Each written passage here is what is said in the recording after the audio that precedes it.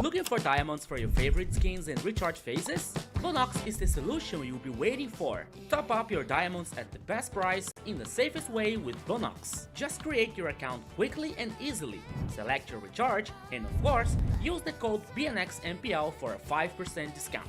That's it! Enjoy your diamonds all thanks to Bonox, the official sponsor of MPL LATAM.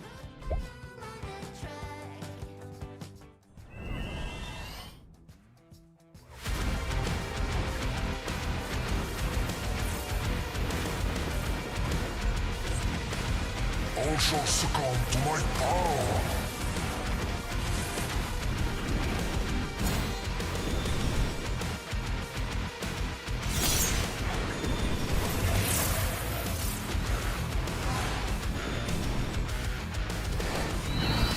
May my rule add some fun to this boring world. Let's see what's beneath these bandages.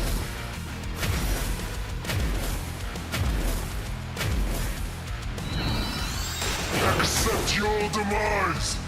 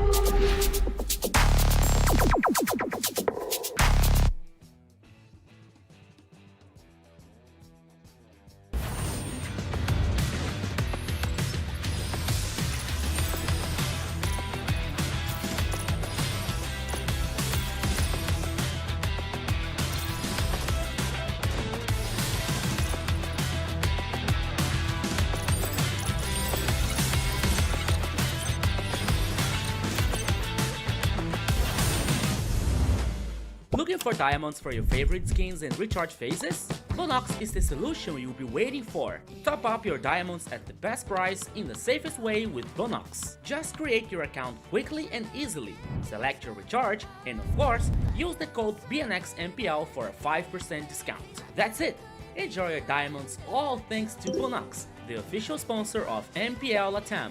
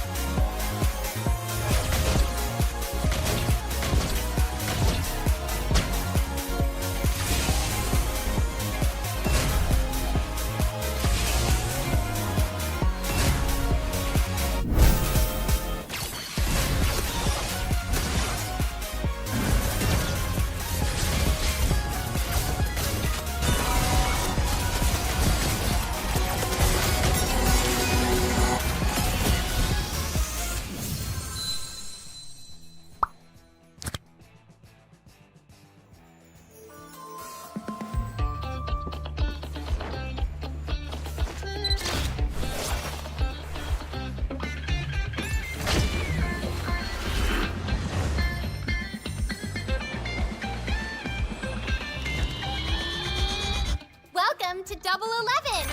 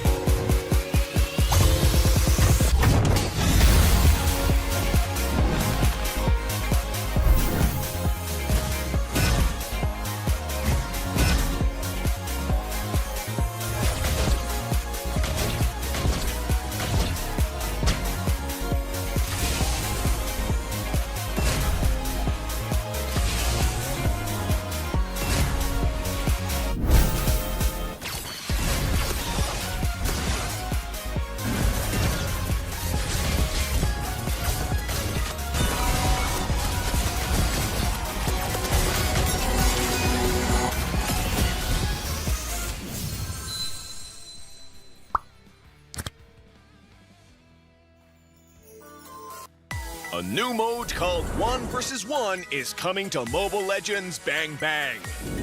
In 1 vs 1, 2 players will battle it out to see who can score enough kills or destroy the opponent's turret first.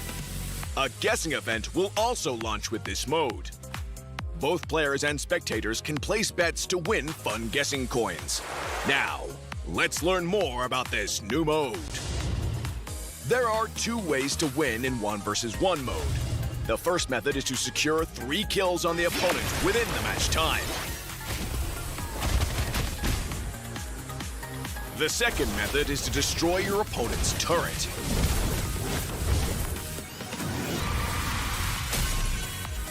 The 1 vs 1 fun guessing event will launch with this mode. At the start of the match, both players and spectators can use their 1 vs 1 fun guessing coins to bet on the match's outcome. The game will also add a set amount of 1 vs 1 fun guessing coins to the prize pool for both sides. All fun guessing coins in the prize pool will be split among the winners. While the 1 vs 1 fun guessing event is running, you can exchange your fun guessing coins for exclusive rewards. Prioritize heroes with quick wave clear or strong burst for this mode. Quickly push your wave into the enemy turret to apply constant pressure and chip away at both the turret's HP and the opponent's HP. The 1 vs 1 map features bushes and creeps as well. Securing jungle resources grants an economic advantage, while the bushes offer the perfect cover for surprise attacks. The 1 vs 1 mode is just around the corner. So, rally your audience and fight for glory!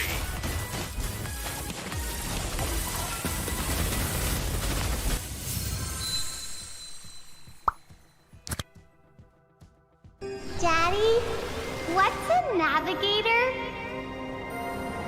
Navigator's safe.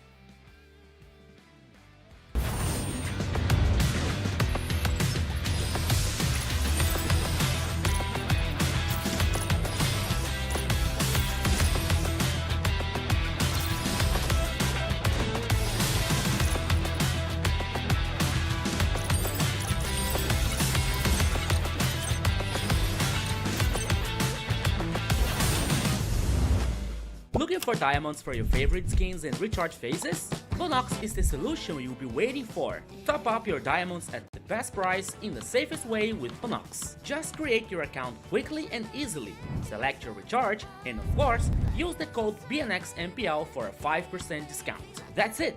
Enjoy your diamonds all thanks to Bonox, the official sponsor of MPL LATAM.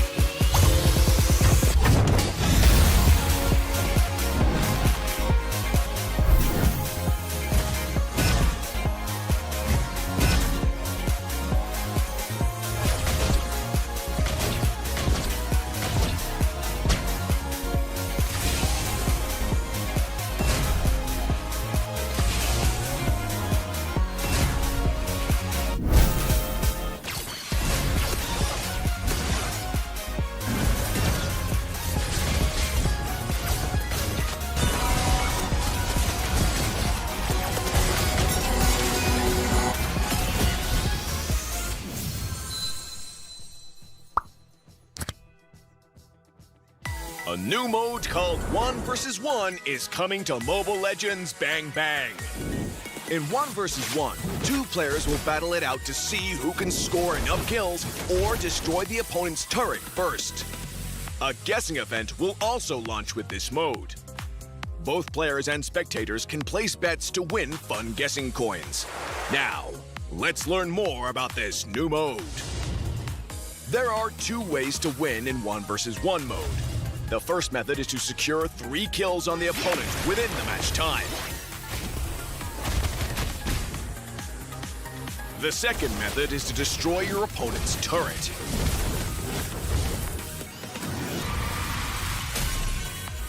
The 1 versus 1 fun guessing event will launch with this mode.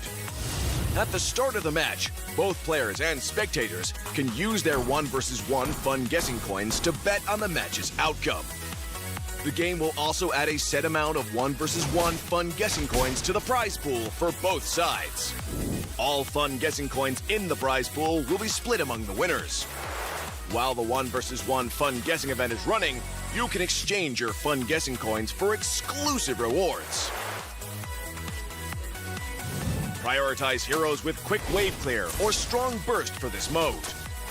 Quickly push your wave into the enemy turret to apply constant pressure and chip away at both the turret's HP and the opponent's HP. The 1 versus 1 map features bushes and creeps as well. Securing jungle resources grants an economic advantage, while the bushes offer the perfect.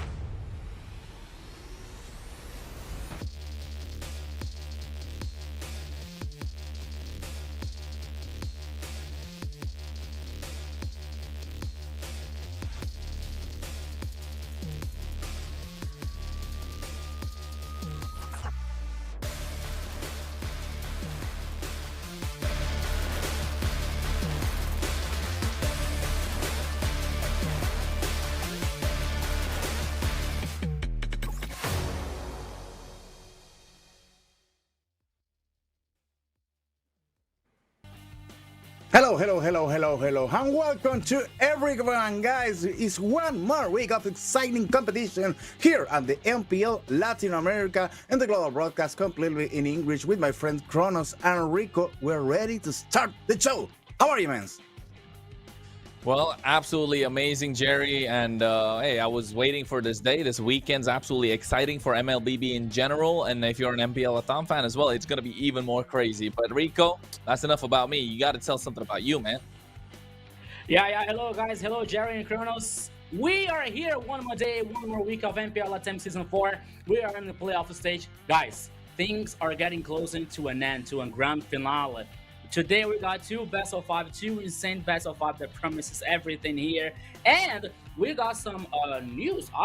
Especially me, I got some news, especially from what is happening around the world. Guys, we're seeing Onyx Philippines is not going to be part of M7. You know, Team Liquid and Aurora team in MPL Philippines. Things are getting crazier, and we are about to know about the Latin American, the LATAM region, just a few weeks later. But things are going crazy around the world, guys, and we are here to tell you everything. But we are going to start here with the playoff stage here on MPL LATAM Season 4, and I'm really excited to be a part of it. Let's go!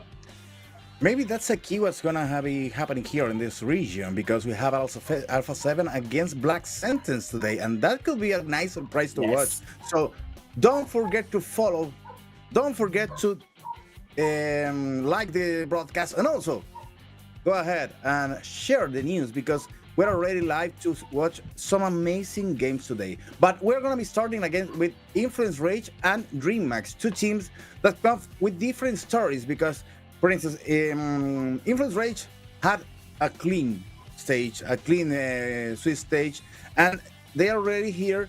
Even in the ranking, they're a little bit higher than Alpha 7, so that's a shot of confidence that is gonna be taking part of this event today. And in the case of DreamMax has been between some hard times, so it's gonna be interesting to watch those 2 teams collide today, Kronos. Yeah, it's going to be interesting indeed. I mean, today's the day of the Giants, right? Today's going to be a long night indeed. I mean, I came in prepared. I don't know about you guys. I got my glass of water. I got some snacks for me as well. And at the same time, I know I'm fresh. I got to get some coffee running. so that we don't really die out, because tonight is going to be exciting. We got some of the biggest matches, like Jerry mentioned, and best of fives nonetheless as well. So if you ask me, I mean, I wouldn't be surprised. What the first game is going to be Influence Rage versus Dream Max. First up, that's a banging match right there. And then after that, we got Black Sentence Esports versus Alpha 7. Oh my goodness. That's another match that I think these are the two best matches that this season could offer. Apart from Influence Rage versus Alpha 7. Actually, never mind. The mix of these four teams, are the best matches this season could bring us. You know, Kronos and Jerry, I have to agree with you because there are so many things. There's a lot of things going on. But now we are going to talk about our great partners. They're responsible for all of these happens here. Jerry, my friend, let's start over. Yeah, for sure. Starting with Bonox, because you can power up your Mobile Legends Bang Bang adventure with Bonox, the official and trusted way to get your diamonds so fast. So go ahead, because there is instant delivery, secure payments, and available convenience to keep you always ahead in the game. So don't miss out and use this code BNX MPL and grab 5% off on your next top up today, guys. Yeah, and not just that, make sure you power your play with a Pova 7 5G, of course, ultra battery, blazing speeds, and a fluid 144 Hz display built for true gamers. Don't wait, experience the future of gaming performance now.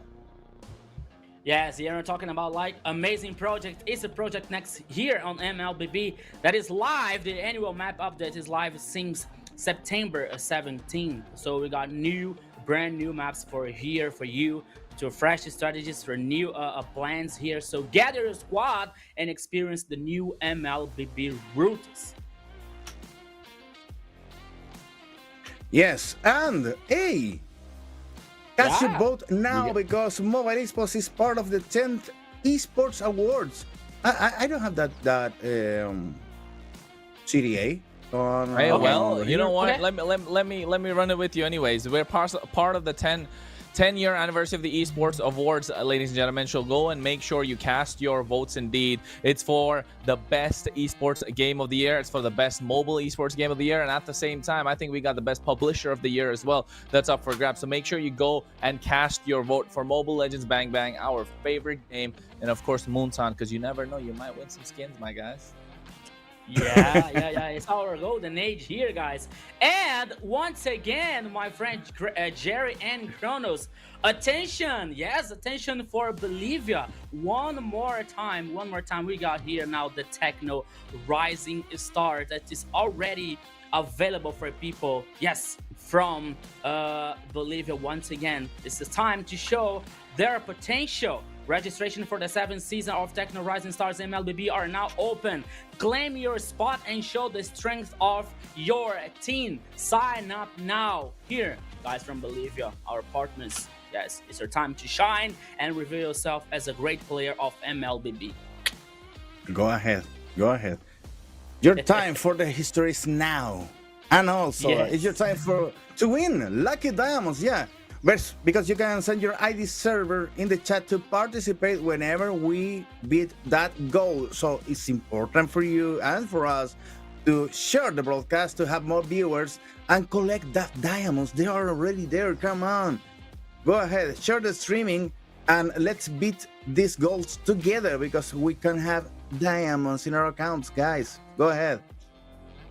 Yeah, so, and as Kronos was saying about the last weeks here, guys, we're really happy for the 6K goal, but we're not happy enough, we want to give you more diamonds. We want to reach the next goals, the 8K, the 10K, the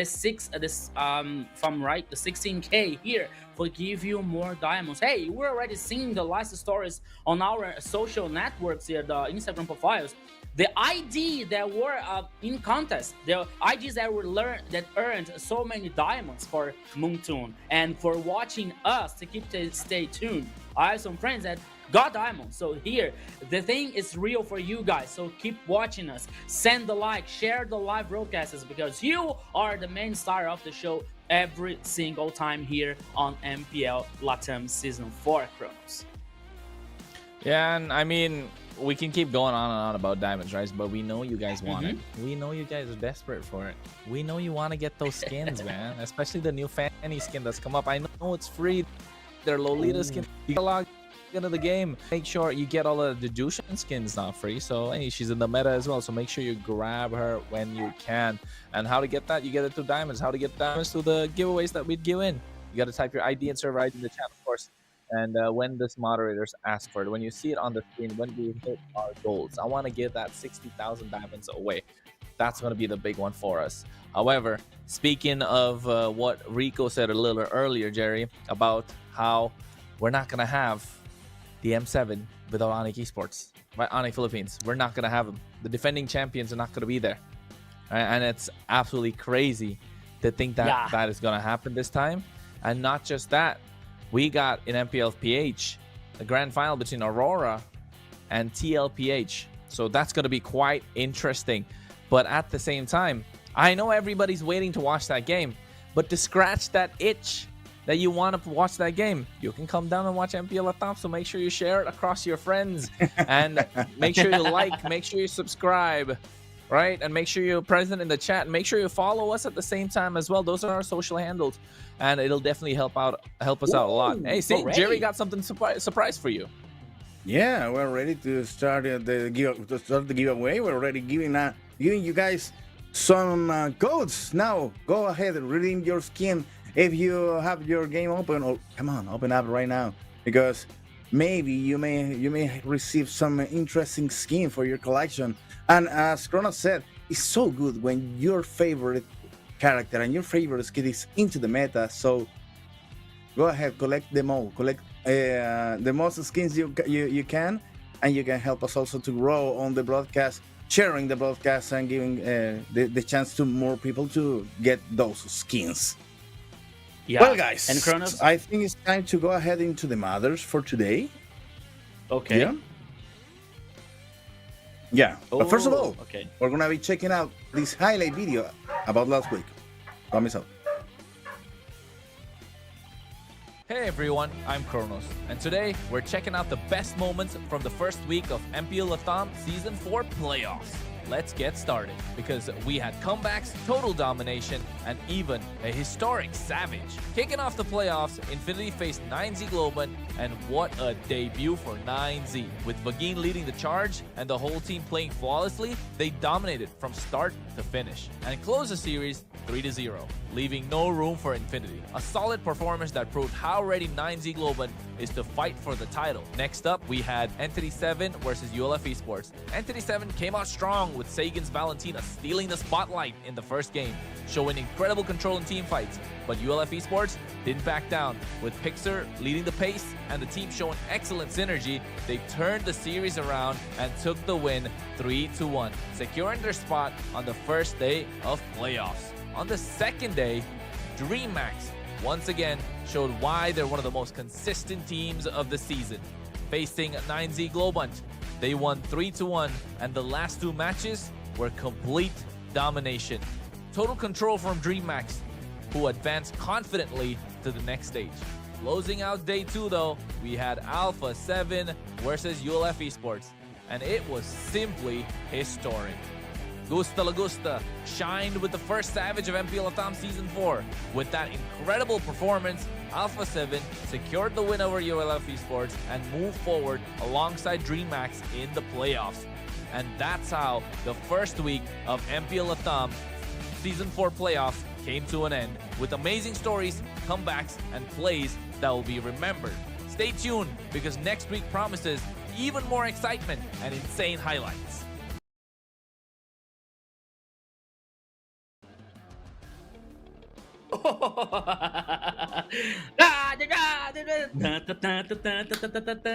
Turn down for what? You know that we were there. I remember now the first Gusta Lagusta Savage, and we were there, me and Jerry. Yes, bringing the action for the Savage, for Gusta Lagusta. What an amazing match, what an amazing performance of the Alpha 7 gold laner. So we hope to see that plays again here, not only for Gusta Lagusta, but also for all the teams, all the players that has the potential to do that, you know. So we are heading for the two great epic best of fives today. The first one is Flint Rage versus DreamHack, and later we are having Black Sentence versus Alpha 7. Oof. Yeah, things are gonna be wild here, my friend Jerry Kronos. But now we're seeing the bracket so far because today, as we were saying, Influence Rage versus Remax and Black Sentences versus Alpha 7. Awaiting the losers for today are going to fight versus 9Z Global and ULF Esports in the lower brackets. Jerry. That's not gonna be easy at all because 9C Globan is they're waiting for the survival match against the loser on the game 6. So that should be between Black Sentence and Alpha 7. And also ULF waiting there in the match 8, waiting to fight for the survival again. That could be between Rage or DreamMax. So those two teams are gonna be spending all the power that they already have to close the deal and go ahead into the semifinals of the winner's bracket. That is important. That is the important steps right now, Kronos. Yeah, and I think, you know, out of the 4 teams that are playing today, I really don't think anyone's going to have a tough time if they go to the lower bracket. Because we've clearly seen they're of a different level. We've clearly seen their gameplay transcends the rest of the bracket, rest of the 2 teams that are present in the lower bracket. Especially, I mean, 9G and ULF, they're outstanding teams, but I just feel like the rest of the teams are just a level above the rest of the competition. DreamMax, however, I think DreamMax, if they go against ULF, they might have a difficult time. ULF Esports are the kind of team that learns as we go through the championship, as we go through more matches. ULF will get stronger and stronger. Yes, it's unfortunate that they were not able to beat Alpha 7, but I just feel like, you know, that's something they have to learn because they're going against defending champions with a lot of experience. But of course, the first match of the day, Influence Rage and DreamMax. I'm expecting this to be at least a tough one. DreamMax needs to put up a fight against Influence Rage, but I do feel like DreamMax are still not at the level that Influence Rage are at. However, for the next one, Black Sense versus Alpha 7, I just feel like Alpha 7 could make those crucial mistakes that they always do, and Black Sense Esports can capitalize. Yeah, but... Okay. Go ahead, Rico. Oh, go. No, I was about to say, especially for the first match here, Influence Rage versus Remax, because we have a change today, especially in our Influence Rage lineup, if I'm not wrong, is about their jungler. You know, I think that Hotun is not gonna play today because of the Sun process, and DreamX here may have some a special thing, especially with Gremio, the gold laner. You know, because we used to say and we used to see a DreamX performance and strategy with Gremio playing with Bane in the gold lane, but at these the last days we have some updates on patch, you know, that Bane was nerfed, especially in the second skill. I think the damage of the second skill. So the question is, will DreamX continue this strategy to put Gremio play in Bane here, you know? And the other situation is, how is Influence Rage going to perform? I agree with Kronos. Still, I think that Influence Rage is one step ahead, DreamX, in terms of quality, but both teams are very strong, that we know that. But how Influence Rage is gonna play, especially today without Hotun in the jungle lane. So we have to pay attention and how things are going to happen today, Jerry.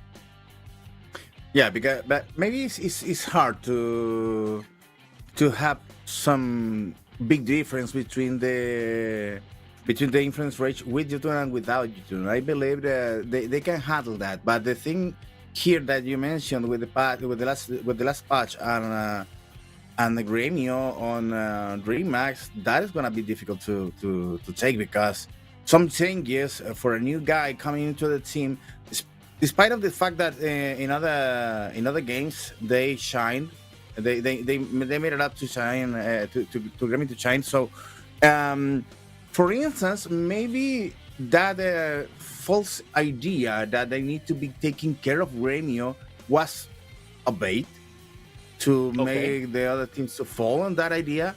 But now that is not possible, because the trick is already being made. So it can work twice. So today, DreamMax is gonna be needing to make the best possible from the very beginning. Not just to play with a bait and to bring some other strategy that is the idea to play with the mind of Influence Race, because Influence Race here right now is the most powerful team on the region. So they are not to be playing with. They are to be taken serious from the very beginning. They need to take the games direct to the fastest win possible, and also taking care of the global ban rule that is already affecting the team's strategies, affecting the team's investments on every single match, because the matches they need to watch whether they're banning, whether they pick, and of course that's the idea, but thinking not only in that game but in the next one, and also in if there is gonna be the third one, and if it's gonna be the fourth one, and even if the series plays completely. So they need to be especially careful right now with the last patch updates. Kronos. Yeah, Jerry. And you were saying about the global ban system. So once again, we're going to explain to Let's you get guys. out. Here comes the video. The global ban system has arrived at MPL LATAM Season 4, and now we are going to explain it to you. In the system, a hero selected in one game cannot be used again by that same team in the series, except in a Game 7 of a Best of 7, where the global ban is reset. For example, let's say Alpha 7 and 9Z are playing. If Alpha 7 picks Lapu Lapu in Game 1, starting from Game 2 they can no longer use him, but 9Z can still pick him, and in Game 7 of a Best of 7 he becomes available again for both teams. An interesting point is that global bans carry over between games. In Game 2 of a series, a team cannot use any of the 5 heroes they picked in Game 1. In Game 3, they cannot use the 5 heroes from Game 1 or the 5 from the Game 2, making a total of 10 heroes under the global ban, plus the usual 5 bans that happen during the draft. Nothing prevents the team from picking a hero that the opponent used in a previous game, as long as they themselves haven't used it already. A hero can only be unavailable if both teams have already picked that hero in the series. And in the case of a full best of 7, in Game 7, all heroes previously banned by the global ban system become available again for both teams. The global ban system brings a very interesting dynamic, either by making the draft more difficult or by opening new picks for players each game. This is the global ban system now in MPL LATAM Season 4.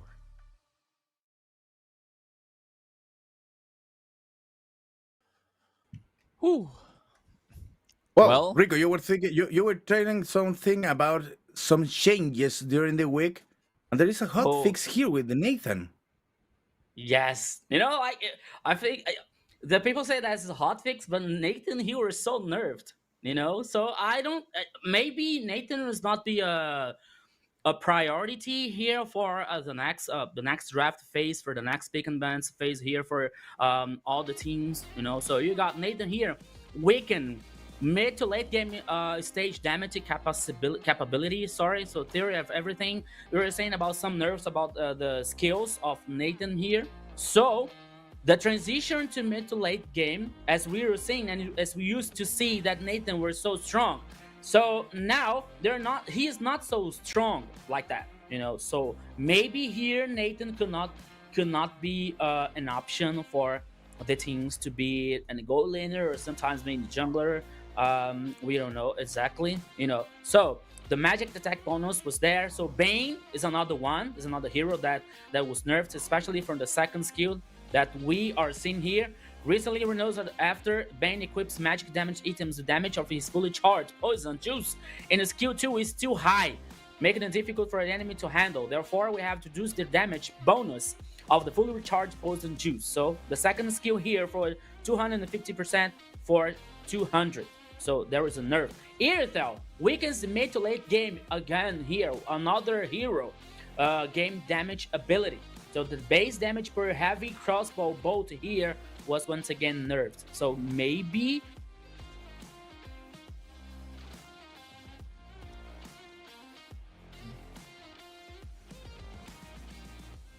maybe something. Well, Kronos, Layla. I mean, We're not running just with that. we're done with the nerfs. Now, please take a look at the heroes that are already being powered up. Yeah, and I think speaking of the buffs as well, right? Layla, absolutely Yep. great marksman that's there in rank. But man, I'm telling you, Layla, you think is weak, but it's not. It's so strong. Late stage shooter, of course. The decrease in minion gold has greatly reduced her farm speed, so we slightly improve her damage ability in the middle and late stages. That's even more insane. She's of course she's a super strong marksman in the late game with physical growth now from 8.5 to 10, even stronger. While on the other side for the fighters, Thomas currently has a relatively long farm cycle, right? Which means he cannot fulfill the role of a warrior or tank. So basically, he needs a lot of time to farm up. So now with the changes that he's made, I feel like he's definitely going to be super strong indeed. However, looking at the lineups for today, Jerry, we're looking at Influence Rage, Chino, and we got a substitution in the jungle because of the penalty that Hotun faced given by MPL LATAM for his actions in the previous few weeks. So Kaio comes into the jungle, Syndra in the mid lane, Paquito in the roam position, of course, Fury in the gold lane. That's so impressive that Rico got frozen, my friend. It's incredible. I know. he going crazy. You're already going crazy. So, well, we have some changes, and that change on Layla made me think, what if we're going to be watching today, maybe we're going to be watching today, some new strategies for that triple marksman composition that we have already be talking about. Maybe there's a new player coming to that strategy, so it's going to be devastating games for sure today. With Influence Rage that needs to adapt quickly to the early game in the jungle, building synergy around the new player's rhythm, leveraging the roamer's aggressiveness to force plays and control vision, setting the pace of the series from the very beginning of the match. Influence Rage, I believe that they can manage to have a new guy into the team, so this is gonna be such a big mistake, big problem for them. They can solve that without any problem at all. Look at that. For the most commonly heroes used, we usually see the player, but look for Influence Rage. We got Coach Blackjacks with those big cannons as for muscles being shown as well. But you can see the most picked heroes as well, right? In the EXP lane, they've only picked 4 different heroes. Only the Phoveus, Esmeralda, Lapu Lapu, and Alice. Nothing more. They don't even have 5 different picks in the EXP lane. They are so comfortable with the way they know how to make it work. And look at those win rates in the jungle as well. The only time that they've lost is when Hotunas played Xborg in the jungle. Every other jungle pick has been a win. So is Kaio going to be able to keep up? While in the mid lane, take a look. Again, all 100%. Same in the roam position. The Khalid is a loss. So, I mean, I think it's going to be super difficult for Kaio to... he has a lot of high expectations to live up to. But then again, I think the team is just so good and well-rounded that they don't really have to worry. I think even without Hotun, even if we go and play in Influence Rage, I think we'll be pro players. and the only lose they already had is with that one with the X4 on the jungle, and you need to remember that was against an Akai on the jungle. Beyblade duel we're already talking about, and well, that's difficult to handle. So it's understandable that they can have some troubles over there, but not in this series. This series, I think, for now, this series is gonna be the real power of Influence Rage, because they are not gonna be spending so much time to deal with Dream Max. We have it already on the screen. Tekashi King, Rainbow Blink, and Remio.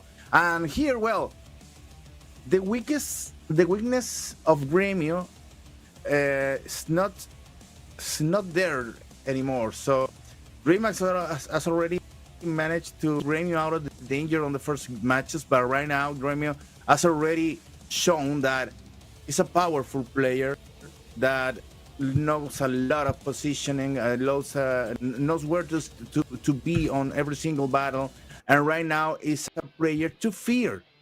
Let's take a look at the common used heroes, Rico. Yeah, so here now, the DreamHack here as the commonly used hero. So here Takashi with 100% win rate with Esmeralda and Runos and Sissy. So Sissy here could be an option for the XP laner for DreamHack. King here. King comes with the Fredrin and 100% win rate with the Export and also Lancelot. So here comes a special hero pool for the king for the jungler of DreamHack. The mid laner here, Rainbows, comes 3 times here with Lunox with 100% of win rate, 100% win rate also with Zunshin and Eevee here as the mid laner of DreamHack. Blink, the roamer, comes 4 times with Kalia and Gatochacha here with 75% of win rate, Grok 100%, and we also see Gremio with 100%, especially with Brody here, as we're talking about the special thing and the special part for DreamHack's composition and lineup. So here now, we have some keys to victory for DreamHack. Remain calm during the early game to withstand influences, rages, pressure spikes. Use their composition depth to counter the opponent's tempo, turning every objective fight into an opportunity for a comeback and control. So we were seeing like so many situations that the DreamHack has an interesting early game, but the transition from mid to late game could not be so strong for DreamHack, so they have time to fix that, you know. So now they have to be calm and be prepared, especially for the early pressure that comes from Influence Rage. I was not there, but we saw that there was a change for, especially in the junglers, for Influence Rage. So we are here to see, and we're about to see if this change is going to impact somehow in the game. So now we have here head-to-head for the goal laners. We're seeing here Fury and Gremio. The KDA here is superior for Fury, 7 versus 5.68. The damage per minute here, Gremio is just a little bit ahead for Fury. The gold per minute here, Fury is superior. The Lord control is almost even. And the team win rate here, it's superior for Fury. Also here from Influence Rage, as Darren say, Influence Rage now is the best team on the competition. So everything that you have to think about, every strategy and every plan for DreamHack is about to beat and defeat Influence Rage today. Not only is important, not only for victory, you know, but for getting confidence from the rest of the competition. So now we're having the talent prediction here, and we are in the same page voting for Influence Rage. So now, Kronos, please justify your vote for Influence Rage. Do we really have to? I'm just saying, like, do we really have to? Influence Rage are a different class. But what I didn't take into account was the fact that Hotun's not going to be playing, right? Okay. So will that affect the gameplay of Influence Rage? Hotun's not playing, let's not forget. So. Will that affect gameplay of Influence Rage? Because the pressure from DreamHack could be slightly different. However, you're right, Jerry. That's why I said, like, you know, I think the other 4 are just so strong and so good individually that they alone can carry games by themselves. They don't, sometimes they don't need synergy to work out. They just need individual brilliance. So I think individual brilliance will definitely help them out. And however, they need to find a stop. DreamHack needs to maximize what they have on their side, and even expanding Rivers to start off. Fast game. So we're really going to see what Kaio can provide us in this game. Ooh, it's on fire already. Here's the draft, my friend Jerry. They already picked the Vaxia, CC, and Sujin on expanding Rivers. Come on. It's over. This is gonna be so hard. Come on. So painful. Maybe too early for that, you know, in the game number 1 here. No, but come on. Well, they need another. Well, it's gonna be depending on the marksman. As you may see, as you can see right now, DreamHack already banning Moskov. That's a good idea. But they already picked Gato Chacha, Granger, and Fredrin. Nice combo over there, but they're spending a lot of the tokens that they need to be safe for the next matches. 3 powerful heroes on DreamHack, Kronos. I mean, 3 powerful heroes in DreamHack and 3 powerful heroes in Influence Rage. Yeah, for sure. But I think that the picks on Influence Rage are more flexible than Gato Chacha, Granger, and Fredrin. I agree, and I think usually if I've noticed a pattern, right? Not just here globally, all over the world in every MPL. Fredrin is picked up mostly in expanding rivers. Because he's slow to move around. So expanding rivers gives him that extra bit of mobility to move from one side of the jungle to the opposite side for the turtle and usual objective. So I feel like Fredrin is a pick that you can utilize only in expanding rivers, and I think DreamHack feel like they might not get expanding rivers again, so might as well give it a try because they're not getting Boxia. They need a tank jungle to contest against the Boxia. But again, you're going against a Jushin. Will you really like to play Fredrin? That's my only thing. I hate playing Fredrin with against the Jushin, and I play Fredrin a lot as well. So, but then hey, look at the bans coming through again. Fanny being taken out. That's interesting for me. But if you have Fanny banned, you can pick it up the Hayabusa, and it worked for Influence Rage. But Influence Rage banned Export, and that hurts for the picks on DreamHack. So they're gonna be needing some jungler that can keep up the rhythm of the Baxia. So maybe that pick is gonna be hard to decide on. They left it to the finals, so to the end of the draft. So maybe it's a good idea to play a little bit with the mind of the Influence Rage. They are gonna be picking right now, and they need to secure a nice marksman for the finals. But don't you worry, because DreamHack's already picked Rangers, so there's not a chance that they can grab another marksman. Hey, they took Nathan, even with the even with the last changes. Yes. He's nasty. Nathan's nasty, guys, folks. Let me tell you that. Guys, I was when I was saying that maybe it was maybe we're too early for Corona to say that the game was over. And I was kidding, but especially with the expanding rivers here in this first game, Zunshin, you have a great press on the mid, you have a great control of the river, because now the matter benefit slow team fights, slow and long team fights for Zunshin here is very perfect. We have Boxer here, so we have many movement speed movement for controlling and guaranteeing the objectives here now. But at the end of the draft here for Influence Rage, I don't know. Okay, we have some changes, especially in the gold laner, and some heroes in the gold laner. But bringing Nathan here, I don't know. They have a plan, of course. They have a strategy, but let's see. From mid to late game here, this Nathan could be missing some damage. We don't know, because everything is okay for Granger, especially with Granger and AV in this composition for DreamHack bringing protection with Gatochacha and Uranus. And you have Fredrin here as a tank, which is good and which is okay to fight around these objectives here. Okay, let's see. Now assuming that see that Boxer is going to jungler. Okay, let's see what is going to happen here, Jerry. I don't know if it's a good idea to bring Uranus when you already have a CC on the other side, but we're gonna be checking out this on the first game of the day. This best of 5 starts now between Influence Rage and DreamHack in the voices of my friends Kronos and Rico. Here they are, the voices of the MPL in the global broadcast. Well, did you see that? Thank you so much, Jerry. But did you see that animation? Oh my god, I've never seen Boxer from that angle. Looks so cool. Those shields look absolutely cool. But then again, this game number 1, a lot of resources put into both these teams. And Kaio, all eyes on him for Influence Rage fans. Will he be able to perform? Because that's the biggest question, right, Rico? Yeah, it's all about performance here, my friend. Kronos here, especially for the first game. So now we are here and we're seeing the emblems so far for both teams here. Brave Smite for CC, Zunshin, and also Glue here, Conclusive Plus for Boxia. Okay, this Influence Rage here, the emblems is going to okay so far, but now we have DreamHack here controlling especially the golem.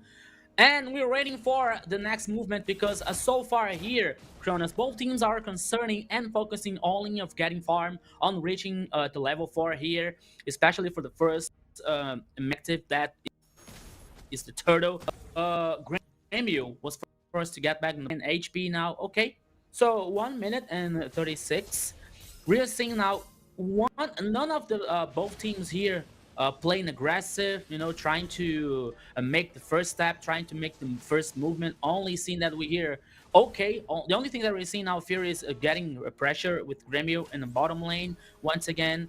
And now things are possibly heating up in the mid lane, but no, both teams once again are concerning of focusing on farm. But now the first turtle here, my friend Kronos, is on the pitch and was immediately started by DreamX. We could see the first team fight here. Yeah, and I think already a Praise Rat to secure the turtle. RWM dropped down as well at the same time. Paquito coming in with the split. Kaio going to the back line. Everyone's taking low. Syndra with that lantern flare, dancing around, making sure he gets some damage. Goes in, for almost gets one, but handed into Kaio. Paquito able to get that one as well onto Blink. This is a glue in the roam position we're talking about, folks. They're not going to have a lot of crowd control, but they definitely going to be quite sticky. Meanwhile, in mid lane, Gremio able to get the better of Fury in the 1v1. This Granger is starting to get some damage on board. Maybe we're going to see something special today here, Kron, especially from Gremio. 1v1. Takashi, what are you doing here? Oh, no, yeah, I'm not sure if that's the right idea, but you can see nice AOG as well being used up. Catching two, and now Paquito comes in with a split, trying to catch him off guard. Pling taken out low, but Kaio doesn't have any sort of damage, so they're using Syndra along with Chino to be able to pick up that kill. Yeah, we know, Kronos, I mean, in my opinion here, in my vision, DreamX was biting at the bait for Influence Rage. We're seeing that how strong Zunshin pick here, especially in the first one. This mid laner, this hero is so strong. You have a great pressure in the mid. You have a great control in the river, and especially of the team fight. So Influence Rage was getting better. We're taking the better results here, especially because it's like an unfair trade. It's an unfair team fight so far for DreamX to fight against Zunshin.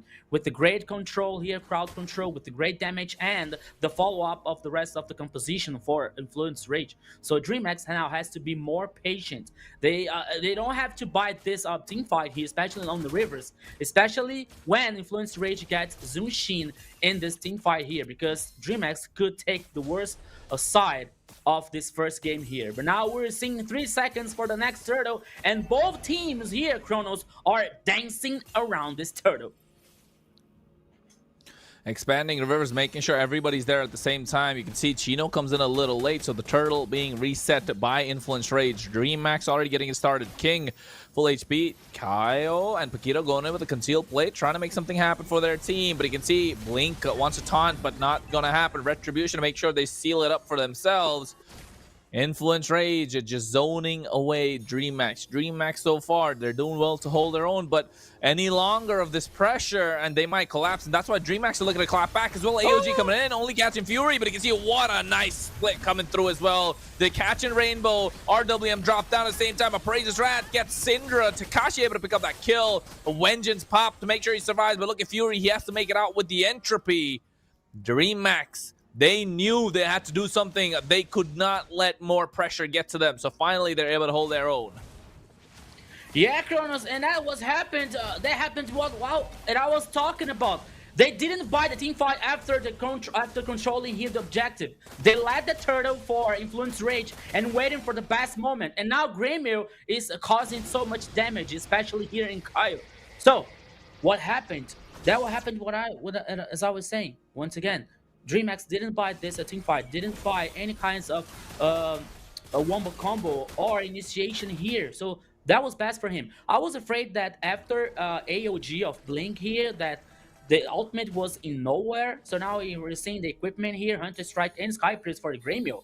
Already, it's a Granger with almost in the power spike here. So for Gremio, it's very nice. It's very interesting for here. Now Influence Rate has to wait some moment. We got a War X for a CC, you know, and now DreamX, they didn't allow the gold lead get so far for Influence Rage. They're waiting for the next objective, but they have to be patient. Okay, the gold lead is still in favor for Influence Rage, but not so large. It's not so big.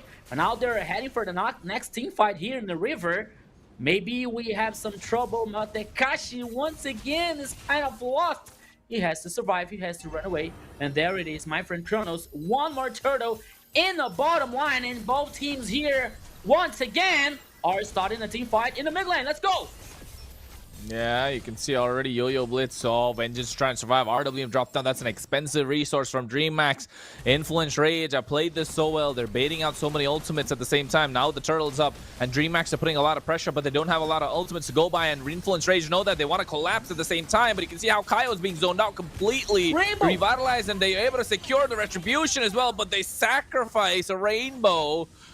Not looking good for DreamHack. They traded their mid laner for a turtle. Was it worth it, Rico? Was it worth it? Yeah, I think that it could be worse if the kill was to Fury, you know? It wasn't to Fury. Maybe it was for Kaio or Chino. I can't remember now, so sorry. But once again, DreamHack's buying team fights. DreamHack's are trying to initiate during the objective. Maybe it could not be the best idea. Maybe it could not be very interesting, especially because we were seeing a very strong mid lane for the other side. Once again, talking about Zushin, because Zushin here is not static. Zushin can cause damage while she's moving, while she's walking around the river, walking around the map, you know? So that is a very important, that is very huge for Influence Rage. Okay, Rainbow can cause much damage with Eevee, but she has to be stuck. She has to be stopped for that, especially in his ultimate, you know? So they have to be patient once again. But now Chino could be in trouble, but Blink, yeah, Blink only came here to be seen, to be spotted, when he's not trying to do anything here, Kronos. Yeah, I think it's just a lot of vision control coming in from their side as well. DreamHack are doing well to hold their own against Influence Rage. They understand Hotun's not playing in the jungle, so they're trying to apply as much pressure as they can. And look at the atomization as well. Kaio has a good build, so he's going to be quite tanky. 203 is not bad for Abaxia, especially if you're going to be the substitute jungler, right? The sixth man of the team. DreamHack understand Chino has been a lot of a problem. They want to take him down, but you can see concealed play coming in from the top side as well. They're looking to catch them off. Nice bit of a taunt together, but you can see Revitalize to make sure he survives. They get on top of Rainbow. RWM to no avail. King getting the taunt, but he's getting picked up and put down by Syndra's Lantern Flare. This Jushin has been a complete menace, a full problem for DreamHack every single team fight. So Fury, if he gets a good position when Syndra is in front of him, they're gonna wipe out the entirety of DreamHack. Yeah, DreamHack here didn't have the vision of the river. They didn't see it coming, the rest of the team of Influence Rage. But now the first lot here is already started. Oh, here it comes again, Kronos. Oh, wait, never mind. He goes for the entropy. You can see a lot of damage. Gremio trying to use the Death Sonata, but the retribution in the hands of Kaio. King actually taken out super low with the top of him, but you can see Fury dishing out the damage. Now Tekashi has to use the Consecration AOG to try and cast it, but everybody moves away. Tekashi separated completely from the team, but Gremio flickers, able to get the kill on Kaio with the help of the Rhapsody. Influence Rage, they get the Lord. They give away Kaio for King, so jungler for jungler. They're looking to get this mid lane tier 1. RWM dropped down from Rainbow, but Syndra making sure he's not left unchecked. Gets him back. And now Paquito as well, doing a lot that he can. Tekashi might not be able to survive. He gets melted down. The kill in the hands of Chino on a killing spree. And I think they're going for a concealed play. You want to play a little more aggressive, looking to catch Gremio off guard. But this Granger has too much damage, has to be respected.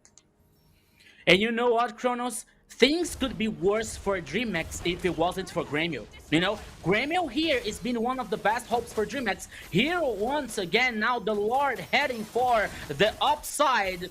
Here's the full HP here. Here comes the tackle for the turret number 1 on top side here. It means more pressure for Influence Rage that don't stop. They are heading for more turrets. They are heading for more map domination. And this is very bad for DreamHack.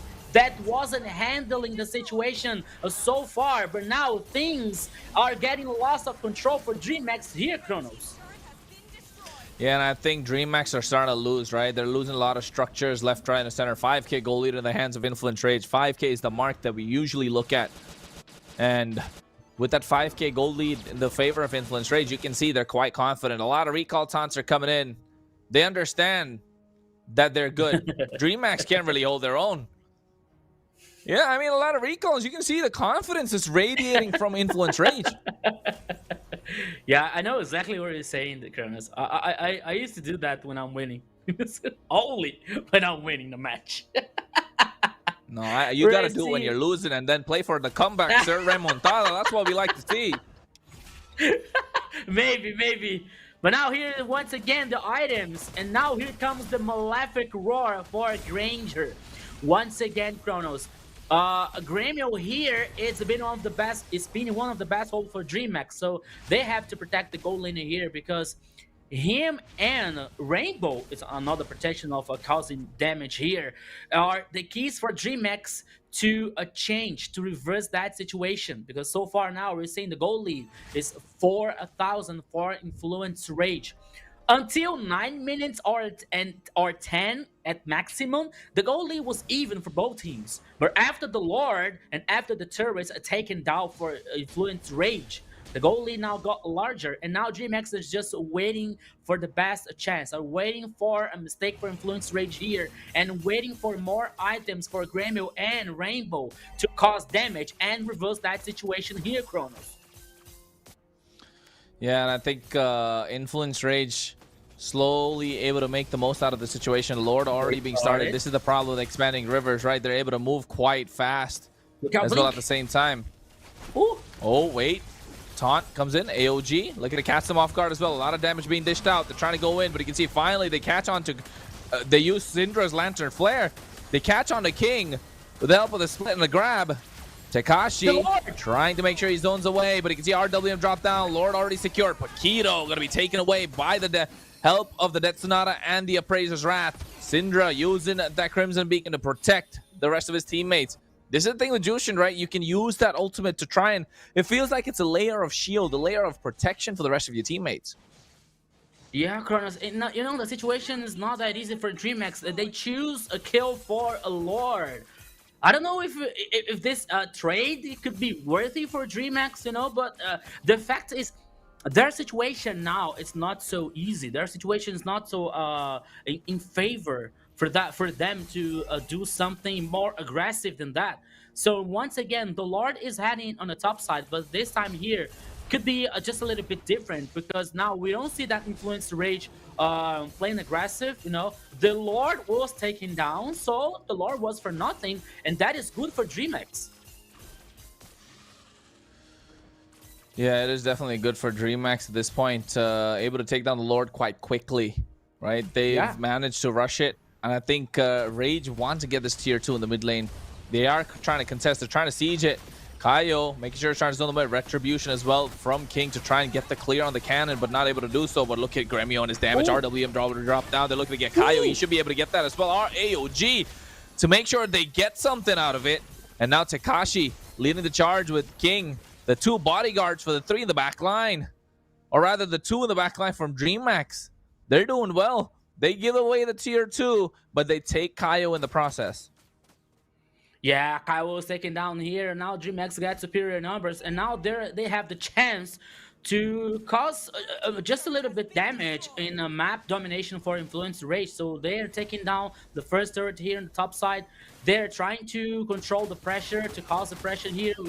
We're seeing now Gremio working with the pokes, you know. Okay, they destroyed the turret number 1 on the top side, but for DreamHack, it still isn't enough. Once again, we're seeing now Gremio with one more item. It's the Blade of Despair. So much damage for the gold lane of DreamHack. A 3-0-1 so far for this Granger. That could be the hope. And I'm always saying here that he is one of the hopes for DreamHack here to reverse that situation. But now Influence Rage has to be patient because they have the domination. They have the pressure. They have the advantage here, especially in the gold lead. But once again, one simple mistake that we saw now from Kaio. Kaio was like in lost position here, and they were punished, and he was punished here with a kill. So they have to be patient. They have to be resilient because DreamHack here, it is so powerful and it's so competent team that they can reverse that situation. So now, once again, they're waiting for the next Lord. At this time, is heading for the opposition sense here. In the top side now, we're seeing the map here, the expanded rivers, working on the speed movements because the next team fight can explode here, my friend Kronos, and can be the last one. Could be. This is the one that they want to contest, and I think DreamHack understand that they can contest. 3K gold lead is not a lot. They want to. They're Kyle. actually blitzing Kyle's this here. Lord. I think Rage have to respond. You can see Conceal Play coming through as well. King is still there. Half HP almost, but Paquito flickers. What a knockup from the Lord coming at the same time. AOG to catch the Retribution. King is able to secure it. RWN doing a lot of damage, but look at that. They take away King. Fury's on a double kill. The damage coming in from this Nathan is a little too much. Chino as well, catching Takashi off guard. Now they're looking to get Gremio. Chino has the Yo-Yo Blitz looking at the damage. Finally, they get a shutdown, and Drainbow, the last one left standing, gets picked up and put down. An Influence Rage find a 5-man wipeout, and now they're looking to go in with that one cannon minion and the whole wave coming through as well. They don't care about the Lord. They want to end the game. And this best of 5 starts off with Influence Rage drawing first blood. Oh, what a match here, Kronos! It is only the first game of this playoff best of 5, Influence Rage versus DreamHack. What a competitive game here. What a hard game for both teams. And the last team fight that you were about to say, that you were saying that could be the last team fight here, and that would happen with the Lord guaranteed by DreamHack. But otherwise, they lost all the players on the team fight, and it was a very important for Influence Rage to guarantee the first victory, Jerry. Yeah, the thing is, it's a victory after all, but the thing is, Influence Rage wasn't so easy to beat DreamHack on this chance. DreamHack put a lot of tokens here, played with, I think, investing a lot of powder during this match, so it's not gonna be easy on the next ones in terms of the draft. But Influence Rage managed to solve it all quickly, and one moment also Chrono was saying, well, all the recalls and all that, they are like playing with the food again, trying to enjoy the time against DreamHack. But after all, they win the game, despite of the Gremio efforts, because Gremio was playing so beautifully, so good. Was the as you said, the tip of the spear of DreamHack working so good on this Ranger, and we need to see what is going to be happening on the next matches, if DreamHack still have a chance to make these guys on Influence Rage bleed once more time. So here are the highlights, guys. They're showing what are we talking about. They're showing the Influence Rage power on the first game of the series, and well, nicely done. Good, a very good game. And nice spectacle they are giving us today on the first game, guys. Yeah, absolutely. A great spectacle indeed. A good way to get started. And I think you could see that Chino as well as Syndra just present in every single play the entire time. Of course, Syndra with a lot of control, acting like the control tower for Influence Rage. The Chino dishing out the poke, making sure they don't run away. Those curtain calls were absolutely impeccable and important. And of course, Kaio, I don't think he had a bad performance. Right, Rico? No. Yeah, you know what? Yeah, Kronos, you're right. Kyle here didn't compromise the Influence Rage performance, you know. But I don't know. Maybe I'm wrong, but I think that with Hotun here they have a better synergy, you know. I think not maybe. It's for sure because they always play together, you know. But Kyle here was good, you know. Kyle here was they were able to control the objects. They were able to guarantee, especially playing with Boxia here, you know. Maybe with Hotun the game could be faster. We don't know about that. But once again, as Jerry was saying, Gremio here played so well, you know. It was like kind of brutal here for Gremio to lose this game, despite his performance. But now we're seeing here the game stats from the first game, Influence Rage are getting the victory, you know, especially when we were talking about the Emblem Zero. We're seeing Festival of Blood in Chino, and we got Tenacity with Syndra and also with Paquito here, with Zushin and also Glue, you know. So Braves might also Imperial Rage for DreamHack with King and Rainbow, and also with the Gremio. But we're seeing here after 17 minutes of game duration, the goal lead was not so far from Influence Rage, because the first game here was was divided. It wasn't easy for Influence Rage, you know. Okay, they were controlling the early mid game here, but DreamHack was able to handle that situation. They didn't allow the goal lead to get so bigger for Influence Rage, you know, and maybe sometimes they got some advantage, you know. So as I was saying, that Influence Rage had to be more patient because DreamHack had a good composition, especially for scaling up in the late game with with Granger and Rainbow here with Eevee, you know. But the fact is, in the last team fight, DreamHack was worried about to guarantee the Lord and forgot about like the following up for the team composition, you know. So as we see now the graphic here for the goal lead, always for Influence Rage since the first minute, you know. So the team fight participation here goes to 85% for Paquito and 62% for Nathan here, burning my tongue.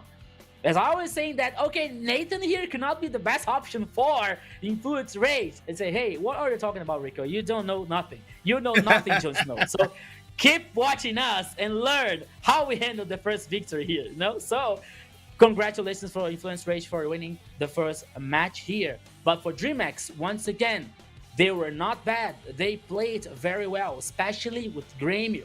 And it could be a very good news for DreamHack that we're seeing Grêmio not so afraid of playing aggressive, not so afraid of picking heroes that they can carry the match, you know, because now he's very confident, he's very powerful and strong, and he can say, okay, I can cause damage, so let's go, guys.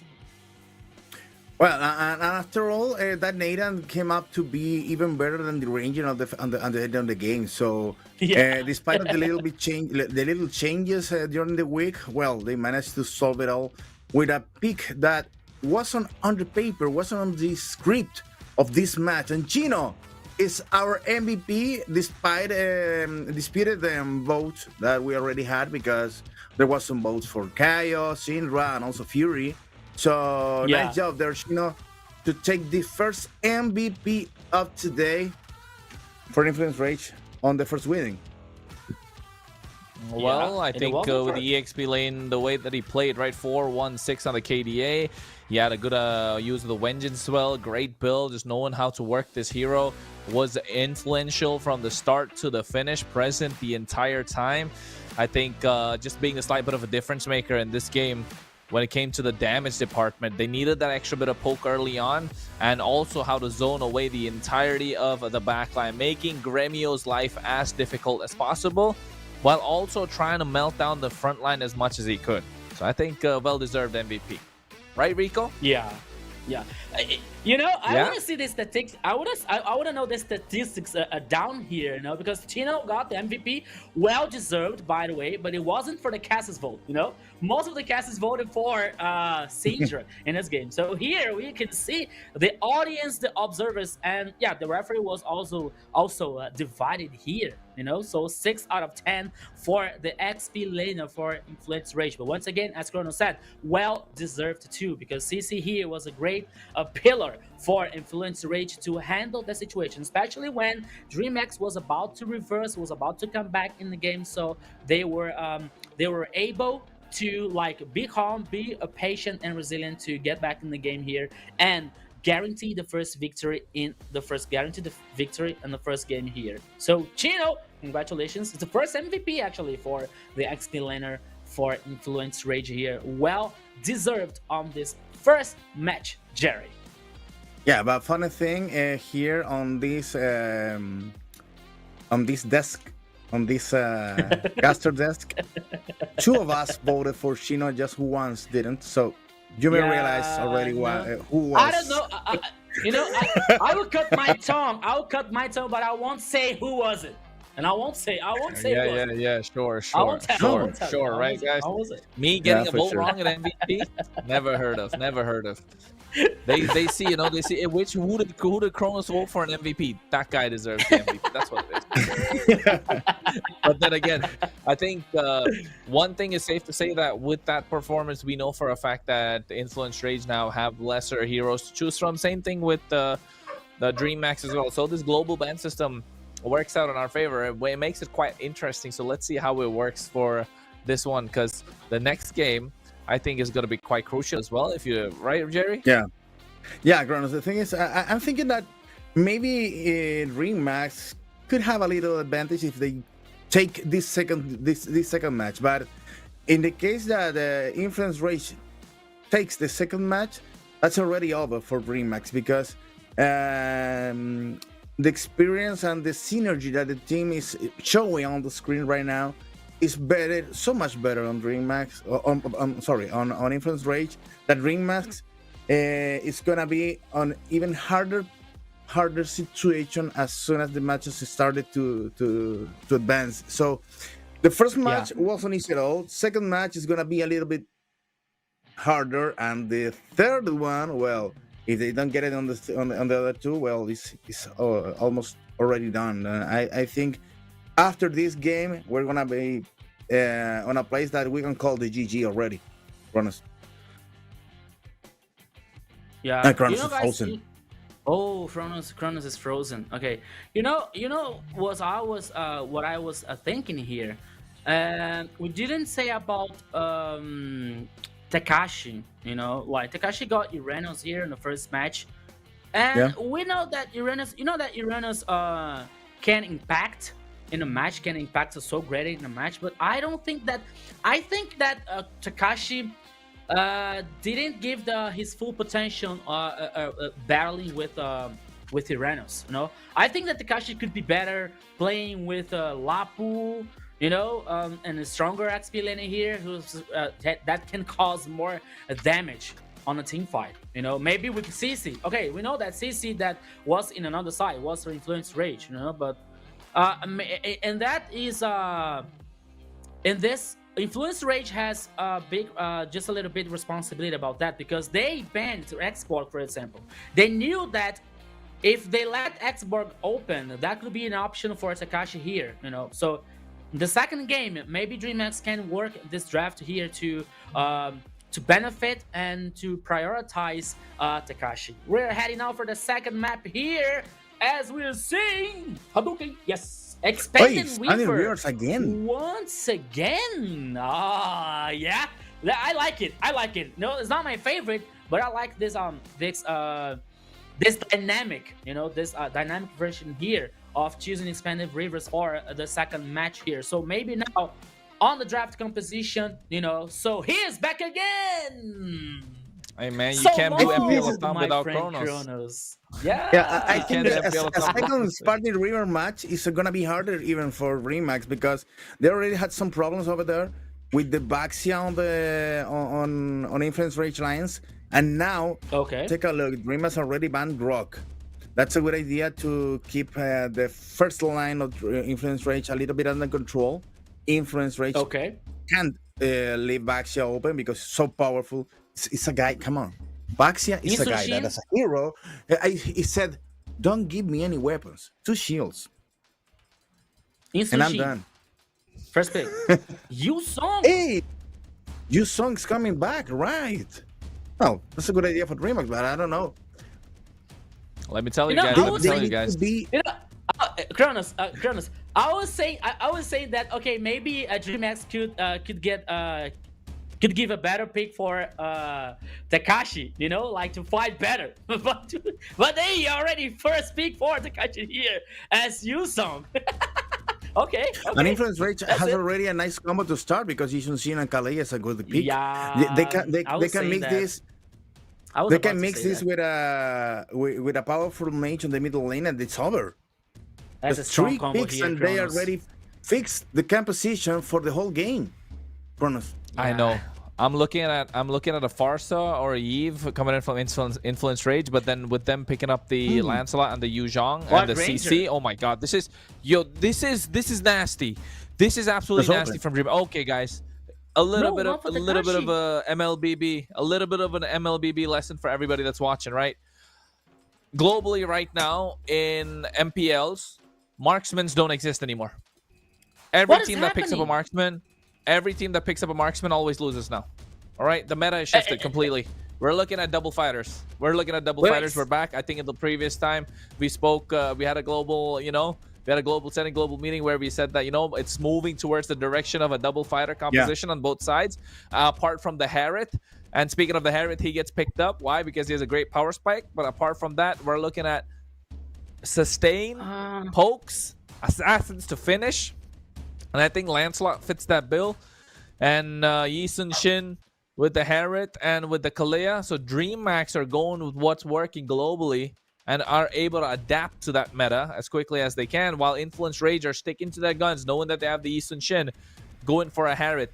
I honestly would have wanted Influence Rage to maybe go for a Ruby here, or possibly even a great mid laner like a Farsa or the Eve, but then they have a Lancelot and a Yuzhong on the other side, right? That's why the aggressive Yuzhong first pick. This map, Influence Rage, DreamHack want to win this game. They really want to win this game. So they went all in with the Yuzhong as the first pick. So all eggs on the Yuzhong basket in the hands of Tekashi. And I think it's going to be a gold lane CC. Gremio is going to be rocking the CC here. And this Lancelot's just going to execute people. So a lot of pressure on Paquito and Chino and Syndra in this game to create some space for Kaio. If Kaio is not able to play the Yi Sun Shin early on, he's going to get eaten alive. Take a look, because Influence Rage already banned for the middle lane for DreamHack. And I don't know if the good call was banning. Maybe they could pick it up, but they'll still have one more chance to the middle line to power up even more their compositions with the Jason Shin Kalei and also the Harith. Okay, I'm okay. I'm understanding what you were saying, Kronos. The idea is to get away of the marksmen and go ahead with the double fighters, but I don't know if Yuzhong is the good call on this, because Yuzhong is so situational sometimes, because you trigger out soon the ultimate and you're done. You fail on the ultimate trigger and you're done. So it's not a good idea, especially for DreamHack, having Influence Rage on this powered composition with Jason Sin and Harith. Now pick it up the Angela. So Yuzhong can be even more pressure to fail on that ultimate, and that's so hard to decide on DreamHack. I mean, what makes Yuzhong great is not his ultimate. What makes Yuzhong great is his passive, right? His passive. He's able to sustain so much more in team fights. And not just that, Yuzhong's one hero that can 1v5. One of the fighters that can 1v5. Right? With that ultimate, with that Petrify combo. So that's absolutely great. Hey, and also pick it up Khalid. Sorry, Rico, but the thing is, in the chat, there's someone, Mike. I'm gonna be saying not the whole name. It's a bait, but if you want LATAM to do something in international, it should start leaving them more window time to practice. I don't know if it's the window time, but I'm agree that also they need to practice the composition that works on the international, not here in the region. And as you've been saying, Kronos, if the meta is going to double fighters, they're not gonna be needing to pick double fighters from now on, not just stay here on the marksman, on the composition with the Jason Shin and Harry doing damage from behind and Kalei as a first lane. That's so basic on what they're gonna be facing on the M7 if they go. So they need to be practicing this with the teams on the region before going to the internationals. So let's take a look what is going to be happening with the final composition, with the Lap was the last pick, and another side DreamHack picking Zetian and Khalid. They are taking that fighters composition ahead in DreamHack. So let's take a look if that works on this second match of today. A little bit of practice for Influence Rage. Maybe a little faith from DreamHack. I don't know. We're going to be checking out right now in the voices of Kronos and Rico in the match number 2 for today's MPL LATAM. Let's go, Rico. I don't know about you guys, but I'm really afraid of Influence's Rage composition. I'm a little afraid of that. But that's okay. Let's go. Welcome everybody once again to the Land of Dawn for the second match here.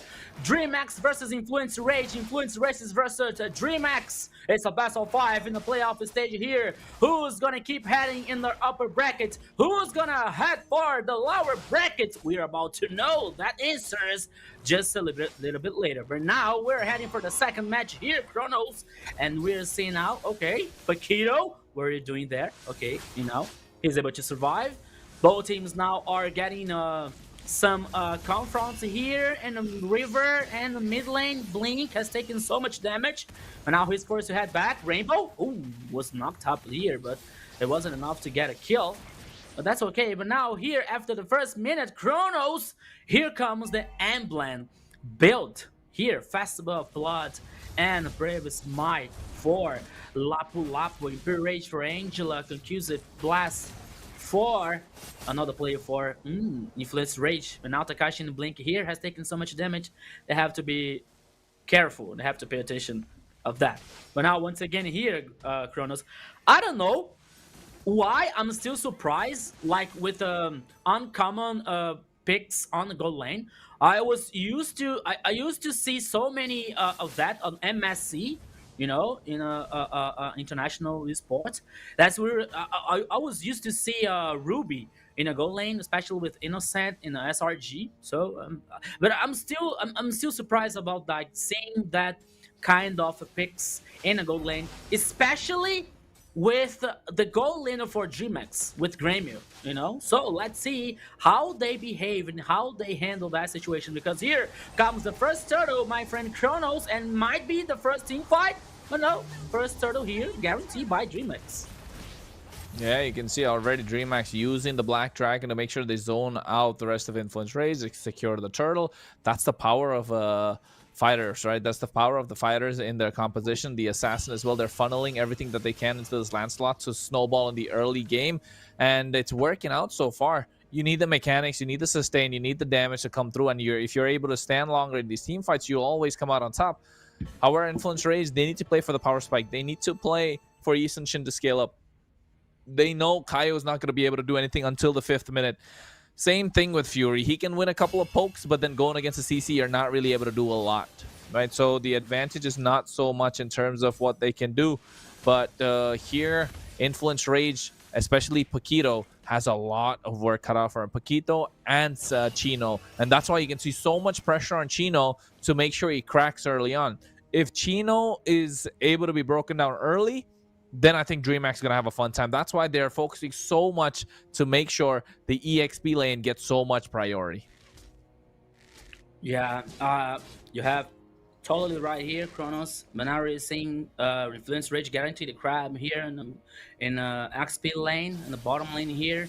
After the 3 minutes, you are in a global broadcast. Is the main star of the show. Don't forget to send the like, share the live, call your friends here to watch, and stay tuned for the playoff stage. You keep watching us, you keep stay tuned with us, and you got the chance to get diamonds for free just for watching us. Yes, you heard it right. You have the chance to get beautiful skins with our codes. This and much more just watching us, the global broadcast here. So thank you so much for your support. Thank you so much for your lovely support for us and cheering us. Okay, so now once again we are seeing the second turtle now heading for the top side. Ooh, Kronos! Oh, hard guard on top of it. You see nice tsunami slam coming through as well. Gremio trying to survive, but not for long. Fury taking out super low. King walks in, able to get that kill. First blood handed into Syndra, however. And I feel like this is what the power of the Lancelot is, right? Just comes in, cleans up everything. Gremio was able to withstand 3 members of Influence Rage. But still, DreamX able to pull one back, and they picked the first turtle. Now they might even get the second. Never mind in the back line. You can see already taking out Kaio. Oh my goodness. And you can see why I was talking about them picking up this Yu Zhang, able to be such a big difference maker. Goes in. Syndra taking out super low as well. So DreamX living the dream at this point. 4-1 on KDA. Doing amazing. What a fantastic initiation here for Blink, and the follow-up for damage was even better for DreamX. Wow, that composition here is getting on fire for the Red Dragon teams. Once again, guaranteeing the Turtles, guaranteeing more advantage. You know, the goal lead here is almost 1,000. Okay, it's not so big, but more important than the goal lead here is the confidence and the combo and the following up that composition of DreamHack is bringing so far for this second match. It's working. We got 2 kills for King, 1 for Blink and 1 for Takashi. Once again, as you were saying, Kronos, more important than Yuzong's ultimate here is the pressure. You know, it's the comfort and the advantage that he can bring for DreamHack, especially for river control, especially for controlling the vision for a DreamHack here, you know, working in that composition. So it's working so far. It's very interesting for DreamHack. But now in the mid lane, we could have another initiation. Let's go! Woo. Yeah, already taking out Rainbow, right? Chino's doing well.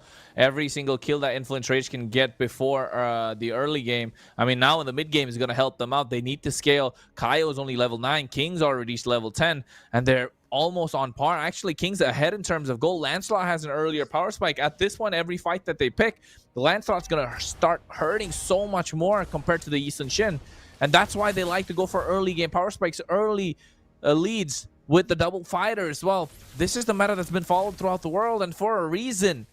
And at this point, the third turtle of the game, this is the one that Influence Raid wants to contest. This is the one that they really need in their pocket, while Fury's on the top side, doesn't want to go into the fight. Even though it's expanding rivers, they want to take some tower structures, and they give away the turtle as well.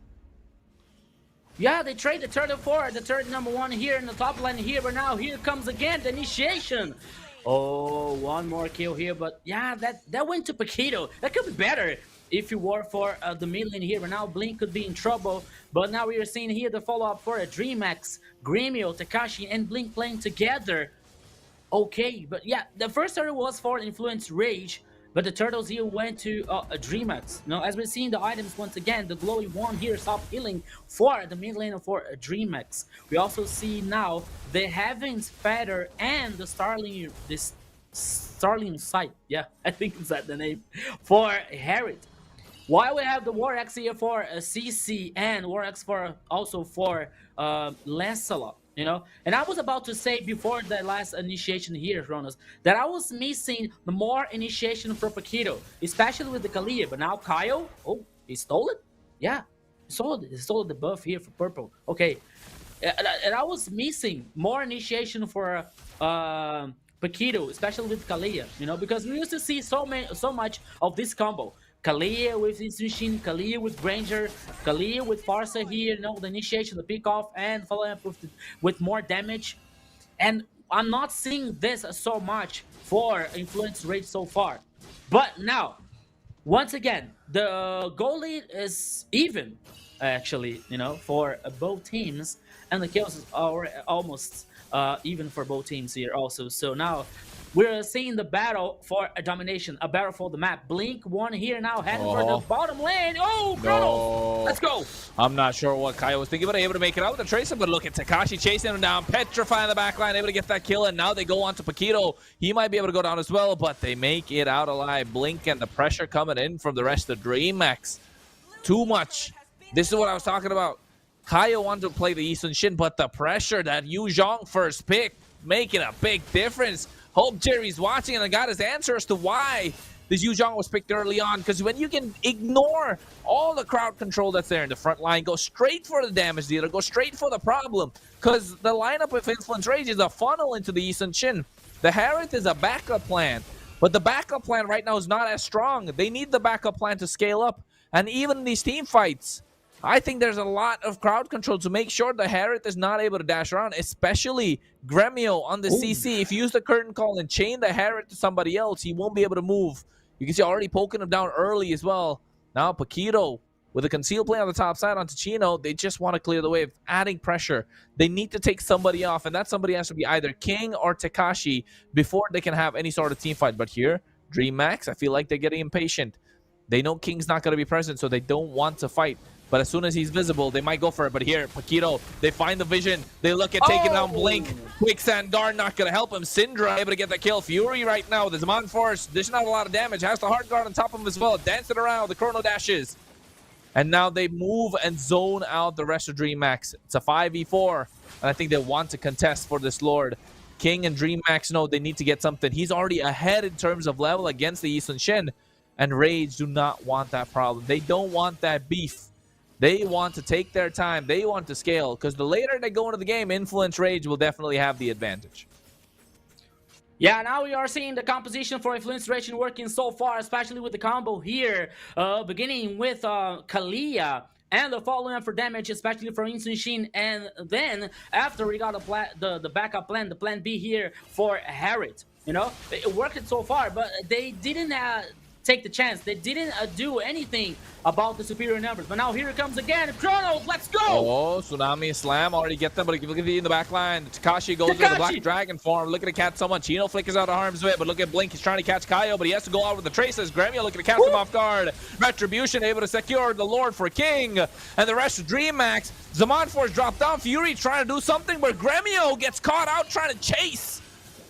And finally, Influence Rage, after a long-fought battle, able to get one kill, but didn't get the Lord. Did you see the power of these fighters?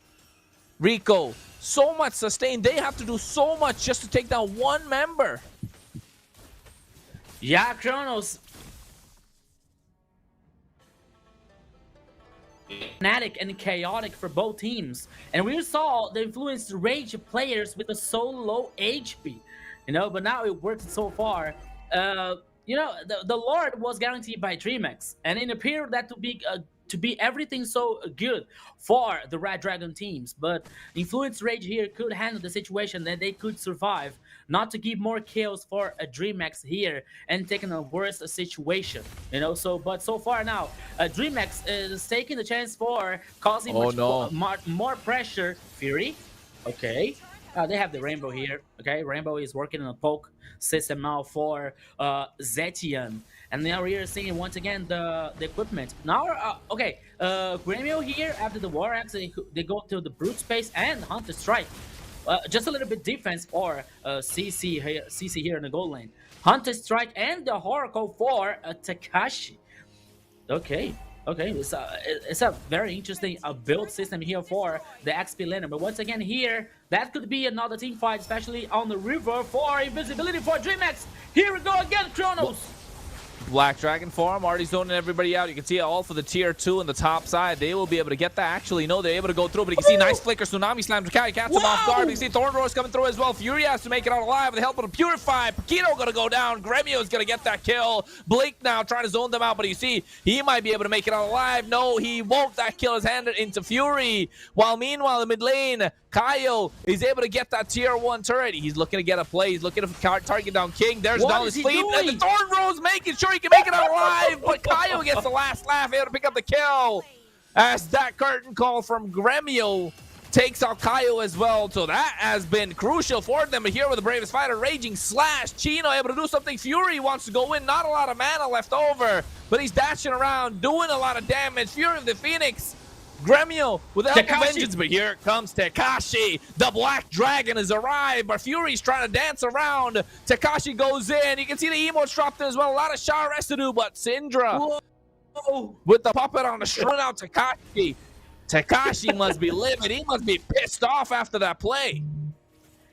What is going on in the second match here, Chronos? Once again, we're seeing a very long team fight, a very splitted one. We saw Kaio here doing something amazing. You know, I was about to ask about like what was supposed to do, hiding on the bush. You know, he was able to take down King. Okay, he was punished before that, but once again, Kaio here is showing confidence playing with the Sunshin. Could not be the best performance for Influence Rage so far. Even though we're seeing now the Wombo combo coming for Kalea and Insunshin with more often. But once again, Influence Rage here are not fighting the best options. They're not fighting the best team fights here. And not guarantee the objective. Because now DreamHack knows how to handle that situation. Especially with Blink, and Takashi, who is responsible for holding up this team fight here and responsible for protecting the causer of damage. But once again here, the Lord is getting melted so fast. Kronos, let's go! Black Dragon already going to the back line, looking to catch Kaio, but not able to find him. Retribution misses out as well. He comes in, traces. I'm not sure what Kaio was thinking. He walked it a little too late, but Zaman Force dropped down. Fury needs to get some kills here for Influence Rage to finally capitalize on something. Gremio taken out low, but finally able to get that killing spree. And now you can see they're looking to chase down Takashi. He's taken out super low. Fury trying to get some damage. Takashi doing everything for him to survive. Never mind, King trying to go in as well. He gets taken down, but look at Chino goes through the bravest fighter, flickers forward, but King able to dodge everything with the help of the Thorn Rose. Now they get a shutdown on Takashi finally, after such a long drawn-out fight where King was supposed to go down. Influence Rage again, trade a couple, give one, and the Lord. And Influence Rage need to defend this for them to stay on longer in this game. Longer, and Takashi here is getting immortal. And every team fight that we are following up here, Yuzong is a monster. Now once again, Radiant Armor, Blade Armor, also for this Dragon Warrior. Takashi is causing so much damage and it's gaining so much time for DreamX. Influence Rage, you know what? Things could be worse for Influence Rage if it wasn't for Angela. Angela is sustaining so much here, especially with her ultimate, to guarantee the survival for his partners. But once again, DreamX is playing so well, especially with Takashi here gaining so much time with Yuzong. Both teams here are playing very good. The performance are very well. And this game here, my friend Kronos, is going to be marked and is going to be decided by details. So many, the lighter and the smaller detail here that calls for both teams, you know. Conceal. So here, once again, the details matters for both teams. Yes, the devil's in the details. That's what's the most important part, especially if you're Paquito or Blink and Takashi. This Yu Zhang has been fantastic for DreamX, right? He has been playing this to a perfect tee. That one mistake that they had earlier on to try and catch Fury from Takashi, that was pissing off for him. And I think he's slightly tilted as well at this point. But knowing his experience, he's a veteran in the game. He's staying calm and doing everything that he can. And I think he wants to bite down on Influence Rage as quickly as he can. But Kaio as well.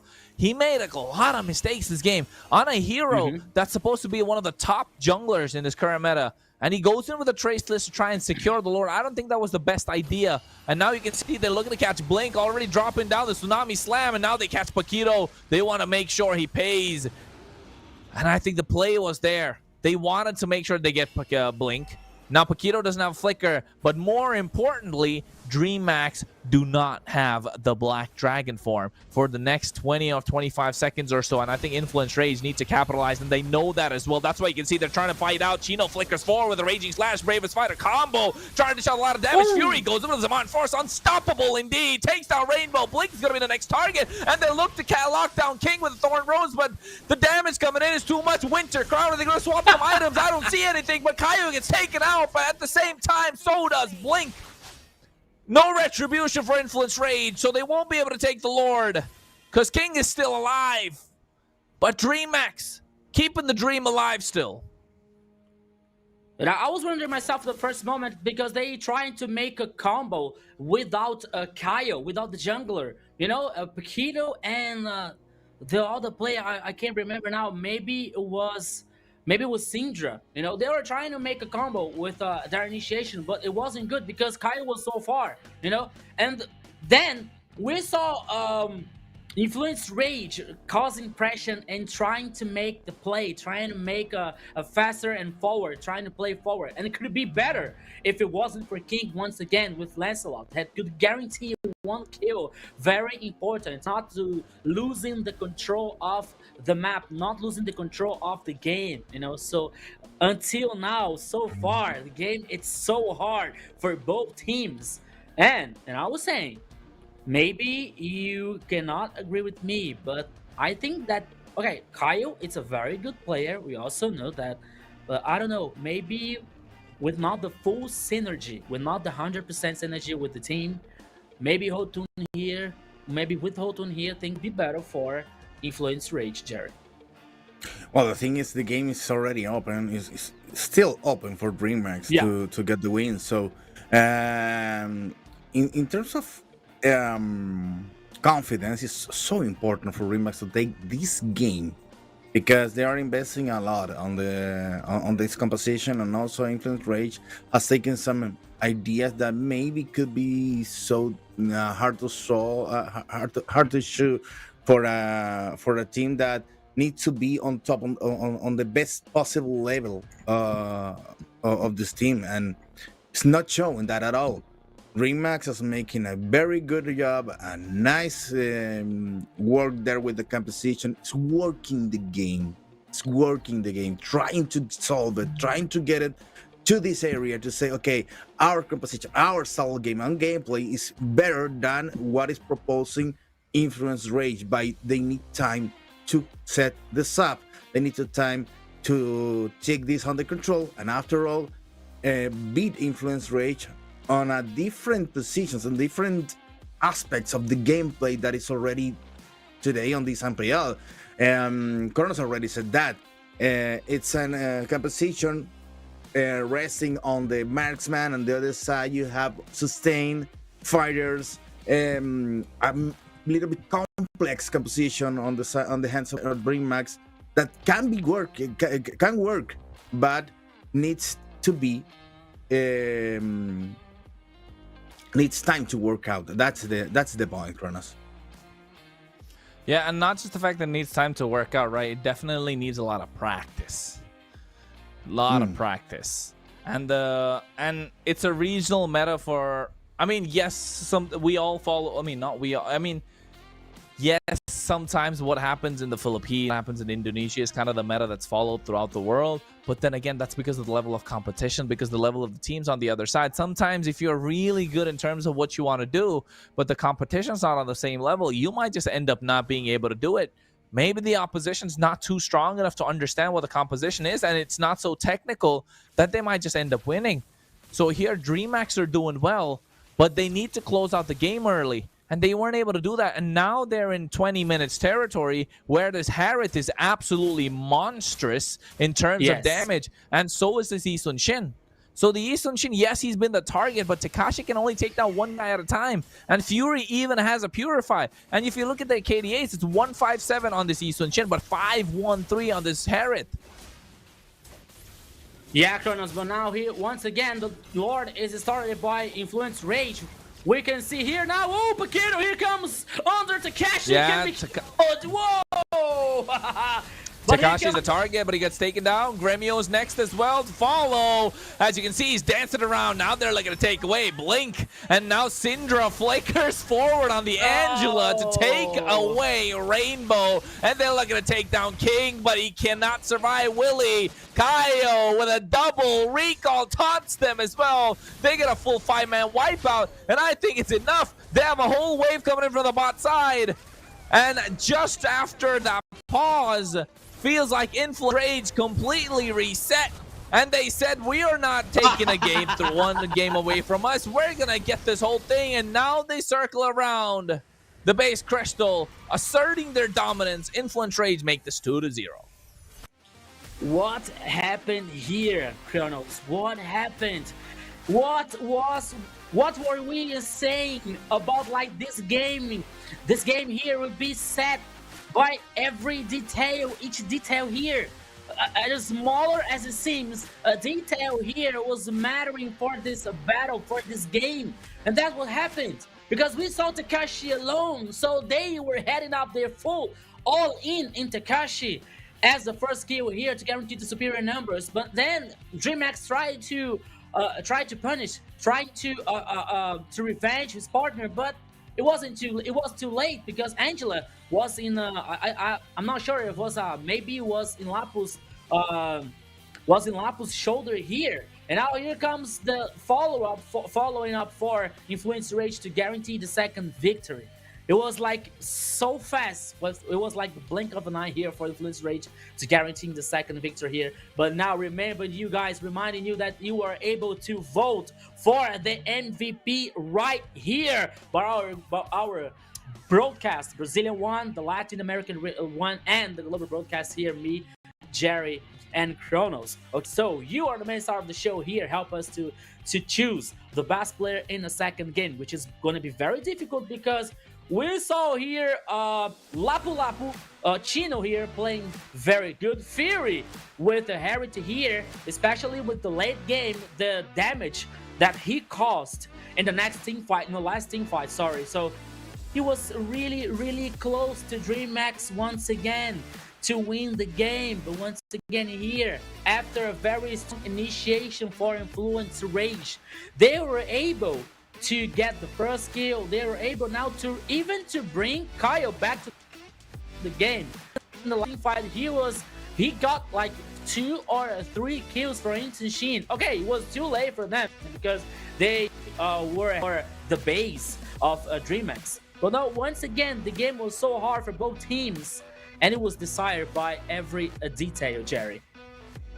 Yeah, well, the thing is, I felt DreamHack's gameplay and DreamHack's game here against Influence Rage was so disappointing because after the disconnection, sadly, it's just a technical reason, but the team need to know how to deal with that. But they lose the temper of the situation. They lose the concentration of that.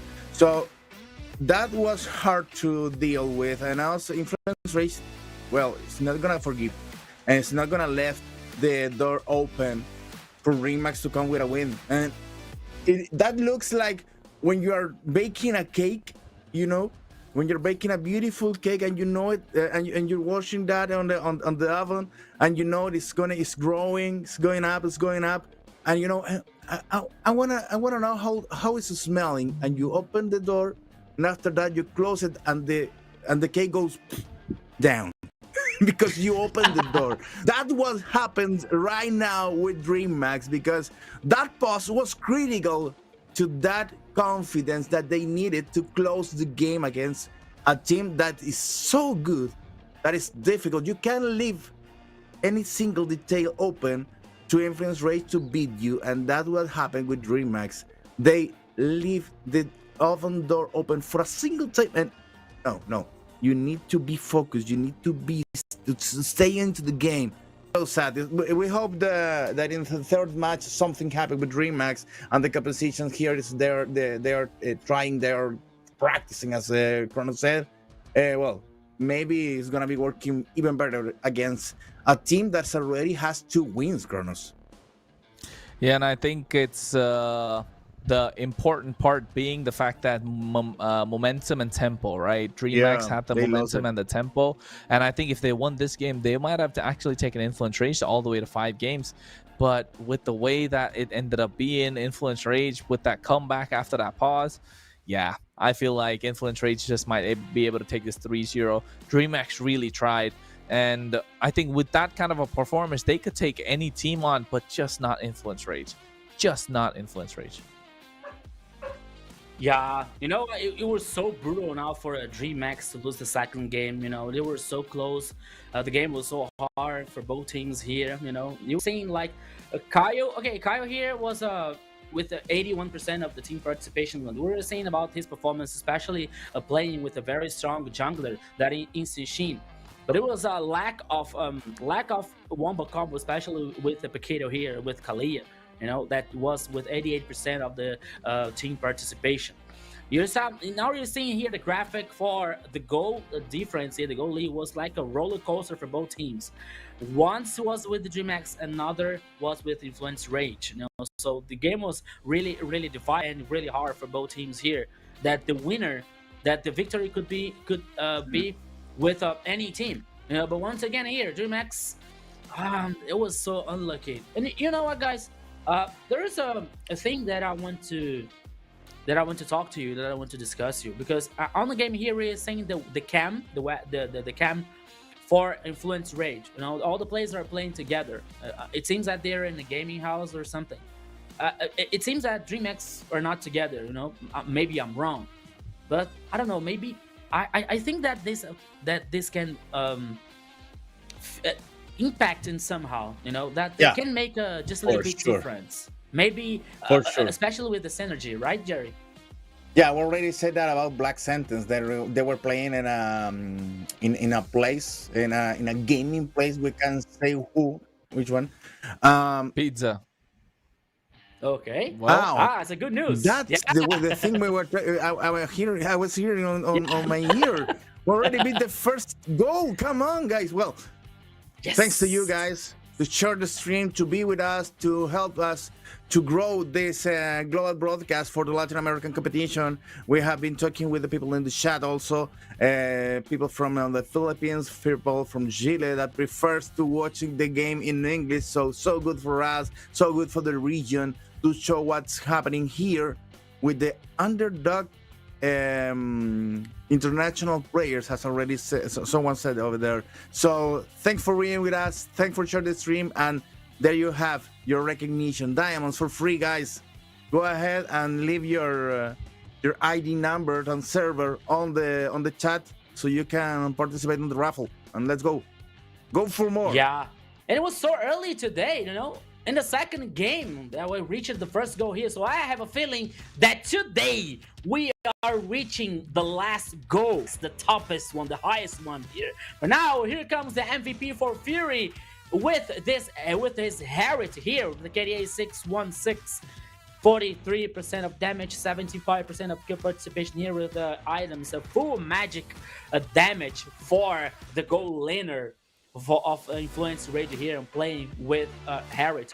And Chrono was saying about his hopes for Influence Rage here, especially with Fury playing with Harriet, with a very strong late game that we all already know about that, and more than we know that he has to be to play very well, to have a very good performance, and he did it. So he was one of the responsible for the victory for Influence Rage in the second game here. So far, 2-0 for Influence Rage. That one more game here could be the victory on the first best of 5 here, Kronos. Well, it is, it's a best of 5, but I think we might just get to see only 3 games. Fury with the MVP 4 out of 10. Quite a lot of division when it comes to the votes.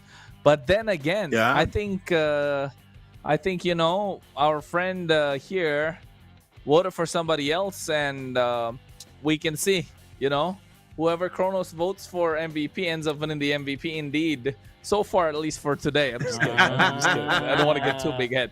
I'm not that kind of a guy. I'm not that kind of a guy. But then again, I was trying to say with the with the way that Fury was playing, right? The Harriet. Yes, I mean, I believe the votes are definitely divided between Fury and Paquito. But with the pressure that Paquito was applying was great. With the pressure that Fury was able to take, that was the more important thing. I feel like he was able to take a lot of pressure. His experience definitely played a big role and a big part into moving around. So yeah, and I feel like that definitely was a big difference maker, right, Rico? Yeah, Kronos, and after MVP here, we are bringing out another video for you guys. Let's go.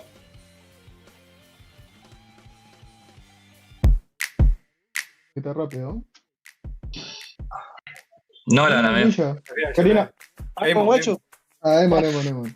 Karina. Malísimo. Claudio, guacho, el pecho. No. No. Alfa. Ah, era con skin, boludo, nada que ver. Pareció la de Zoom. Ángela, guacho. Esa es Ángela, amigo. Florín. La tenés re clara. Ángela, amigo.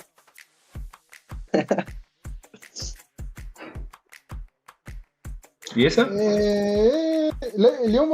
Baxa. Amigo, pensamos lo mismo. Pero sí, el último estuvo re difícil, boludo. No, difícil porque acá. El último me lo sabía porque vengo quedando, amigo Baxa.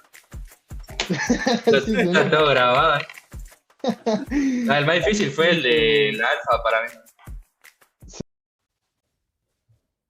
Yeah. You know what, guys? For me, guessing the heroes, even for me, is brutal because we have to guess the heroes with special skins, and I don't have the skins. Please bring the normal heroes without skins. I think that's gonna be easier. Chrono has so many skins. That's why he's wearing the glasses today. For him it's easy. He knows. Yeah. He can figure out how every single hero because he has so many skins. So he's well prepared for this exam. Kronos is the king of the skins. I don't know about having a lot of skins, but you know what? At the start of the year 2025, my goal was to be a world collector. My goal was to be a world collector, but I don't know. I don't know if I'm gonna get there. It's a lot of money. It's burning holes in my pocket. But then again, whatever we get from MPL, right? Whatever Moontown blesses us with, whatever MPL LATAM blesses us with, we end up putting into the skins. And never mind, another game of Expanding Rivers, another victory for Influence Rage. You know what, Kronos? I remember, and it's good to bring the good practices back. And I remember that in past seasons of the MPL, Moontoon gave us, hey guys, thanks for your service, and there you have some diamonds to enjoy the game. I'm waiting for the moment for this. For this. You should have already got it. I think you should have already got it. You got to check your account, Jerry. I think you should have already got it. I'm gonna be checking out. During other game because I'm gonna be doing this one with Rico. But they go to the draft. Now they're taking more time to think on the compositions because we're already having 2 games. We already had 2 games, and well, Global Ban is already impacting the ideas of the coaches here. Blackjack and Joe, they're thinking harder to know what is gonna be applying during this match. Chino, Influence Rage came out with Alice. Yeah, first pick Alice here. On Influence Rage is always focusing on heroes that has a very good sustain, just trying to gain more time, especially in the slower and longer team fights. So they're focused, and once again, they choose a hero with that kind of characteristic. Let's talk about that. And guys, please don't talk about diamonds. I already spent my one, so that's it. Okay. Where did you spend it? Yeah. Where did you spend it? Trying to buy recall effects. To be honest. Oh my god, that's the worst, man. You never spend your diamonds or recall effects. I learned that the hard way. Once I spent like 3,000 diamonds and I never got it. No, don't remind me. No. Hey, but I think promo diamond is on now, so you should be able to use that. I spent a lot trying to get the Tin Liquid recall effect, like the one of the horse. The one of the horse. Yeah, I have that one. I have that one. One of my favorites indeed.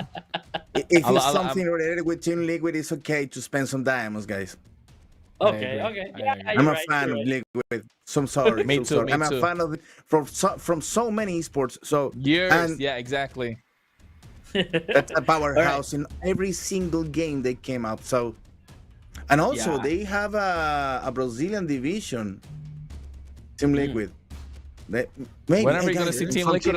We're waiting for a Team Liquid MLBB here. MPL. Come on. Team Liquid, MPL LATAM. You got to come more. Come on. Come to LATAM. So, there's so many good to the draft. There are so many good esports teams in Brazil that doesn't have MLBB teams. Maybe Furia sometimes, Black Dragon. There's so many powerhouses there in Brazil. They need an MLBB team. So guys, next year, come with us. Come to LATAM. Come. We have cookies. Guys. Heading back to the draft situation here now. I see that DreamX is heading for a possible 3 marksman composition here with this Insunshin and Kimi and Esmeralda, probably for Takashi. Influence Rage comes from Alice, Joy, and Show. Okay, they came with Joy because now DreamX are not allowed to pick Ranger one more time for Grimo here. That could be a very good counter for Joy. But now DreamX focusing on the mid laner, banning Farsa and Selena. While Influence Rage here banning Kalia. And now the last ban could be in the gold lane or no. They could prioritize all the lane here, all the role maybe maybe the mid lane also. EV, I think that DreamX is not allowed to play with EV anymore. Maybe who else? Who can be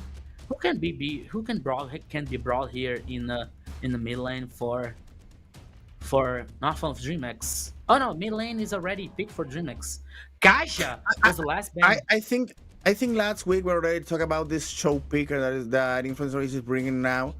But the thing is, show is good for this new kind of strategy that Kronos already said that regarding aiming to the fighters and guys with the range working there. No marksmen on the battlefield. Just guys to be there in the hand-to-hand combat, and maybe show joy analysis a good combo to start with.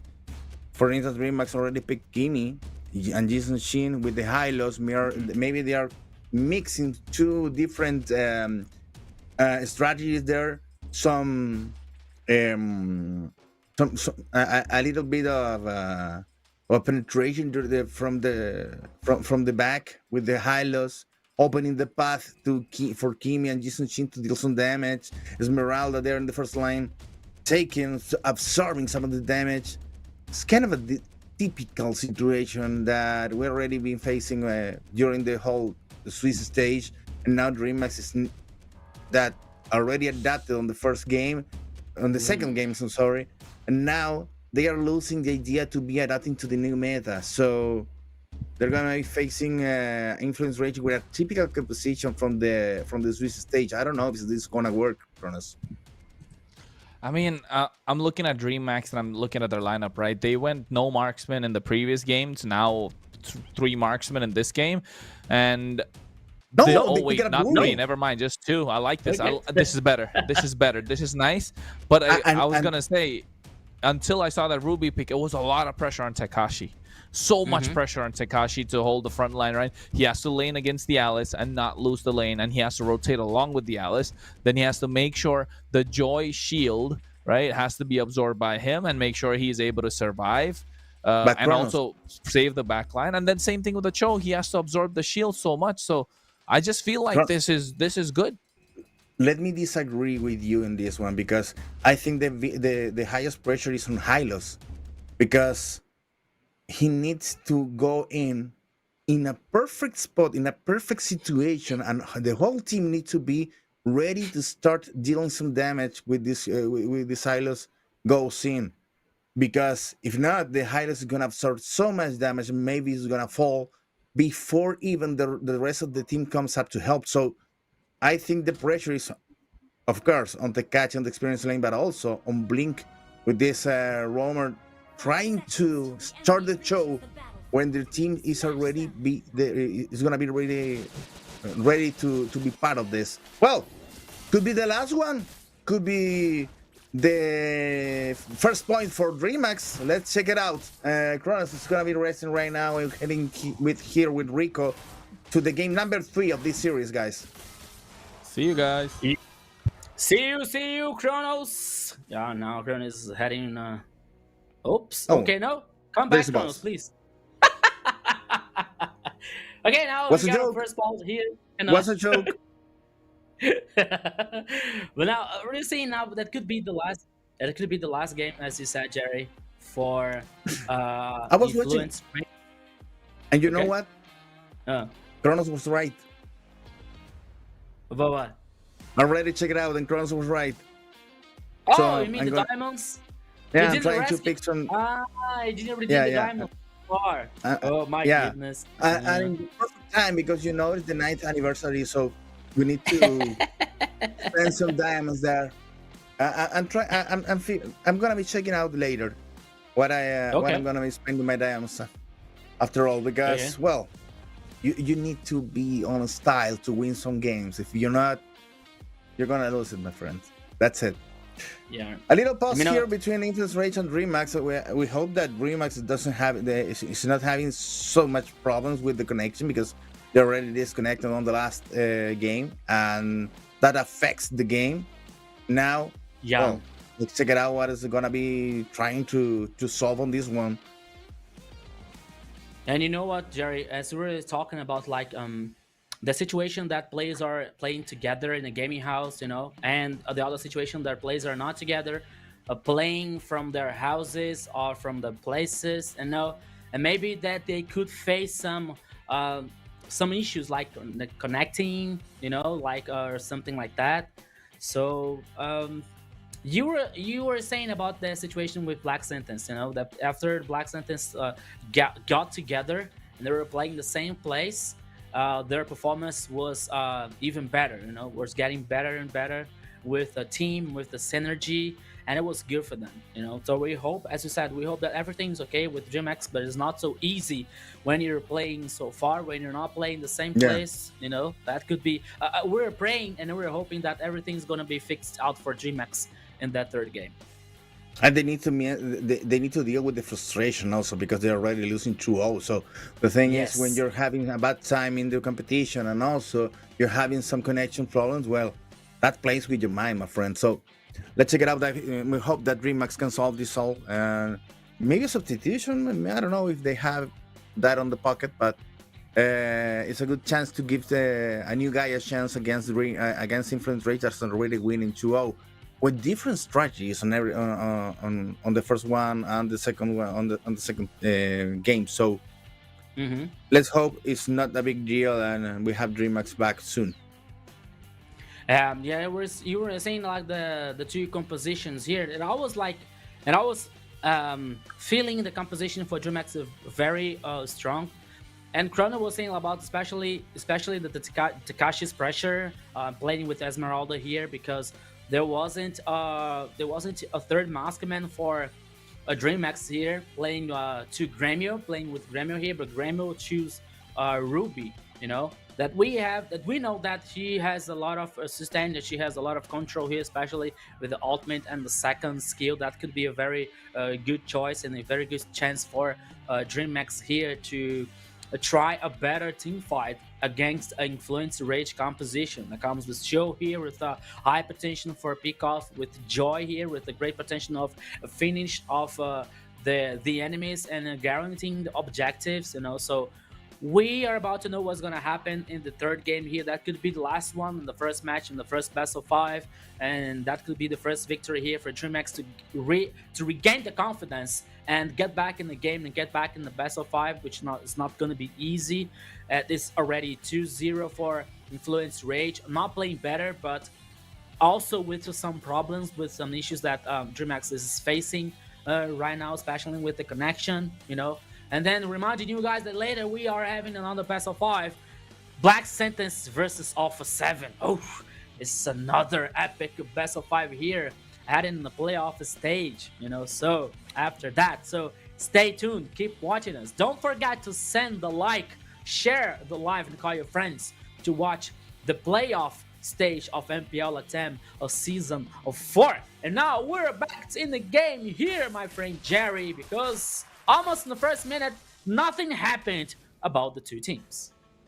No, nothing has happened at all. We're just heading to the first minute of the match. Blink there receiving some damage from Paquito, and Syndra, already receiving back.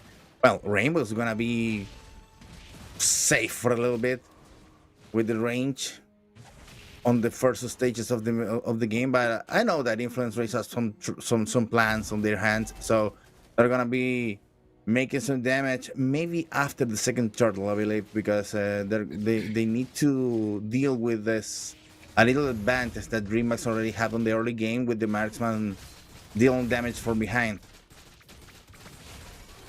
Yeah, and we're seeing the emblem stats here, especially for Joy here with temporary rain, just to trying to grow up and trying to get stronger faster as they can, with Bargain Hanton for Rainbow here, especially with Kimi. So both teams here are focusing on getting stronger as faster as they can to get some advantage or the next objectives of the first objective here. Now we're seeing the Land of Dawn, the expanding rivers once again as a third time for this best of 5. But now seeing the first turtle here heading the bottom line here, but now we could see the first team fight here happening.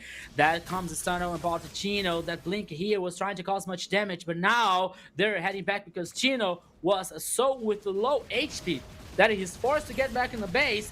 And that was the chance that DreamHack was waiting for to guarantee the first total, my friend Jerry. But Kiro, what are you doing here? That was coming for the kick for the dragon here. The first blood comes from Influence Rage. Syndra with Valentina, Paquito and Syndra here. Now they have to get back in the base, but not only Paquito is heading back to the base.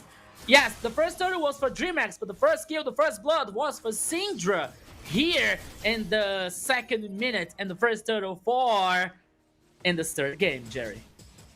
I told you. Influence Rage is gonna be playing very careful during the first parts of the match, dealing with the marksman composition there on the Remax, the range of Rainbow and King. But after all, when they build up those the sustain of the praise, oh, one more pause, so sad. So when they're starting to build up this sustain on their team, they are gonna be facing the fights even more aggressive. So let's wait what the Influence Race can to offer us after, I don't know, maybe minute 9 or 10. I think it's a good time to be to watch the Influence Race real ambitions for this game. Yeah, Jerry, you're right. And you were saying that we were saying, and we saw that the first the turtle here, the Paquito now is just waiting for the best shot and the best chance to trying to isolate some plays for DreamHack. So DreamHack has to pay attention and has to be very careful about that, because they were confident because they forced Chino to head back in the base, and they were like with a better position in the river to guarantee the first turtle. But Paquito was on fire. Paquito is still connected here, and he tried the best shot and he found that shot here to guarantee the first kill for Valentina. So DreamHack here once again has to take care, has to be very, very careful, especially because they have Hylos here that has the role here to protect the carries, protect the Kimi, protect Esmeralda also here from Takashi. So they have to do that because they are like their situation is very critical because they're losing from 2-0, and that could be the last game here. Okay, if they lose, it's not the end of the game. They're heading for the lower bracket, But still, it's very important for DreamHack here to try to guarantee the first victory here to get confidence and get back in the game here in the best of 5, Jerry. Well, the passes already ended. The Influence Rage building up those muscles over there. That's gonna be helping to receive the first wave of DreamHack's damage.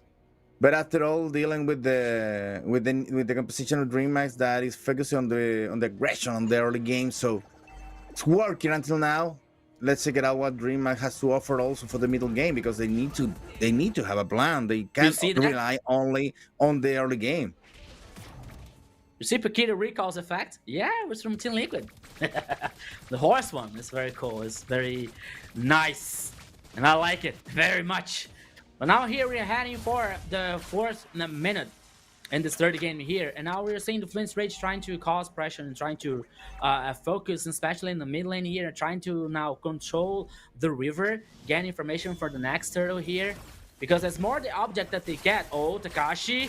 He tried to play the aggressive here once again with Esmeralda. Esmeralda has very good sustain here, so he is comfort to do that. But now once again here, oh, what a way to kick a dragon once again here. Yeah. Another peek off now comes to Paquito. Oh, that Influence Rage is trying to find the best spot here. Now Takashi was doing the front line here. Here's Esmeralda, he can't do that. But now the second turtle was immediately started from Influence Rage.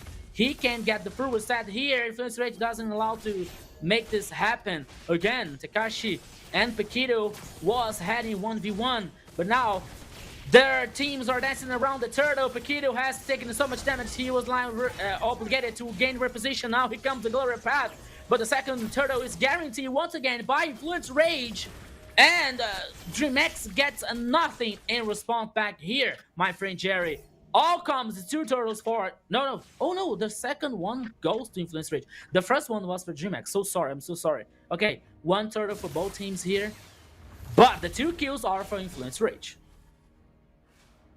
Yeah, 2 kills already, 5 minutes on the clock, and the first turtle also was for them, and DreamHack, no, the second turtle is already for them, and DreamHack got the first one. I told you, DreamHack is gonna be wasting damage during the middle game, and slowly Influence Rage is gonna be feeling stronger. Slowly, they're gonna build a lot of damage on and also sustain for the battles to come. Takashi trying to run away, and Kaio is gonna be chasing to deal some damage, just to make some damage over there.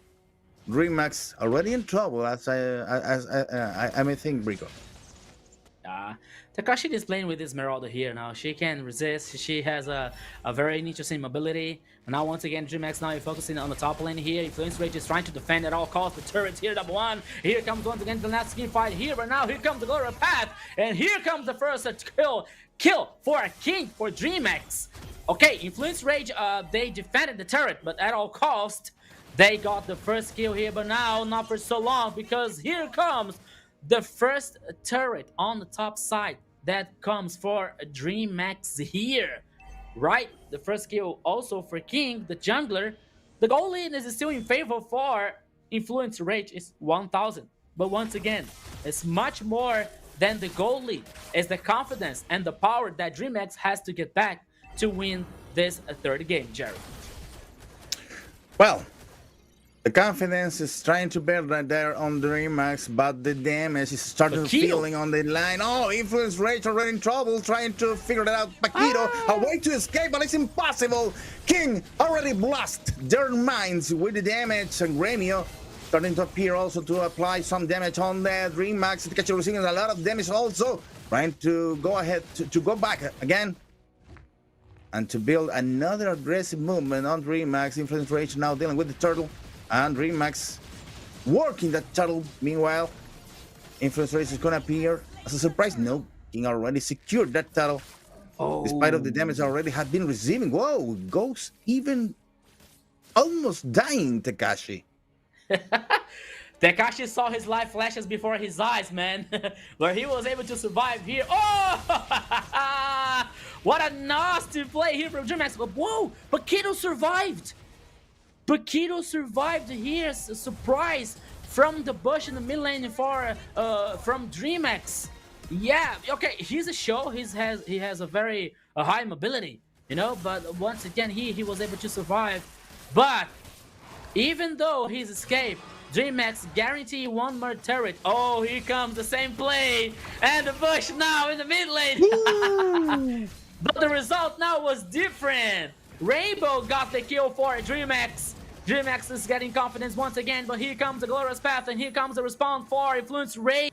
It was a Syndra trying to do something here, but wasn't enough. Both teams are heading back. No, Takashi is playing aggressive on the river to get domination and spot the enemies. And now the focus and the pressure is on the turret number 2 and the top side. DreamHack now it has this advantage. The goal lead now has turned for DreamHack. They're now heading for the card, the last minion that is standing over there, but wasn't enough for taking down the turret. Maybe from the next minion wave here, there's only one player here trying to defend. There was Tino, but wasn't enough. Another turret for DreamHack.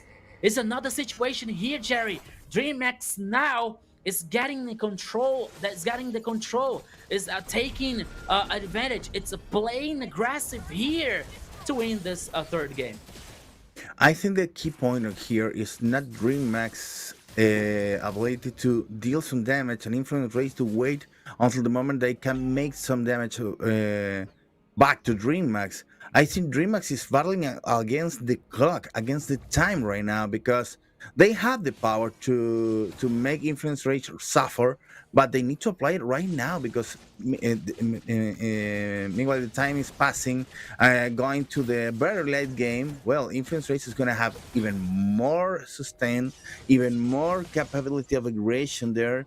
Paquito is going to be stronger. It's not going to fall on the first stages of the battle. So DreamHack needs to apply some pressure right now, starting with dealing with the Slur. That's the first one on the game, but it's important for them to get this power play on this huge bug on the map, guys. Yeah, you're right here, Jared. So now both teams are dancing around the Lord, and it was immediately started by DreamX. The Lord is getting down. It's getting melted by the Red Dragon teams, but once again, here comes the Glorious Path and trying to initiate it. Oh! Nice steal. Oh! Kaio here was responsible in stealing the Lord for Influence Rage, but now here comes the response for DreamX. The first kill was for the Red Dragon teams. Oh my goodness, what happened here? Kaio stole the Lord for Influence Rage. They lost their player. One more now. 2 kills for DreamX. Their superior numbers now focusing the mid lane here. Destroying the turret. Number 1 in the mid lane. Whoa, what happened once again? But now the Lord is heading in the bottom lane for Influence Rage, Jerry. I think it's a beautiful play that Influence Rage is already making, and DreamX trying to solve this out as quickly as possible. Guys, it's a nice game. It's a nice match, nice series, and we are seeing this. You need to leave your like on the broadcast right now because this is gonna be epic at the end. Influence Rage trying to push on the lower line, on the experience line. Meanwhile, the gold line is already being. It's gonna be pushed for Kaio, trying to stay the pressure on DreamX's hand. Ooh, Tekashi so low on HP. Trying to deal with that aggression and also hiding behind the tower. Well, Influence Rangers need to apply more pressure against DreamX. They already can. They already have the power to do so. Yeah, I think that Influence Rangers are not trying to, step harder in an accelerator here to trying to play more aggressive. I think that you're right, Jerry. When you say about the clock is ticking for against DreamX, because we see and we know that Chino with Alice here can grow up so stronger. The same here for Syndra with Valentina. Joy could be another one with a very interesting late game. And don't tell me about Granger here with Fury. That we also know that Granger late game has a strong power and a strong ability here to destroy the enemy team. So the clock may be taking for a DreamX, and they know that they are almost trying to make a play. They're always trying to do some pickups. But now once again, the Glorious Path. Oh, Chino completely lost. He tried to get more time here, but it wasn't enough. There comes the mega kill for King. 4 kills for the jungler. For the assassin of DreamX here. Oh my goodness, they spotted Chino and he was melted down. 1 more kill for DreamX, Jerry. Well, there is no place for mistakes on this game. Influence Rage made a little mistake, already got punished by DreamX, that now is having the advantage on killing and also in the gold. 3k more than Influence Rage. That is the only, it's trying to close the series on a 3-0, and DreamX battling for survival has made it so good until now. Influence Rage trying to solve this problem right now. Meanwhile, DreamX already fighting against the Lord, trying to get his help during the next moments of the match. Oop. No. Oh, no, once again, here he comes because Joy was so far away, but now it doesn't matter because now here comes Influence Rage trying to get a kill, and down in superior numbers, 3 kills, but now Paquito losing Mortal, but there were 3 kills for Influence Rage. Okay, the Lord was guaranteed by DreamX, but at all costs. They lost 3 players in the last team fight here, and the Lord was for nothing. It was the opposite, in fact, because now Influence Rage has the advantage, has more players, has more control, has more pressure now. They're heading for the second turret and maybe the third one, but here comes the Holy Shield for the turret. They need to push right now. It's taken, but now, once again, with the Glorious Path here, immobilized by Fury. Ooh, he was lost. He was taken down. Maybe that was an overextended, that was unnecessary by Influence Rage, but now they decided to head back. And now it's DreamX's turn to get the step and an accelerator and do something. But now they stopped because they see that it wasn't worth it if they lose any player.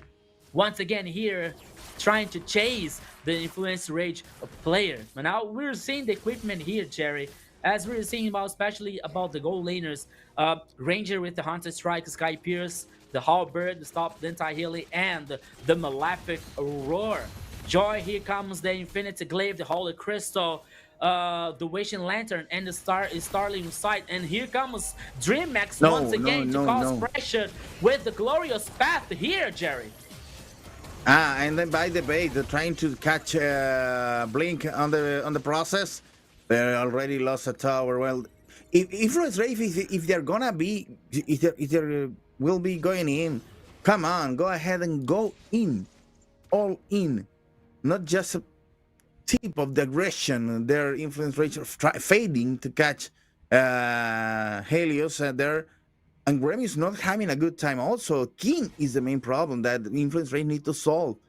King is the main problem that they need to figure it out how to catch it before he deals the damage, because he's making so much importance on the aggression on DreamHack. And after they got killed, they captured King, well, the deal is over. So they need to be even more careful and also to be sharp there, to be with the whole concentration apps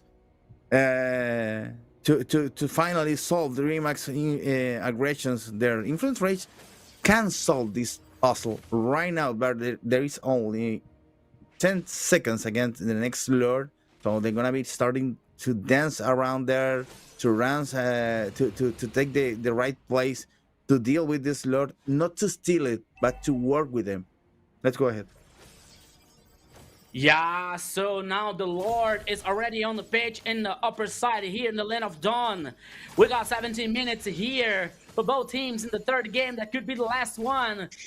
DreamHack is in a critical situation. They start immediately the Lord. Here comes the ultimate. Oh! The way of the dragon here. The kick was very important. But now here comes the follow-up for the team. DreamHack has that situation that could be in favor one more time. Takashi here is taking so much damage.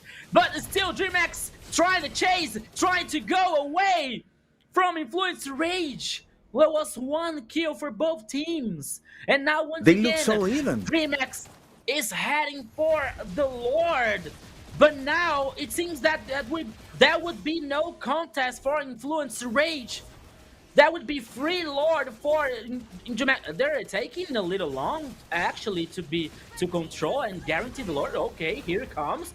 The Lord now it's guaranteed by DreamHack.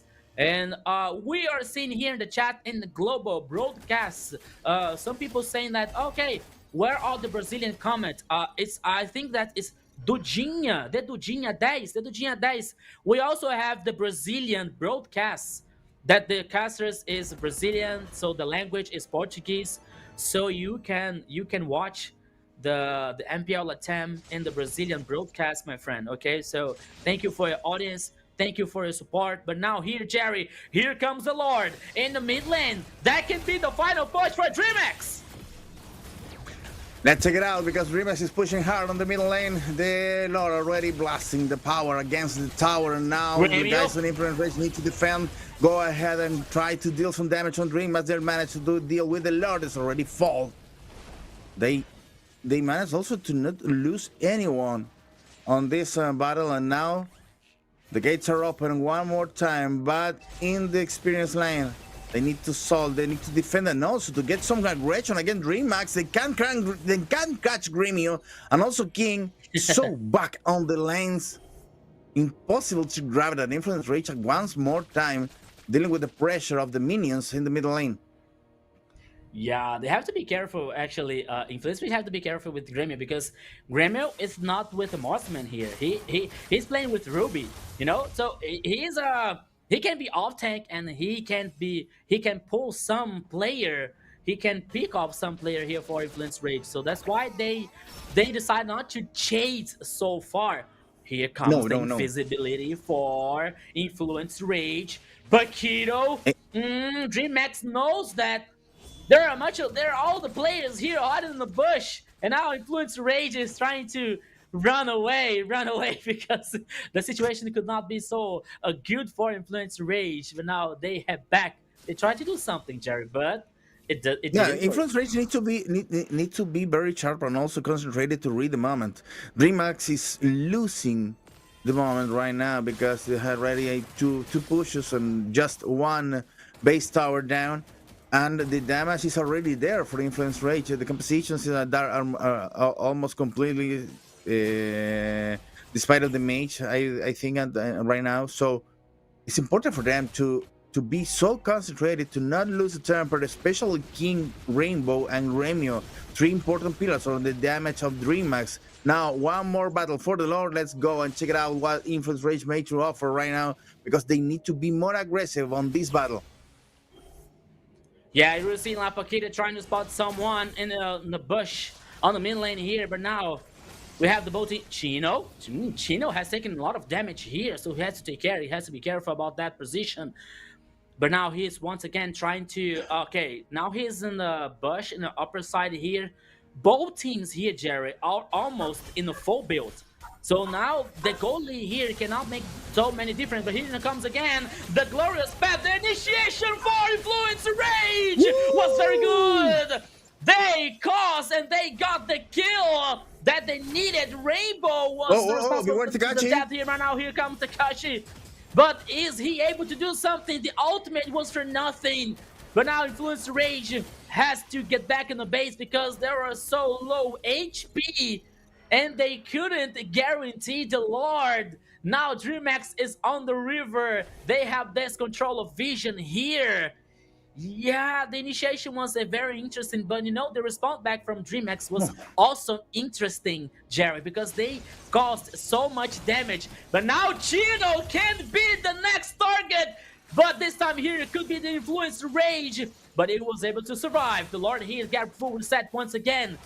This time, Influence Rage is starred the Lord.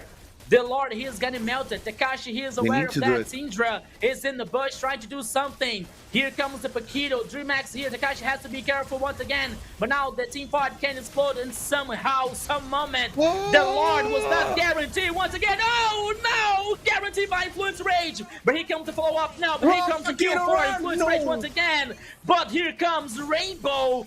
Taking down Fury, someone loses the Immortal, and that was him, Chino. DreamHack now has superior numbers. Kaya could be the next target here. Double kill for King. And here comes the final push for DreamHack, but no. Once again, Paquito and Syndra could be the next to be responsible here for trying to defend the base, but now here comes DreamHack. The base is open, and DreamHack guaranteed the victory. The best of 5, it's not over yet, my friend Jerry. Incredible performance by DreamHack that already took one game against Influence Rage. A battle for ideas, a battle for composition, a battle against team, I don't know, maybe game basics today. Kronos is going to be helping us to try to understand what already happened, because it looks like the strategy of both teams was changing from one time to another. Was so close for Influence Rage, but the damage wasn't there in the right moment, Kronos. I think it all comes down to the last change in the draft, right? The last change of that Ruby being picked up in the gold lane just turned everything around completely. And you're right in terms of how Hylas had the main initiation, but of course a lot of pressure on Takashi as well to try and zone off the rest. Everyone played their part perfectly right, and I feel like that's one thing they did well. But from Influence Rage, it just didn't seem to work out, did it? Like, everything was there, like you mentioned, the damage just wasn't present at the right place at the right time. And of course, folks, make sure you vote for your MVP now. Now, I don't know about you guys, but wait, what are you guys' MVP votes? Tell me. I already voted. I voted for King, actually. You know, there was one player who keep the killings on DreamHack. One guy was almost impossible to catch. One guy that if it falls, all DreamHack's composition, idea, and aggression goes out. So that's why I bought a King, because it was so important for DreamHack to keep the momentum up and not to give the protagonism to Influence Rage. Influence Rage was almost there, was so close to turn around the table and go against DreamHack on the remaining position. So I think that was King's fault. Was King's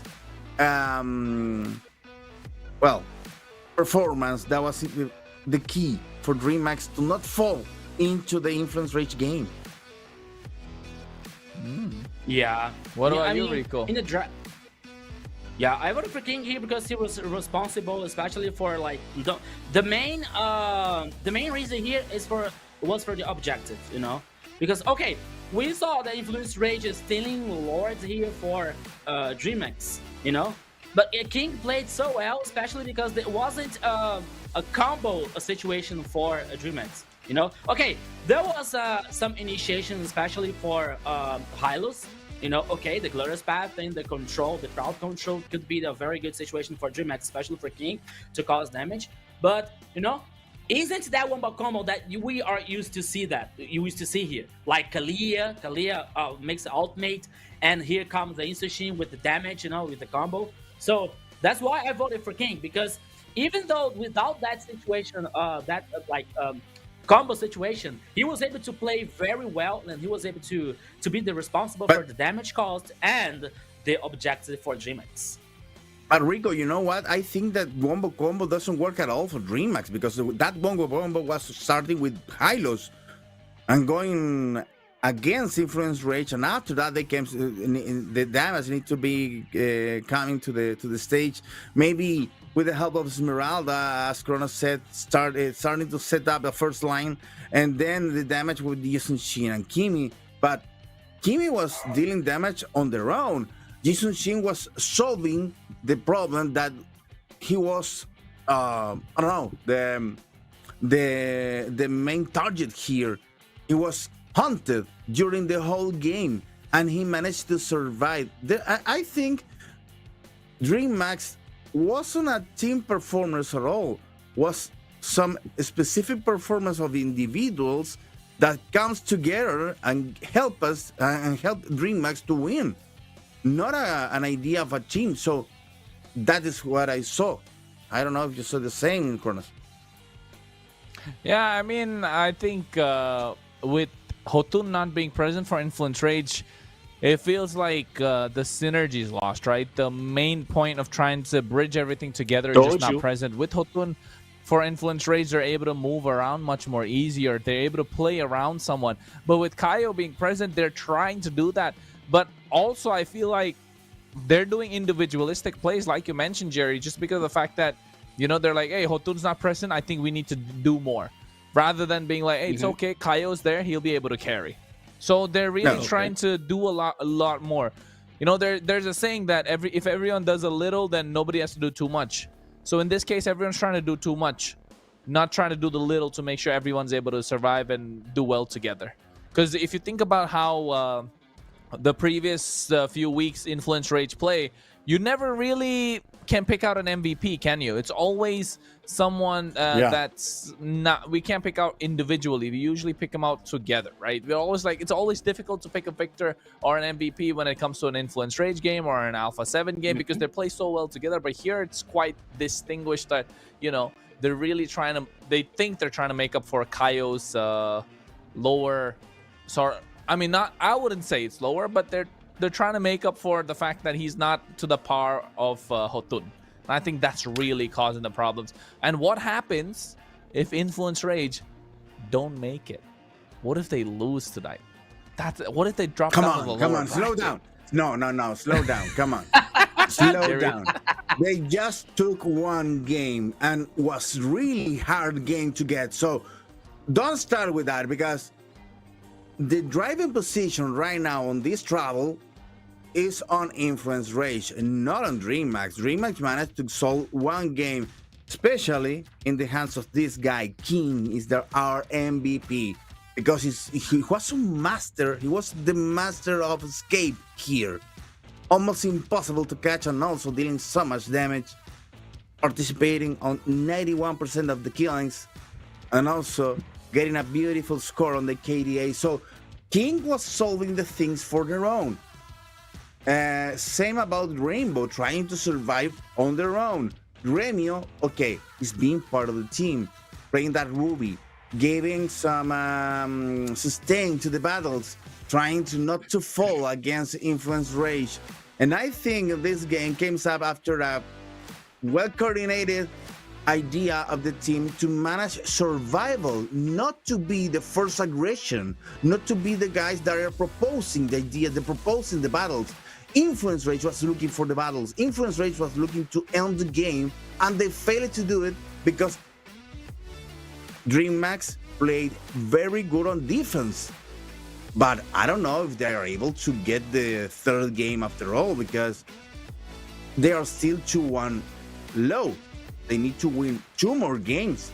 And this one was hard to get. Yeah, you know, but the question is, Jerry and Kronos, are we seeing here the reverse sweep? Are we seeing here the...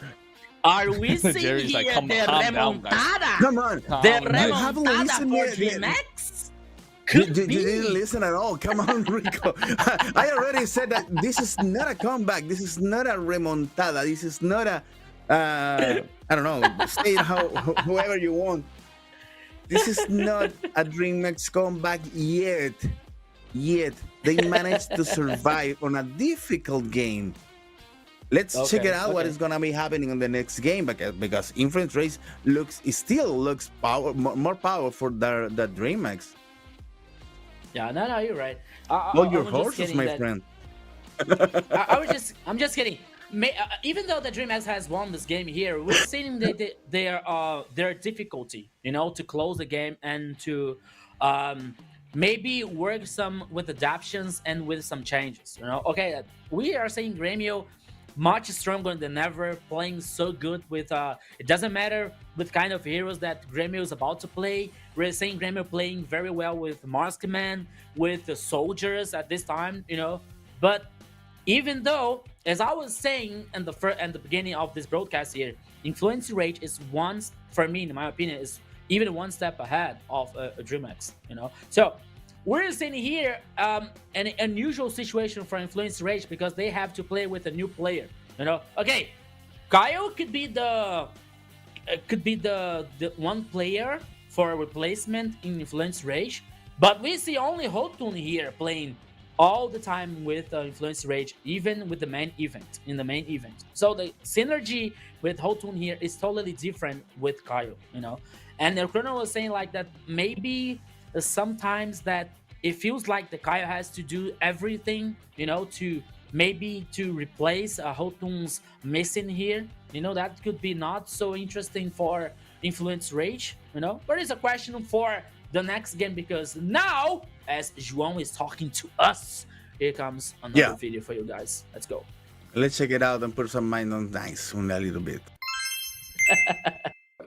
E aí, rapaziada, eu sou o Caio e eu sou o jungle da Influence Rage.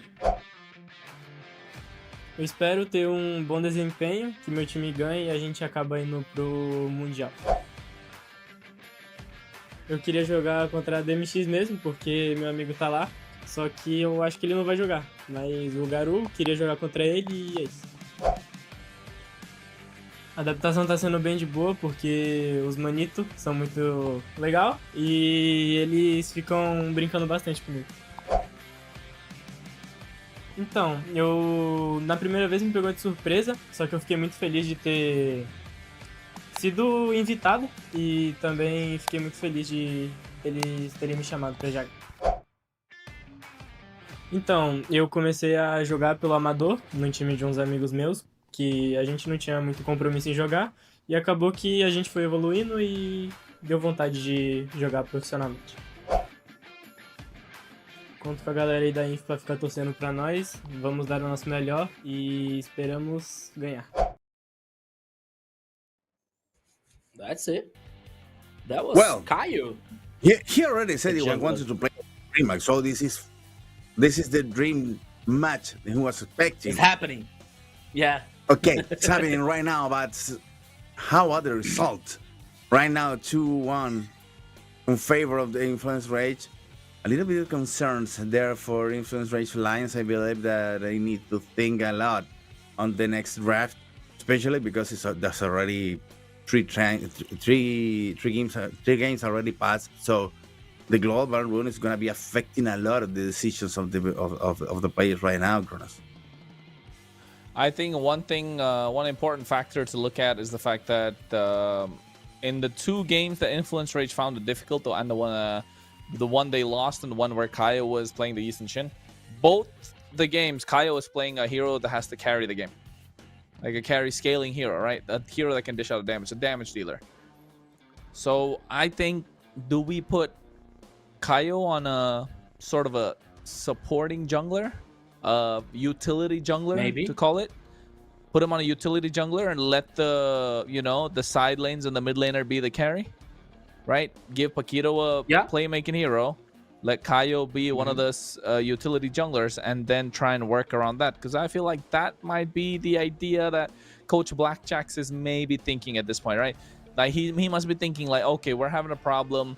You know what? Let's give Farsha to Syndra. Let's give Granger to Fury, and let's just give Fredrin to Kaio, and let's see how it works out. We haven't or seen give export to Kaio until now. We haven't seen Syndra right. yet. So yeah. A Farsha. Sorry, I haven't seen a Farsha yet. So it's a good call for this new game to come, and also. I think we haven't seen some very strong tank player on the first line. We haven't seen Grok, for instance. The combination, the combo with Grok and Farsha, or maybe even Uranus and Farsha. I don't know if it's a time for Kaya to come. Maybe could work to get a strong first line. But the main thing here is we are ready. We are aiming to have more games on this new composition that Kronos already had. This tendency that's going from all over the world.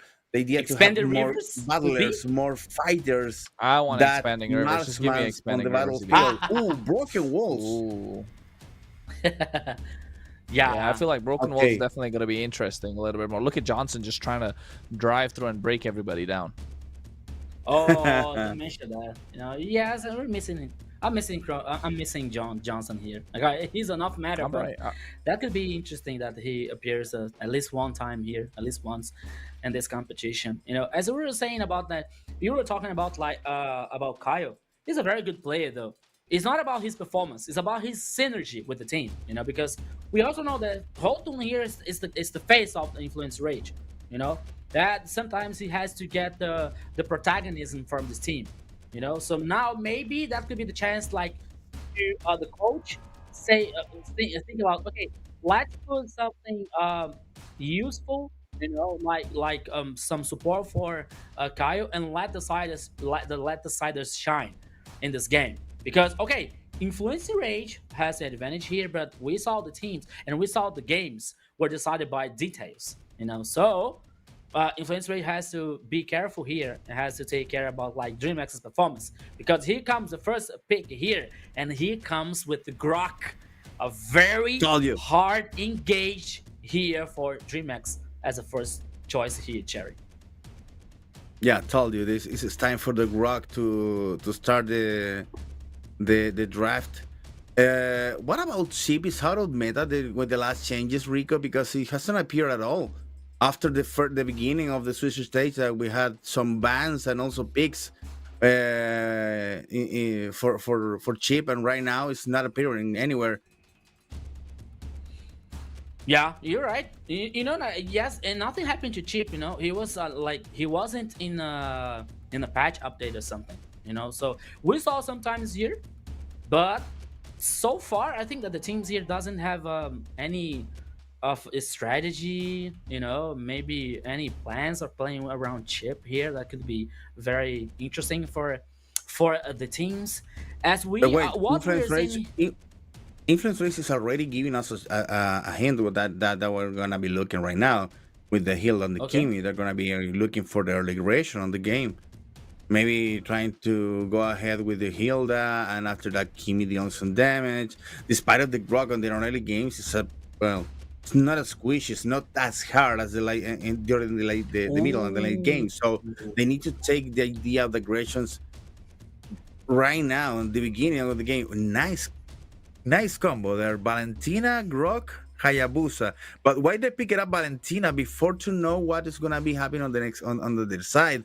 There is some skill already to stall over there, Kronos? Not at all. Nothing here right now, but I think they're expecting something's coming, right? They're expecting for a big sets. They're expecting for something that will be a problem. Of course, something like the R-Lot. R-Lot in the...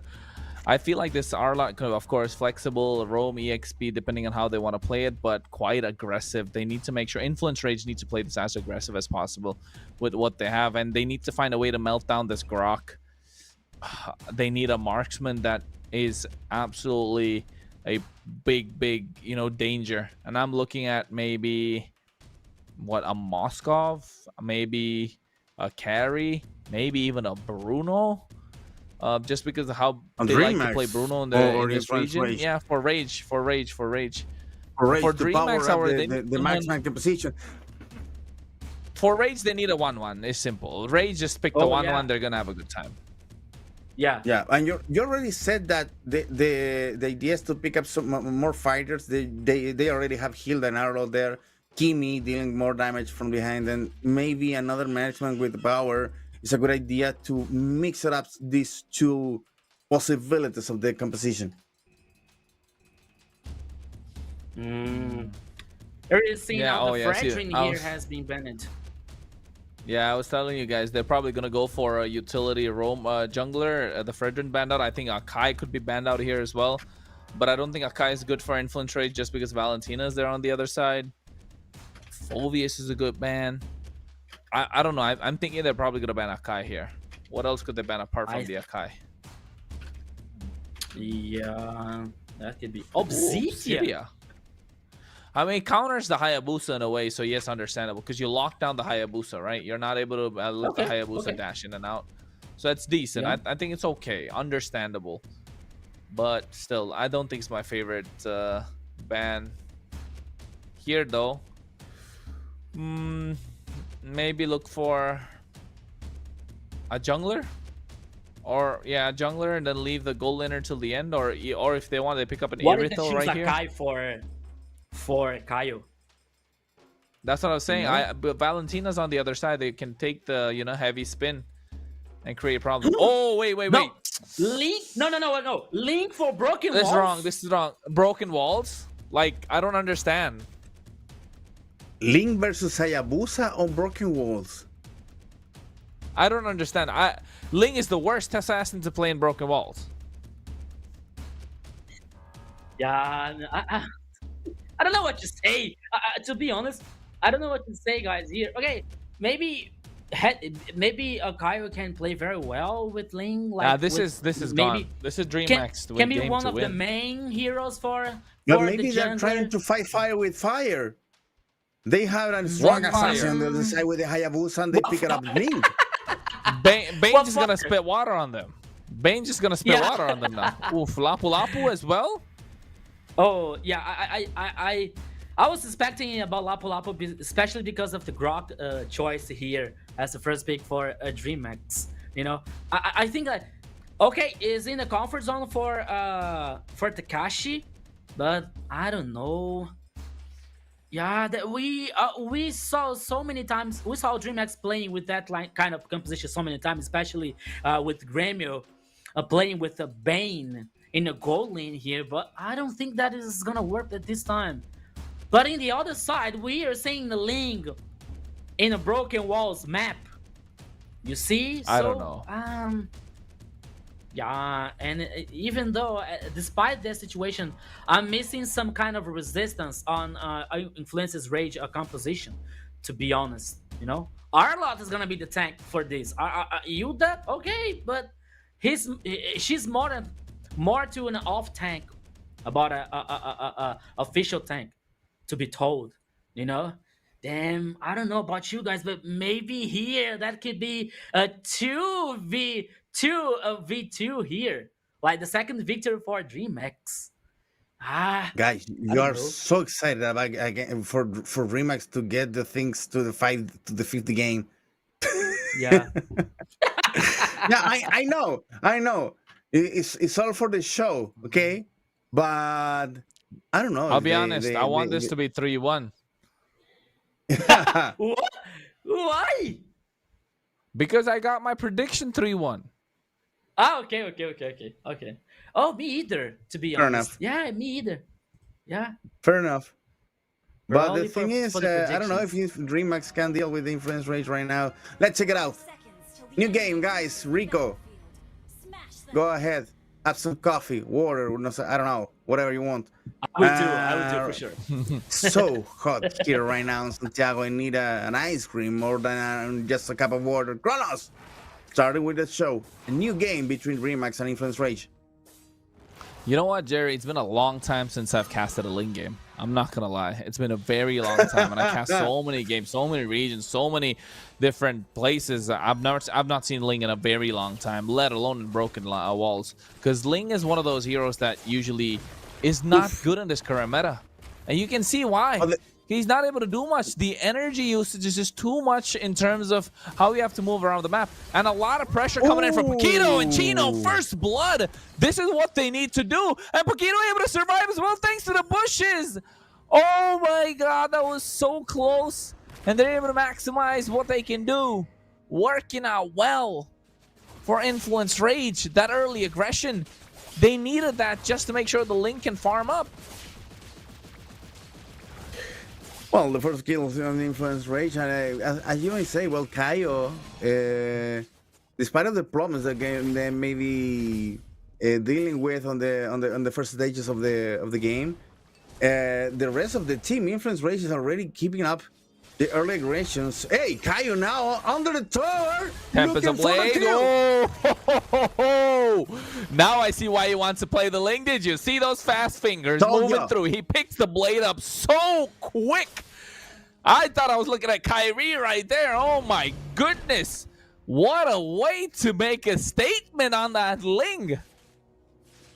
My friend, I told you, Influence Rage was going all in on an early game aggression, especially, and fighting fire with fire.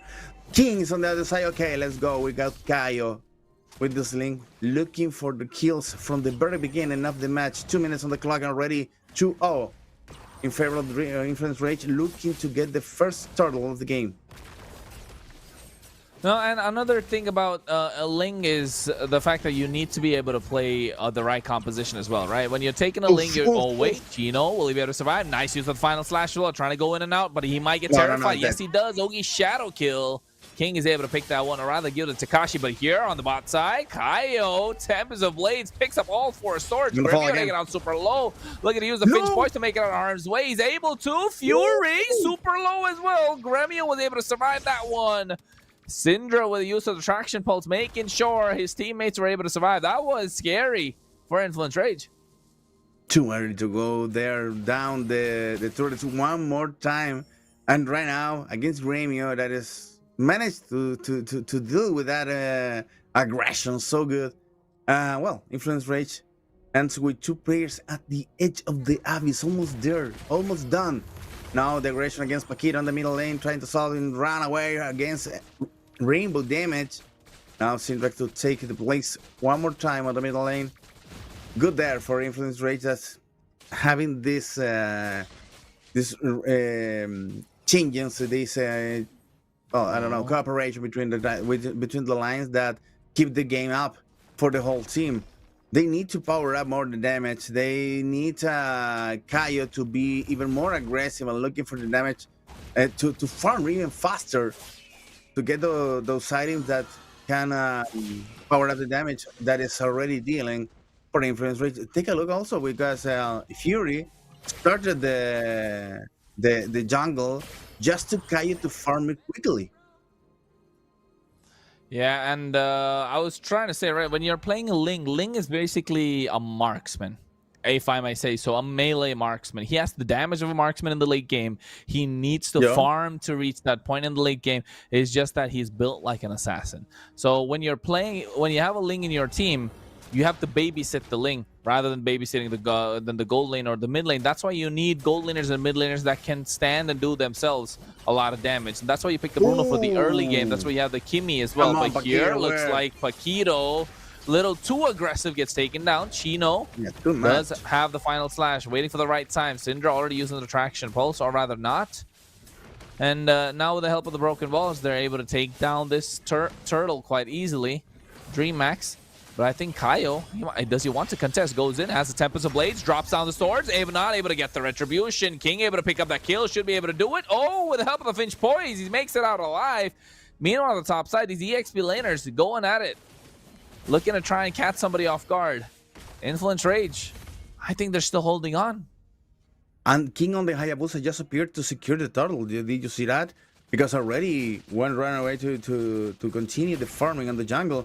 They know, DreamHack know that the junglers is going to be so crucial in this game that King's not going to be wasting time there looking to the battle. Just goes, do his job, and after that, go again to the jungle to farm as quickly as possible. Oof.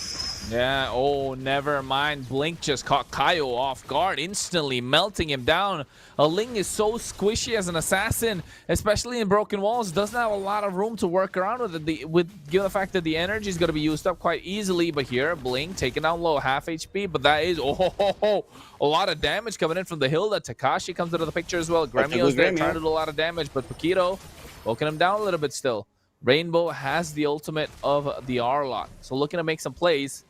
But again, I just feel like Influence Rage are playing a 4v5. The Ling is not the best hero in this current meta. He needs to farm up. He needs to get some kills going for his side.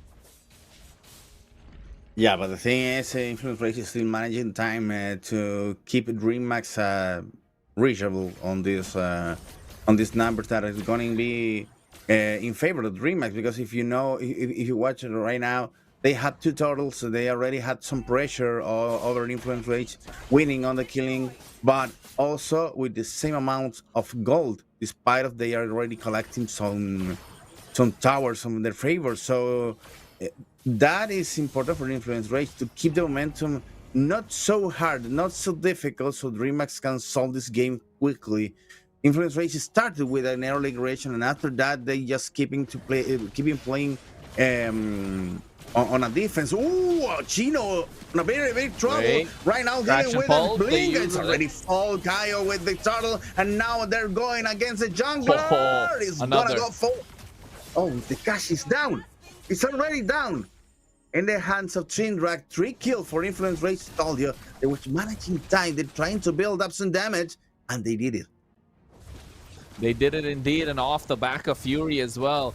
Why they picked the Bruno, why Bruno is so good is because such an early game marksman. You don't have to wait until 10 minutes. You don't have to wait until level 15 or level 12. All he needs is 1 or 2 items, or even 1.5, and he's going to start hurting a lot. And we see he's even picked up the Berserker's Fury along with that Kimmy that can pierce through a lot, right? So has a lot of damage, and I feel like Influence Rage slowly now playing off the back of Fury will be doing a lot of damage. And I feel like Kaio's job is going to be to split push from now on. Once he gets to this point where he hits a slight bit of a power spike, he's going to see the lane that's left open, going to start splitting from that side. And the rest of Influence Rage are going to stick together. So it's going to be like a 4-1 formation that they're going to go work with. And DreamHack need to respond by sending Takashi to play alongside the Ling. And then the Ling is going to be able to enter the team fights faster. That has to be the idea for Influence Rage now. Well, as time passes, well, the next battle and the most powerful battle is gonna come. The first battle for the Lord, because Influence Rage has already managed to leap ahead 2K on the gold, but DreamHack is already there. So they need one more battle before the Lord. They can do the battle with the Lord already on the river. Blink's gonna trying to look for some aggressions again. Paquito is just measuring time against DreamHack, trying not to make so many mistakes, trying to keep the momentum up for Influence Rage. That has a little advantage on their favor. Yeah, need to find an opportunity. Need to find an opening. Meanwhile, the Lord Pet, that's going to happen. Paquito already taking so much damage. Already dishing out a lot as well. At the same time, look at Tino. Goes in, gets the kill on the Rainbow. But here comes the only shadow kill. But look at Bink in the back line. Kaio is trying to assassinate them. And yes, they find one more. And look at that King. He gets caught out. And that's another damage in here. Tempest of Blaze drops down the sword. Picks them up. Finds 4. Looking for the 5th. Kakashi, the only one left standing. But he slides in. Fury doesn't have the damage. He has the lifesteal. And he definitely will not go down. As Paquito, oh no, this is illegal. That should be illegal with the way that he was able to escape, not just him, alongside Fury, and now they get themselves the Lord. They're waiting for the right time, and you can see once it hits 10, they secure it, so they have about 30 seconds for the wave to pop up, and they're looking for that push to be the final one. But now Kaio needs to disappear from there. Come on, man, run away. They're already looking for revenge. DreamMax trying to scope the whole jungle, looking for some distraction on the Influence Rage to take revenge immediately after that fight. But come on, twisted the game around, twisted the game absolutely. Influence Rage 31k on goal ahead. DreamMax. They got the first Lord. That's already pushing on the gold lane, and now looking for a ball again. Nobody came back home. They have life stealing on their hand, so they managed to be up against DreamHack for another battle. Good there on Influence Rage, already thinking on the future. Yeah, and also at the same time, Influence Rage's Fury is just trying to maintain stacks with those volley shots as well, right? So a lot of damage. They're hurting. They're hurting a lot. They have 2 marksmen and a Ling. Yes, the Ling's not the best, but he has the damage of a marksman come late game. Another battle.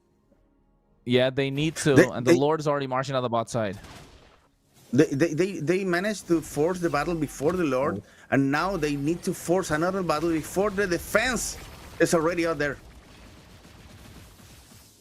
Yeah, and I think and if you look at the waves, right, they have another set of super minion waves coming in. I feel like this has to be the push, but DreamHack have timed it well. They have had a good defense.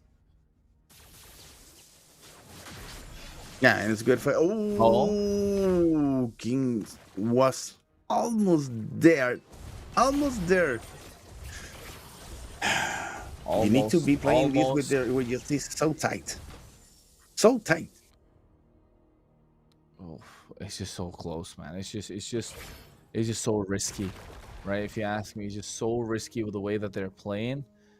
I'm not sure if they need to be doing this quite often. I feel like Influence Rage have gone for Kaio.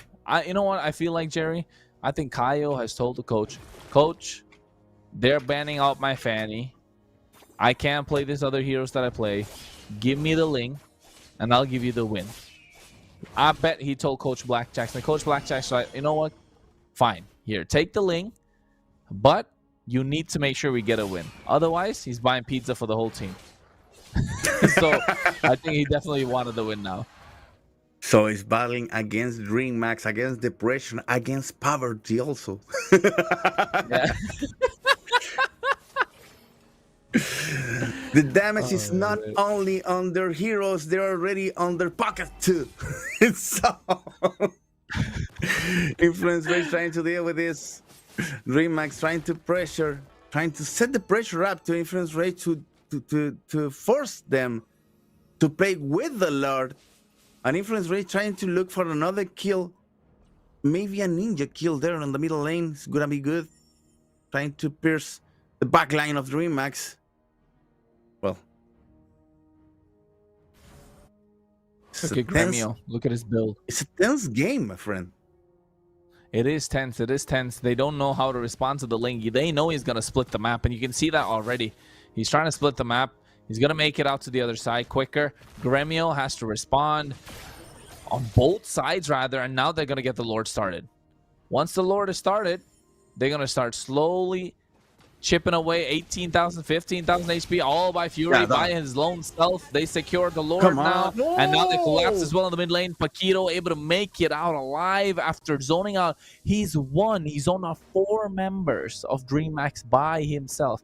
This guy is a machine. If he's not one of the top roamers of the LATAM region alongside Luis, I'm going to tell you, I think something's wrong with whoever's making those rankings.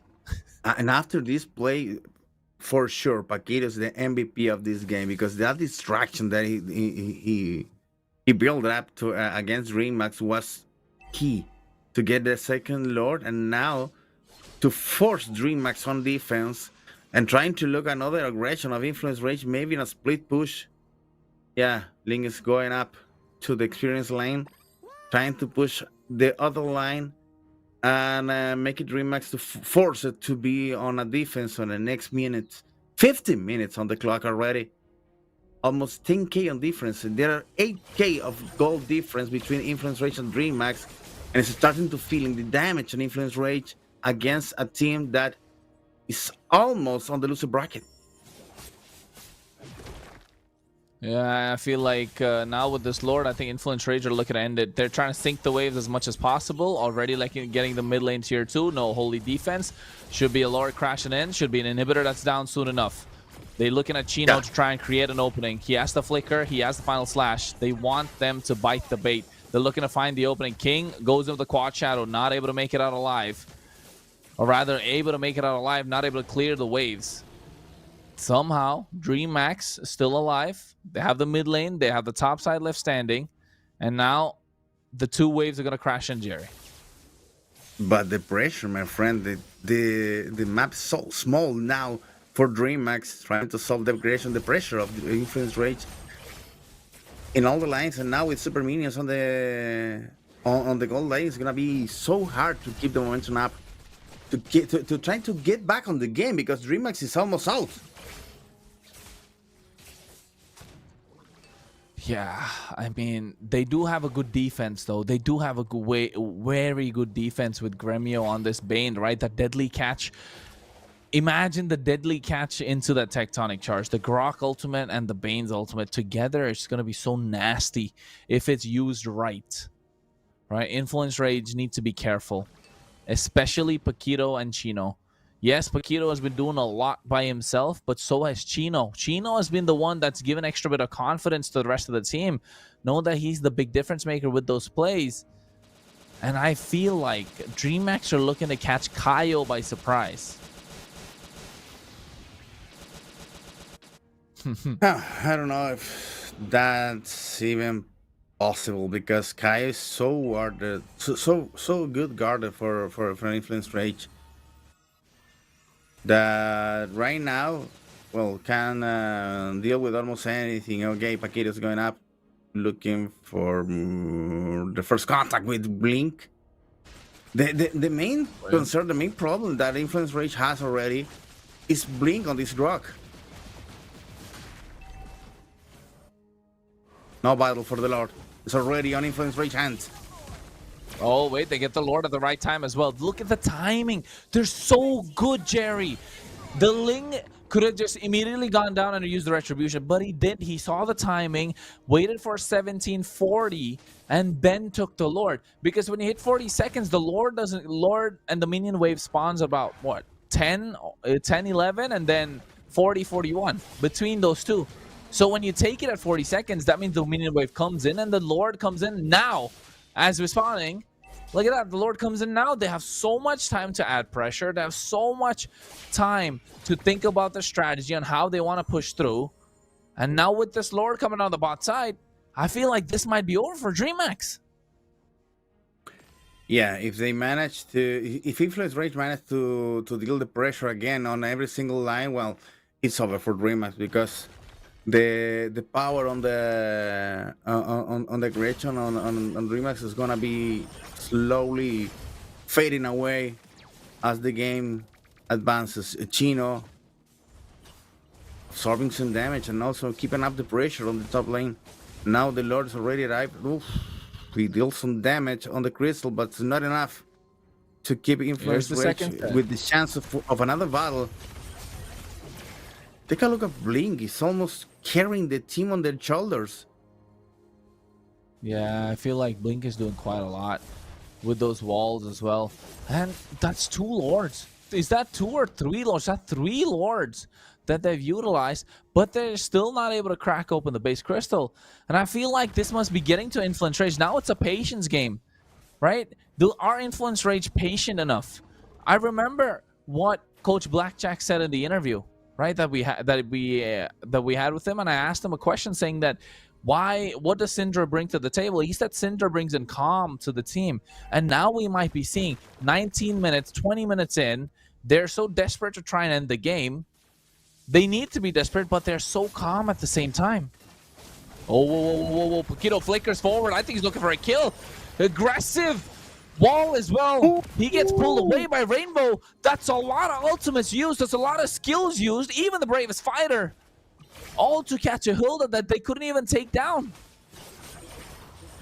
But they didn't use the chance because he absorbed so much damage. There was a lot of ultimates triggered up.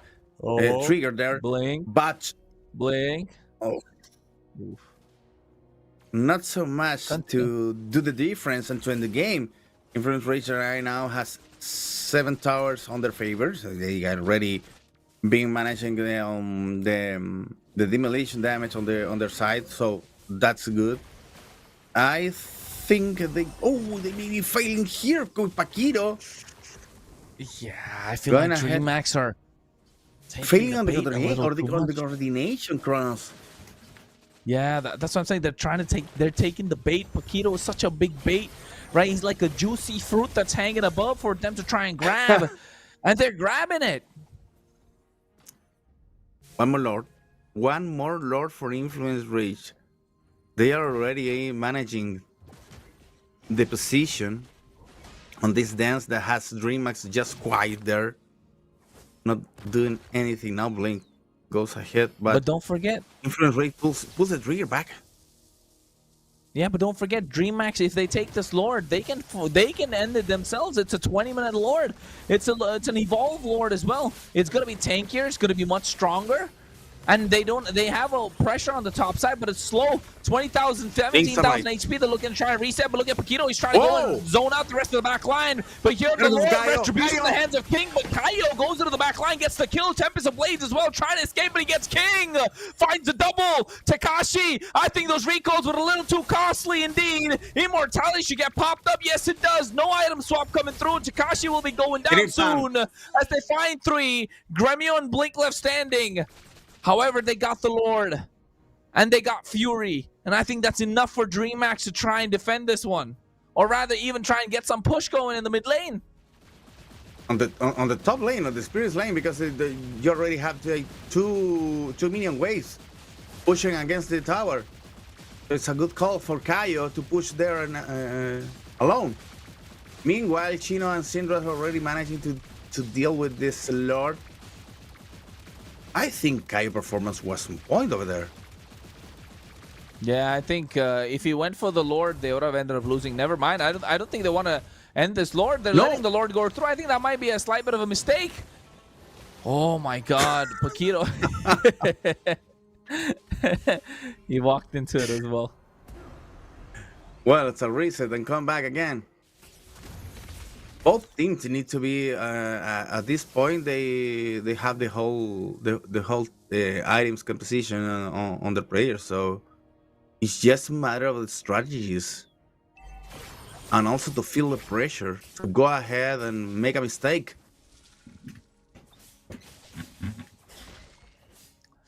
Yeah, Jerry, I feel like this is the only concern that I have is for Influence Rage right now is if they make, even if they don't make a mistake, right? Even if they're slightly off position. With the Blink, if he flickers forward and tries to make a play, it will be expensive. And with the way Paquito's playing so aggressive, I feel like he'll be the first one to make a mistake. And if he does, then DreamHack will just pounce. And after they pounce, it's going to be a 4v5 situation. And they'll be able to capitalize and turn the Lord out. Because take a look at the items. Everyone is full build. Every single one. Gremio has 2 Holy Crystals and a Sky Piercer. He gets 1 kill, game over. If he gets 1 kill for DreamHack, they're going to snowball so hard, Influence Rage will not be able to bounce back whatsoever. If Gremio gets a kill, this will be over for Influence Rage. Okay, let's check it out because the Lord is already appearing on the river one more time, and King Takachi already starting with the damage there. Blink guarding the position, and to keep the area on DreamHack's domination. But it's not possible because Paquito already arrived there. The whole team of Influence Rage is already there for the battle, the crucial battle that may define this game and also the series. Yeah, I feel like this game might be the one to decide who's going to take the series. It's momentum, it's tempo. Which side is going to be on so far? DreamHack are doing well. Because, despite of the result, because if DreamHack managed to have it 2 against 2, Influence Rage is going to feel the hit. And it's going to be difficult there for them to recover after losing this one. So, Kaio's fall. Kaio's fall in the hands of Gremio on Experience Lane. There was 1v1 and Gremio and Kaio out 62 crucial seconds of advantage for DreamHack. This is important now, and they catch 2 of them off guard as well. Fury, I think oh my god, he collapses, he purifies, he tries to bob and weave, tries to something. You can see King as well, looking to take down Syndra. They find the angle, and now they get Paquito. Everything is falling apart for Influence Rage. Chino just trying. He's trying so hard, but not able to do anything. It's too much time. And I don't think they'll be able to survive. I told you, Gremio just needs only 1 kill with the damage that he has in his hands. He built 3 Holy Crystals. That is 3 big ticket items, and now they're looking to end the game, and I think Paquito has to defend quite well, quite hard. No, and I don't think he has the damage to do so as well. 10 seconds too much. DreamHack find a way to make a comeback. Influence Rage. Bite the bullet.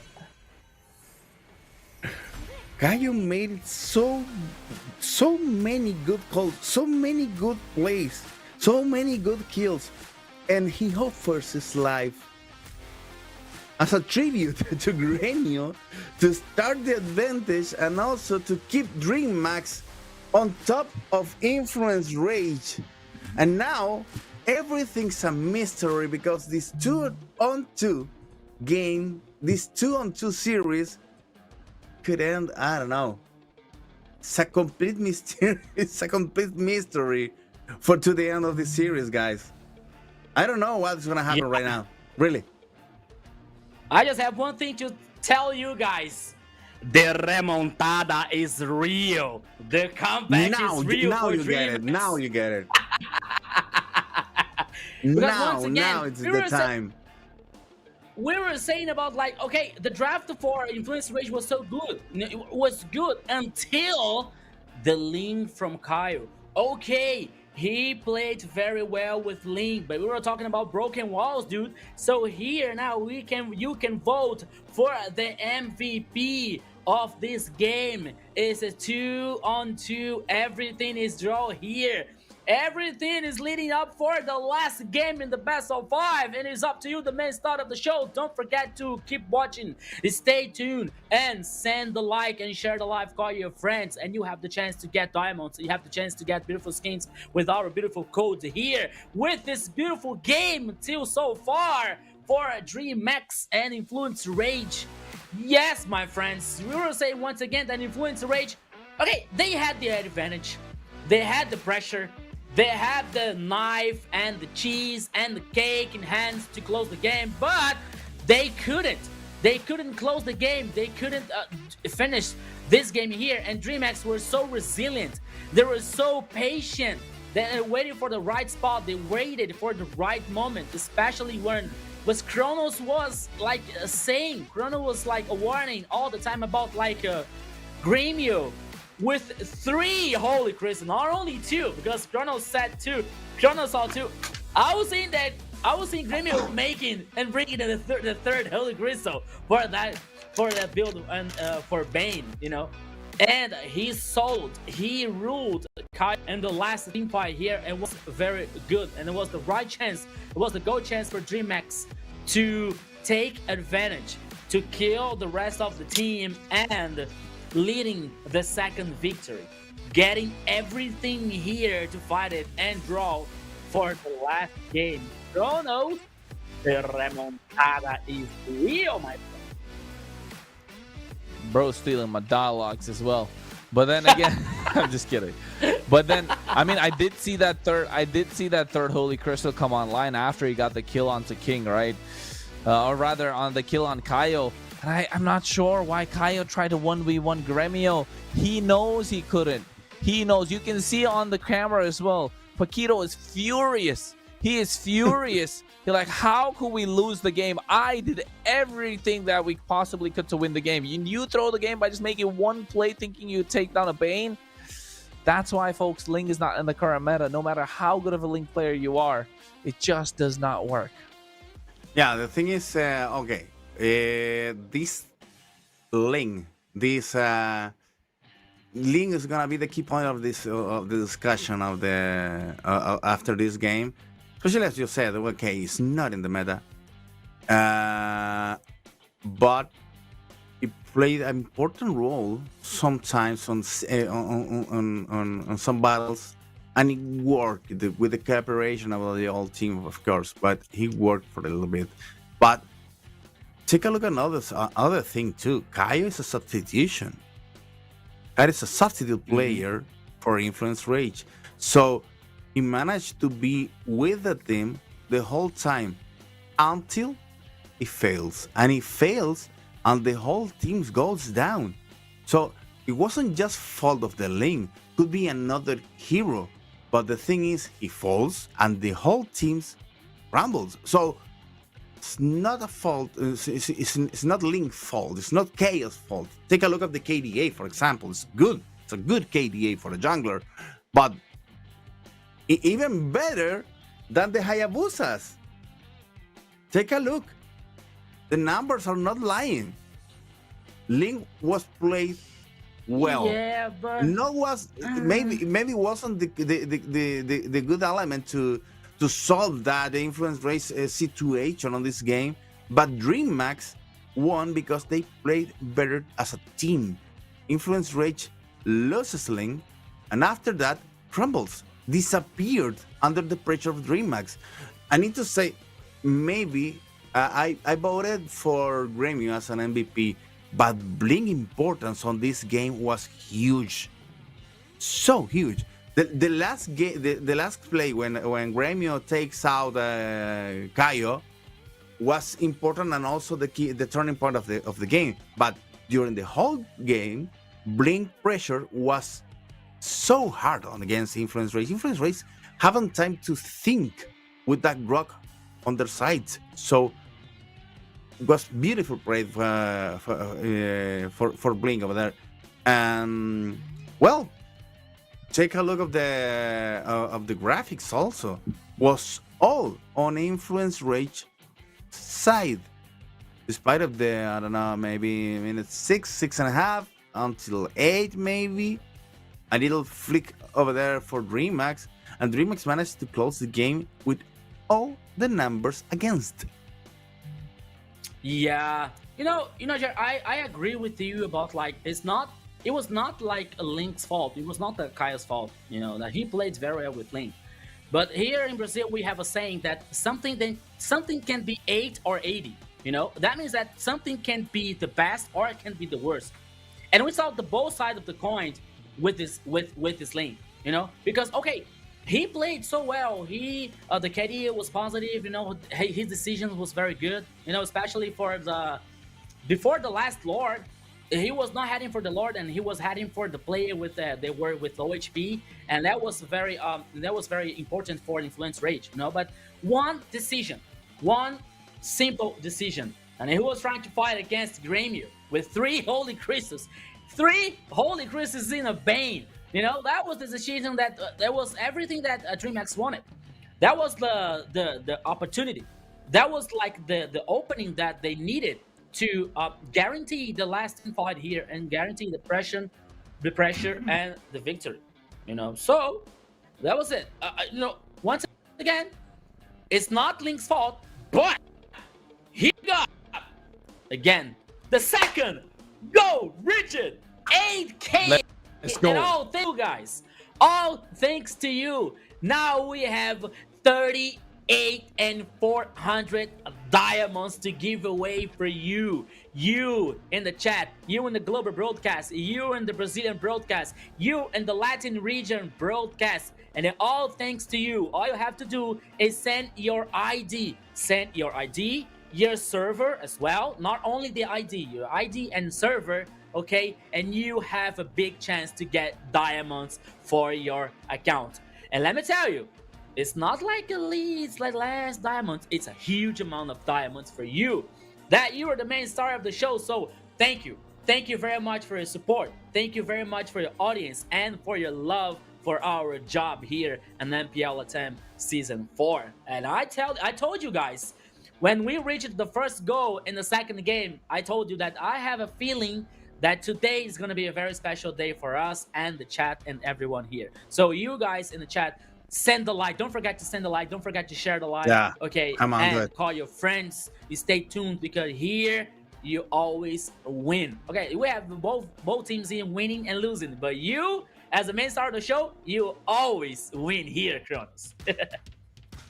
Always gonna win, and you know what else? Who else was winning? Gremio, indeed. On this been 1, 2, and 4 on the KDA. I'll be honest, I feel like Blink did a lot more in terms of getting the MVP, but the way that he played Gremio, he got that one kill that turned the entire fight around, that turned the entire game around. So, I mean, it makes sense as to why he won the MVP. The game-changing play, right, Jerry? Yeah. It was a turning point of the game, I believe, and it was a 1v1 that Gremio won, but was so important for the game that he deserved the MVP. And you may watch right now you can see right now that the vote was so divided. Audience and observers also got impressed for this particular play that Gremio did, but between the caster, the thing was very disputed, and also with the referees. So I think it's good for Gremio and good for his confidence also to get this MVP and to bring us more plays like this one. Maybe they waited so long to make this play. Maybe it's time for Gremio to start to look like not just the new guy on the team, but as an important player and also a turning point for difficult games like this one. Yeah, you know what? Okay. Okay, now you're talking about like the cast's predictions so far. Okay, about the Influence Rage and DreamX, everyone voted if for Influence Rage. If Influence Rage won that, if Influence Rage won that, I would have been 39 points and just 1 point behind Hades because he got his prediction wrong. He predicted 3-0 and I predicted 3-1. Okay. I would have been 39 points. He would have been 42. I'd have caught up. Oh, come on. Now, the good thing here is if DreamX won, if you had voted for DreamX, no, the scores are already, well, so mixed. It's impossible to catch 80 something like that.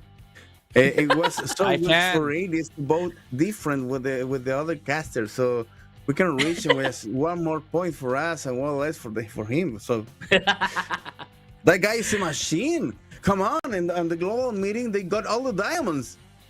Yeah, I think that he came from the future. That's the only thing possible for me. No. He studies a lot the game. I'm guys, kidding. Yeah, he sent every single week. He sent an inform with the statistics, analyzing every single pick. So it's a guy that studies the game a lot. Dangerous Grass, the next map. Hey, for the first time, game number 5. Global Bang feeling you in your bones, my friend, right now, because there's so many heroes out. Look at the numbers. Check Oh, out come so many on. heroes here out. There are so many see? heroes out, and DreamHack just failed to pick up the Baxia. Come on. You know what? You know what, guys? Don't forget. This is the first. This is the first match the entire MPL LATAM. We've gone to game number 5. Yes, Yeah. yes. You're right. You're right. I was saying And that. then we're talking about the dangerous grass here. The map is dangerous grass. So Eudora, come, Eudora. It's your time. It's your turn now. Come, the magician Selena. here with Baxia, the Selena, stand, what you know? else? Fanny, my goodness. banned out, Lancelot banned out, Fanny, Brock Export banned is out. open. Fanny is Export open. is 1-1 open, don't is forget. open. Export is open. Akai is open. Axborg is open. Yuzong Yuzong is back. still for Influence Rage. Okay. Alright. But now here comes the respawn for GMX. Who's heading for? Maybe, I don't know, maybe they're heading for the gold lane for a Gremio, which is not supposed to play with Ruby or Bane anymore. 1-1 here is open. That could be a good choice for a Gremio at this point of the game, you know. Not just that, I feel like if you have so many strong fighter heroes, what about the carry? Harriet and Show. powerful picks. Okay. I don't know about the Cho though. I don't know about the Cho, but the Harriet definitely strong. No. Yeah. It's a strong late game here, so that's a good choice for DreamX. Selena in Yuzong here. What's up? What comes for it? Maybe Kalea? Romy now. Kalea already used, right? Oh, yeah. Alea. So That could be Kalea's Hylos for gone. Influence Rage. I think they Kalea's still can pick gone. Hylos here. They still No, can I pick think they're gonna Hylos. go for something else. A pick off. It has to be a pick off. I wouldn't be surprised if they went for a Kaja. Kaja? Who? Kaja maybe? Export. Yeah. Told you. This makes more sense to me for Influence Rage. You put Kaio on a utility. Make sure you have aggression in the mid lane, in the EXP lane. This is what they're doing now. What we spoke about earlier, the previous games, before the previous games draft. You got to play aggressive early on to make sure you can get something going down for yourself. So they have Syndra on an aggressive Selena. Yu Zhong in the EXP. I think Gold Lane's probably going to be something even more aggressive. Maybe a carry even at this point. Yeah, and you already mentioned the power that Yu Zhong has to control situations during a battle, and after that comes the X-Force dealing some damage on Beyblade mode. So it's gonna be hard to deal with that, and especially if they add a marksman. Moscow is already open. It's open already, and also carry. So you have two powerful marksmen to end those composition on Influence Rage. Oh, Kagura. Fun. Oof, that's deep pockets. Deep pocket bans. Look at the mid lane bans here. And look at the jungle bans as well.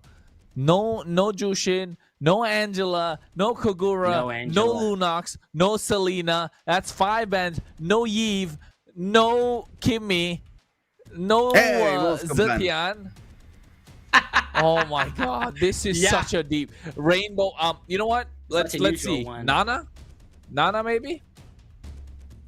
Wait, what? Why are you thinking on Kadena is open. Oh yeah, Kadita's open, yes. I think Kadita's a good shout. Yeah, I think Kadita's really great here. Where's Farsa, by the way? We didn't see Farsa's Farsa. open. Farsa too risky. Farsa's so risky with the usual. Especially for this game, carry. Oh, Carry? Influence Rage looks so powerful right now. Okay. Told you, carry. Okay. That's a good You know one. what they could go for? You know what DreamX could go for? Novaria. Aramis. Oh, Novaria? Oh, no. I think Faramis would have been so much better here. Terizla. Oh my god. This is a lot of damage on Harith. Gremio is the hyper carry here. Yeah, I think that carry here is gonna have so much trouble, you know. But you know I what? think carry's gonna have a great time. You know what? You If DreamX picked Novaria already, Influence Rage could, I don't know, test their chances with the Sask. They could. No, I think they already have Selena, right? So maybe Chip, Belleric here. Chip or Belleric, I think. Oh, they already have Selena. Yeah, that could be. Is Hylos open yet? Chip, Belleric, Gatotkacha. Oh, Gato Kacha also. I think Beleric is a chip, good idea because the combo with the X4 is gonna be It's chosen. great. Let's see. Gato. That's better. Gotcha. Yeah, Okay, to have something more agile than the Beleric. So Okay, maybe it's the situation. to deal with the Baxia in a better way, not to die with the Arith. It's a good idea, but the Gacha. Yeah, maybe now the situation for carry is better because now they had got the Kacha and especially Yusong here trying to zone in the plays for a DreamHack. And That could beware of be- the that chain could of be control good. that DreamHack already has because there is a Teresa, Joe, and Baxia. There's a chain of control over there. Maybe the pickups are gonna be hard for Influence Rage. Yeah, pickoffs are definitely going to be hard, but Fury needs to play super safe. And the only pickoffs they're going to get if Syndra lands the arrows, right? If Syndra lands the arrows, they're going to get a lot of pickoffs, but I think Fury, this full game is in the hands of Fury and Syndra. I feel like Fury is going to be the insurance policy. Syndra and China are going to play super aggressive, and Kaio just has to be present. He just has to be there to be extra damage and that fire, right? Late game, Fury destroys everybody. That's the plan of Influence Rage here. But the main thing is also to Kaio to get distracted and also to give away one more kill like the last game. That was the key, the turning point of the game number 4. But now we're on the game number 5 in DreamHack and Influence Rage one more time in the voices of Rico and Kronos. The first 5th game of this MPL Latin America, guys. Thank you, Jerry. So let's go. This is only the first best of 5 for today. That all leads to the final game here. As Jerry said, it is the first 5th game of MPL LATAM Season 4. That all starts is on fire here. The Blink trying to spot Kaio on the red buff, but now he heads back.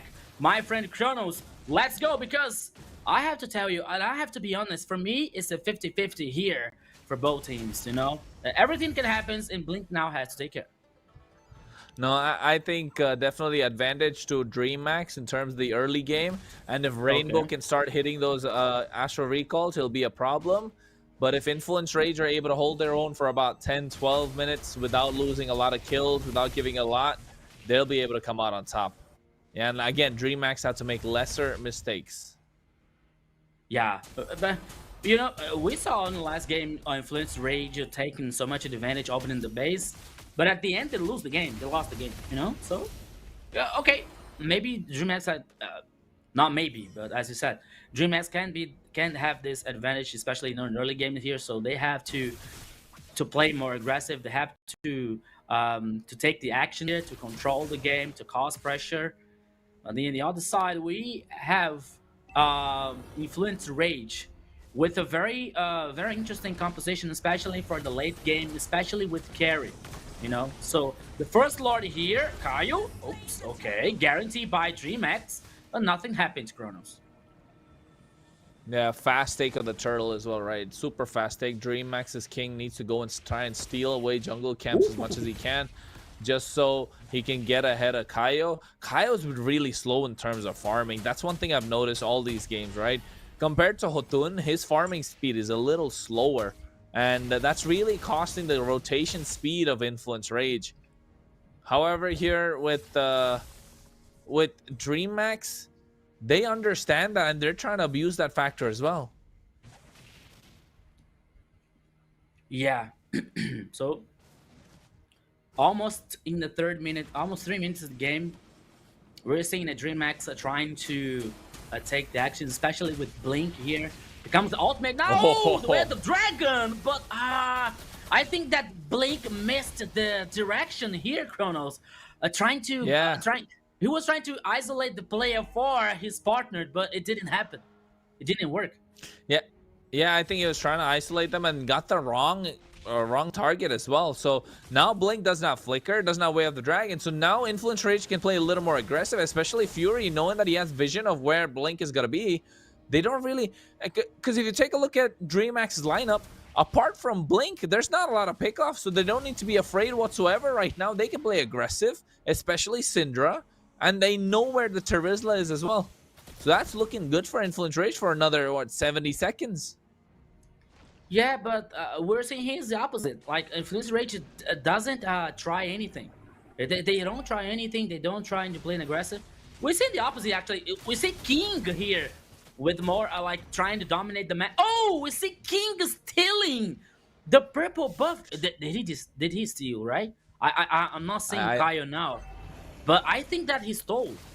He Yes! stole it. He stole it. Oh no. Oh My no. goodness. Here comes Yeah, Kronos. now you can see Blink. Way of the Dragon, AOG to create the separation as well. Blink gets caught out alone, and Fury dishing out that damage, able to take him alive. No, he doesn't. He's able to escape. They miscalculated the damage timers, and Fury now needs to get the kill, but Kaio is already taken down. First blood, and they lose Paquito as well. What's going on? Influence Rage are slowly falling apart, and DreamHack are maximizing what they can take out of it. My goodness, what happened here? We saw Kaio. I think that he thought that he was able to kill Blink, but Blink survived. They lost the turtle here once again. Okay, that could be worse. That could be worse, Kronos, because at the end of the day, Blink also was killed. You know, he died. But I don't know, maybe this lack of time here that Kaio got wrong. Okay, here comes the Absol arrow here. Oh no, for Blink. Okay, he was able to survive. Oh man, but I don't know, but it could be better for Influencer, but Kaio has to pay attention. Kaio has to be careful about that, my friend. Yeah, I think it's Influence Rage finding. Oh no, this is what I was afraid of. This is what I was afraid of for Influence Rage. Once Rainbow start hitting those Astral Recalls, it's gonna be a problem for them, and they have to deal with it because they have no response. They need to unlock Chino from the EXP lane. They need to let him free. He's right now caged and jailed down by this Terizla, and as long as he's tied to his lane, the impact of the Yuzhong is going to be nullified. But here, if Ragnar already taken down, and now I think he wants to go for the way of the dragon, but he gets the kill. Blink is able to take down Kaio. Kaio goes down one more time. Kronos. I don't know. To be honest, I don't know what to say here because I don't want to be. I don't want to be like early on my sayings, you know, on my speech here, but I think that Kaio was losing confidence during the games because Influence Rage started so well with 2 victories, you know, and it all seemed that the third game was about to head to Influence Rage, but now we're seeing DreamHack more confident, and we're seeing like Kaio's performance getting down. Kaio's performance was decreasing during the last games here. Now he's in Xborg, and we saw like that he was on. He thought that he were able to kill Blink, and he didn't. He didn't guarantee the turtle. No, he was killed now in the mid lane.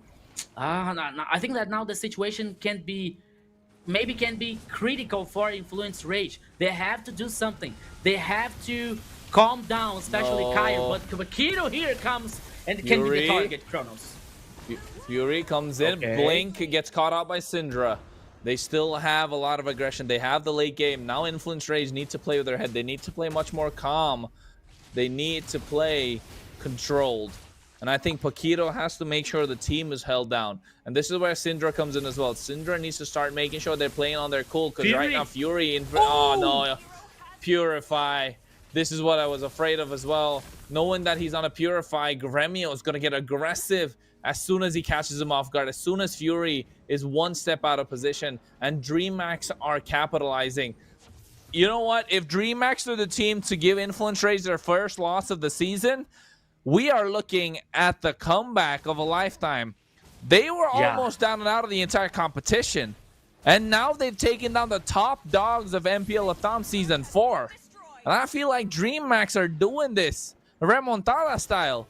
They came back from the group stages, right? Rather from the Swiss bracket stages. They haven't gone down after the last few games, and now after that, they've just been winning and winning and winning.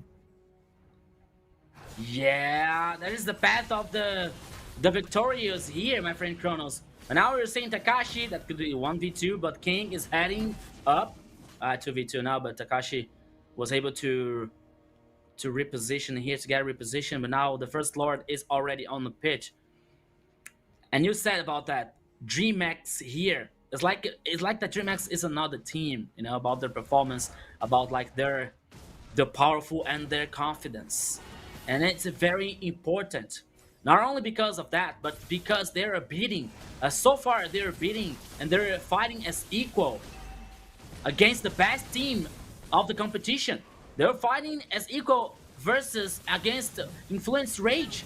The Lord now, it's guaranteed, no contest, no fighting back for Influence Rage. I think that Influence Rage now it's kind of a lost here in this last game, Chronos. Yeah, they're lost. You can see, I'm looking at their camera feed as well, right? I'm looking at the players. You can see Fury's absolutely furious. He's tilted. Influence Rage are tilted. They should have got this game in game number 3. Right, this series should have been won in game number 3, and they're tilted after that game number 3. They tried in game number 4. Again, game number 4, they lost because of impatience and trying to make individualistic plays, which are not realistic. And now, this game number 5, both the losses have come off the mistakes off of them. But now you can see Blink, Jeet Kundo doesn't get the knock up yet. Looking for the right timing, looking for the right target. The right target is gonna be Syndra or Fury. Fury's on the Purify, so if they catch Syndra off guard, or if they have enough damage to take down the Faraga armor of Cairo, then it's going to be difficult. Because you want to see how Rainbow utilizes the Astral Recall to try and poke him down. The Lord is still marching on the bot side. There's another set of super minion waves coming. The Lord is completely left untouched. And I think they're slowly letting the Lord come through with a lot of minion waves so it can crash in at the Holy defense at the same time so they can get Meltdown quite easily. And yes, that's what they're doing. This is a good, successful defense, but they got to take care of the next waves. Influence Rage are on the back foot. I can't believe this. I haven't seen this happen to them in a long, long time. Yeah, so as we saw in I believe in the first week here that we saw Alpha 7 bleeding. And we are seeing now Influence Rage also bleeding here for DreamHack. We also know that DreamHack is a very strong team, you know, and we were seeing like their evolution, their growth during the competition, especially Gremio. We were always we used to talk about Gremio and his performance, you know, his confidence that was not so high, but now the situation is totally different. We're seeing now Gremio playing so well with many kinds of heroes, many kinds of role and characteristics here. We're seeing like a DreamHack here playing so different, you know, and we saw some issues, especially with some players like disconnecting or something, but now we're seeing the DreamHack's confidence is so powerful with a very good advantage. In the last game here, we're seeing the goal lead is already on 5,000 for DreamHack. Yeah, I don't know if Influence Rage can reverse that situation, Kronos, to be honest. Yeah, I mean, I'm not sure, man. I don't know if Influence Rage will be able... They need to take it to ultra late game. They need to make sure Fury is scaled up. You can see they're doing everything to protect Fury. Give him all the minions. Give him all the jungle camps. Give him everything so he can be that level 15 full build carry monster without no shoes. This carry is going to be walking barefoot in the Land of Dawn. Yeah, we see now Fury here with the scary. That could be the only hope for Influence Rage here. A strong late game or true damage. That could be good for them. But now we're seeing once again here the Lord with the half HP. It started by DreamHack. Now they get just a little bit reset, but not the full reset here because Tekashi doesn't allow to do that. But now DreamHack is trying to find a spot, trying to find a way in any kind of initiation here. But now the Lord is getting full reset once again. Tekashi was in the hiding bush in the top side. Rainbow now is trying to find someone poking. Blink. We're seeing Paquito. We're seeing our both teams dancing around the Lord. The Lord is getting initiated and resetting so many times here because none of the teams want to make any early decisions. They don't want to make any early mistake here. That could be lethal for both teams. Once again, the Lord getting reset. They're all waiting, and this time can be good for Influence Rage, especially for carry, especially for Fury. You know, so there can be their only hope for them. I know that DreamHack is aware of that. But they also have Gremio and Rainbow here as a strong late game composition. But everything can happen.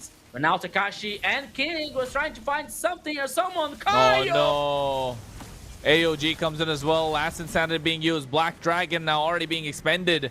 They need to find a way. These are big ultimates that are baited out from Influence Rage. And I think DreamHack know it. Takashi still hasn't used the penalty zone.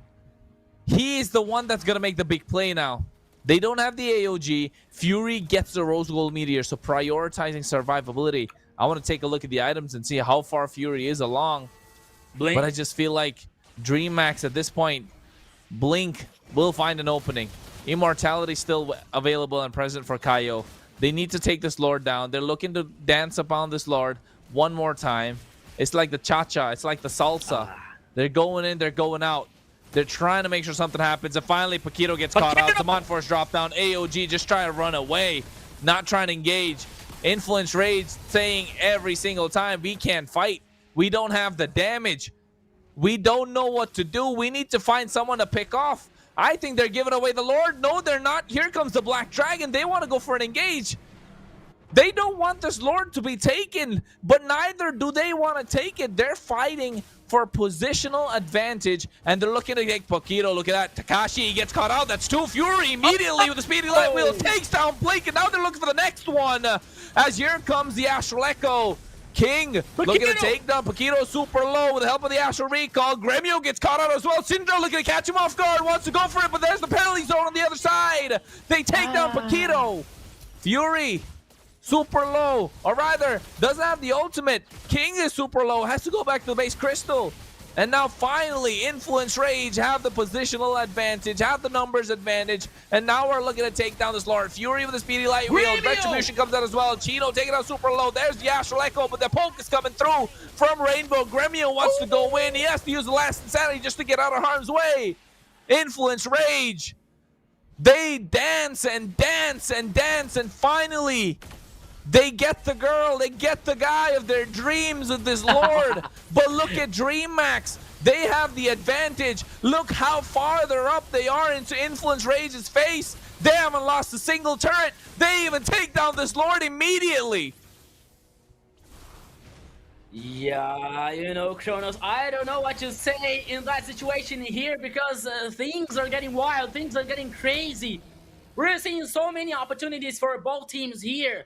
Once we're seeing like Paquito using the AOG here, that could be a very good chance for DreamHack to open in the Lord. But once again, for a very good initiation for Paquito, especially against the players of DreamHack. The taunt here, the provoking was very good. Takashi here could be in danger. He sensed that. He was forced to gain reposition, but now here comes the respawn. Here goes again, Nightjeet Kundo coming through as well. AOG comes through. You can see Fury's going to be the target. They take him down. Takashi's on a killing spree. The Black Dragon has to run away because they don't have the damage dealer. AOG as well. Last Insanity zone everyone out. Zaman Force already used up. Kaio has to run away. He uses the Retribution, but look at Gremio. They're chasing him down.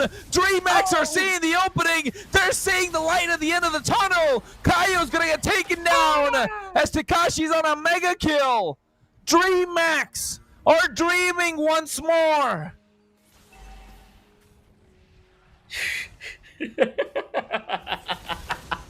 What a game! What a match here, ladies and gentlemen! We're seeing now DreamHack with so much interesting advantage, not only in the goal lead, because so far, for a few minutes later, the goal lead won't make any difference because everyone will be in the full build. You see, some of them are already in the full build, especially the gold laners here. We're seeing Gremio and also, okay, not carry. It remains one item so far.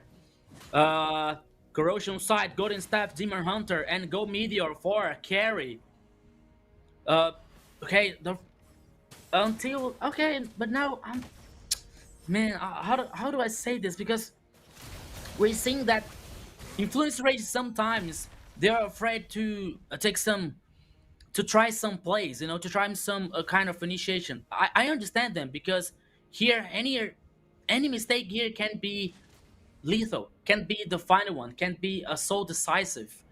But I don't know, maybe now with carry, almost full build, but we're seeing some difficult, even for a carry to do something, even for Fury to do something here, because DreamHack are playing so well, especially together.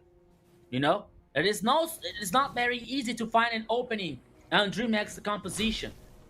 By the time that they can, once again, not like this. Penalty zone comes through as well. Fury's the target, gets taken down. Blink is still able to survive. Black Dragon a little too late. Look at Gremio. He's an absolute monster, dashing in and out. Fury, he was there. He was protected by his teammates, but his teammates blocked him from running away.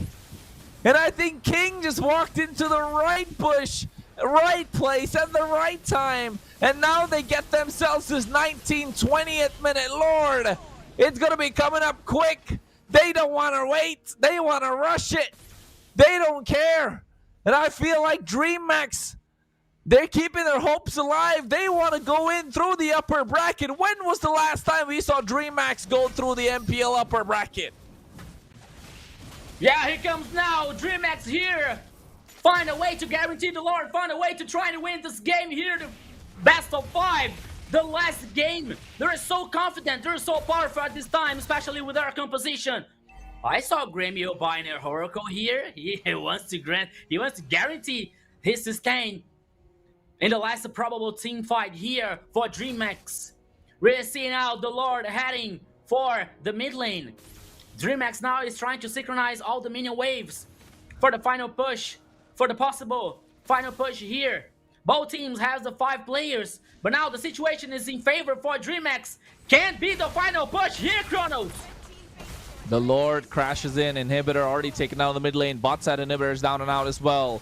Blink is looking for an angle. Doesn't have the flicker. 25 seconds until he gets that, but he has the Jeet Kundo. Can go for the way of the dragon. There it is. The Astral Echo. Gremio drops out the Zaman Force as well. Now they're looking to take down the base crest. The Lord is already in. 10 penalty zones already used. Black Dragon comes out. They're looking to dish out the damage. Already catching Fury off guard. Purifies used. AOG comes in as well. They're trying to find the angle. DreamHack want the base crest. Influence Rage are doing everything to prevent that from happening. The waves are coming through from the mid, from the top, and the bot side as well. But DreamHack get to play one more time. They are able to find it. No, they don't. Oh no, Fury's online. The damage is too much. There are no minions. There are no minions. They find it. Oh my goodness. Influence Rage are able to defend. Oh no. What a match here, Kronos. That was a wipe out for Influence Rage. What a great defense of the base. You're seeing out the base crystal here. We're so low HP. They're overextended. DreamHack tried at all costs to close the game. That was impossible here now. Here comes Influence Rage. Oh my God. Time enough, Kronos. I don't believe that. I don't believe that. That could be the victory for Influence Rage. Kronos, here we go. Influence Rage after every single thing. They find a way to defend and they find a victory and they get this best of 5 in their pocket. They don't drop a single series the entire time. You know what? I have no words to say about this game. I have not only feelings. I have no words, guys. I have to be honest with you. Only feelings here. What a great match. What an awesome match. What an awesome best of 5. Influence Rage versus DreamHack. Thank you so much for this best of 5. Thank you so much for this match. And it's only the first for today. What a... you know what, Jerry? Please help me because I have no words. Man, that's it. I have no words. No, there is no word to describe like this game, this series. This series, no. This game was absolute madness. So crazy. Come on, DreamHack had it all. Had the chance to close the game, but failed in the last step. And well, kudos for Influence Rage because they managed to survive at that push, and after that, well, not just survive until the push. I think also there's a little bit of fault on DreamHack on the last push, because if you know you're losing the battle, if you know some of your friends are gonna fall, you can't just go all in to die on the crystal and not to end the battle. Come on. Well, you can vote for the MVP, guys. Go ahead and vote, please. Who is gonna be the MVP right now? I know what my vote is gonna be, but I don't know if deserves the place of the MVP. Could be anyone, because Influence Rage made a team effort to solve this, to overcome after this, to end with the DreamHack's chance. And of course, we need to congratulate DreamHack because they made it to extend the series, to survive against Influence Rage. They were coming from two different stories. Influence Rage almost swiping all the series on their way to this one, and DreamHack fighting for the bottom, and makes Influence Rage suffer the whole game, the whole time. All the numbers were against Influence Rage until the last battle. It's beautiful. Yeah. Yes, it's beautiful. This is the reason, because that's what I we need was saying. to I watch just wanna more games. We need to watch more esports, friends. Now I'm just a little bit worried about Kronos. It's the first time that I see Kronos in that way, because they were so they're so epic here. They were so unbelievable, because all the roads here led to DreamHack win this game, to close the game. Look, see they the were crystal desperate base. to break the crystal. So desperate that they didn't even realize that the minions wasn't there. They're waiting. I think that they were waiting for the next minion wave, you know, but they didn't have the patience to wait and trying to focus the crystal base once again. You know, they lost. They already. I think they're lost in that time. But everything was so in favor to DreamHack to close this game. We were saying the whole game here that the situation for Influence Rage was so critical, especially for Fury. And after I said about Fury's situation, he was killed. He was taken down. And they were saying like, okay, that could be the chance. That could be the gold chance here for DreamHack to close the game. They guaranteed the Lord. They synchronized the minion waves to have the final push, you know? And the whole base was open. But once again, they didn't have the patience for waiting the next minion waves. And it was so close for DreamHack here. I think that sometimes there are some games that the heart and the feeling, they speak louder than the strategy, you know, than the reason. I think, and that was one of the games, because they just DreamHack they just needed to wait the next mini waves, and they didn't, and they died. They were wiped out, and there was the chance for Influence Rage to win this game. But you know what? We saw that Influence Rage can bleed, you know? Influence Rage, we can say that they are still the best team on this competition so far. But we saw here a DreamHack playing as equal, and even better, have the chance to close the game. I think that this final game here, DreamHack lost more to themselves than to Influence Rage, you know? So, it's a thing that DreamHack that can be proud. It's a thing that DreamHack can be happy about that, because they played so well, and they know they are capable of more. They are capable of doing more on that competition. It's not the end of the line for DreamHack. They're heading for the lower bracket, you know? But I believe that now they are more confident than ever, Kronos. Ladies and gentlemen, are you not entertained? Are you not entertained? That is what I can say. Make sure you drop a like. It doesn't cost you a lot. There's about a little more than 150 people watching. The best you can do is just drop a like, because that definitely helps out MPL LATAM. It definitely helps out us as casters. And I really wanted to scream, but it's 1 a.m. in my place. If I scream, my neighbors will call the police. But hey, I mean, I just didn't want. I just couldn't hold myself in. I just couldn't hold myself in, just because of the fact that Influence Rage threw the game multiple times, but DreamHack just threw harder. They just threw more. It's like it's DreamHack at Influence Rage. Oh wait, you're throwing the game for me? You know what? Let me double throw the game for you. Because in the end, they had it. I'm looking at the replays again and again. It's just that it's like you guys mentioned. It was just one more wave they had to wait. It was literally 1 second.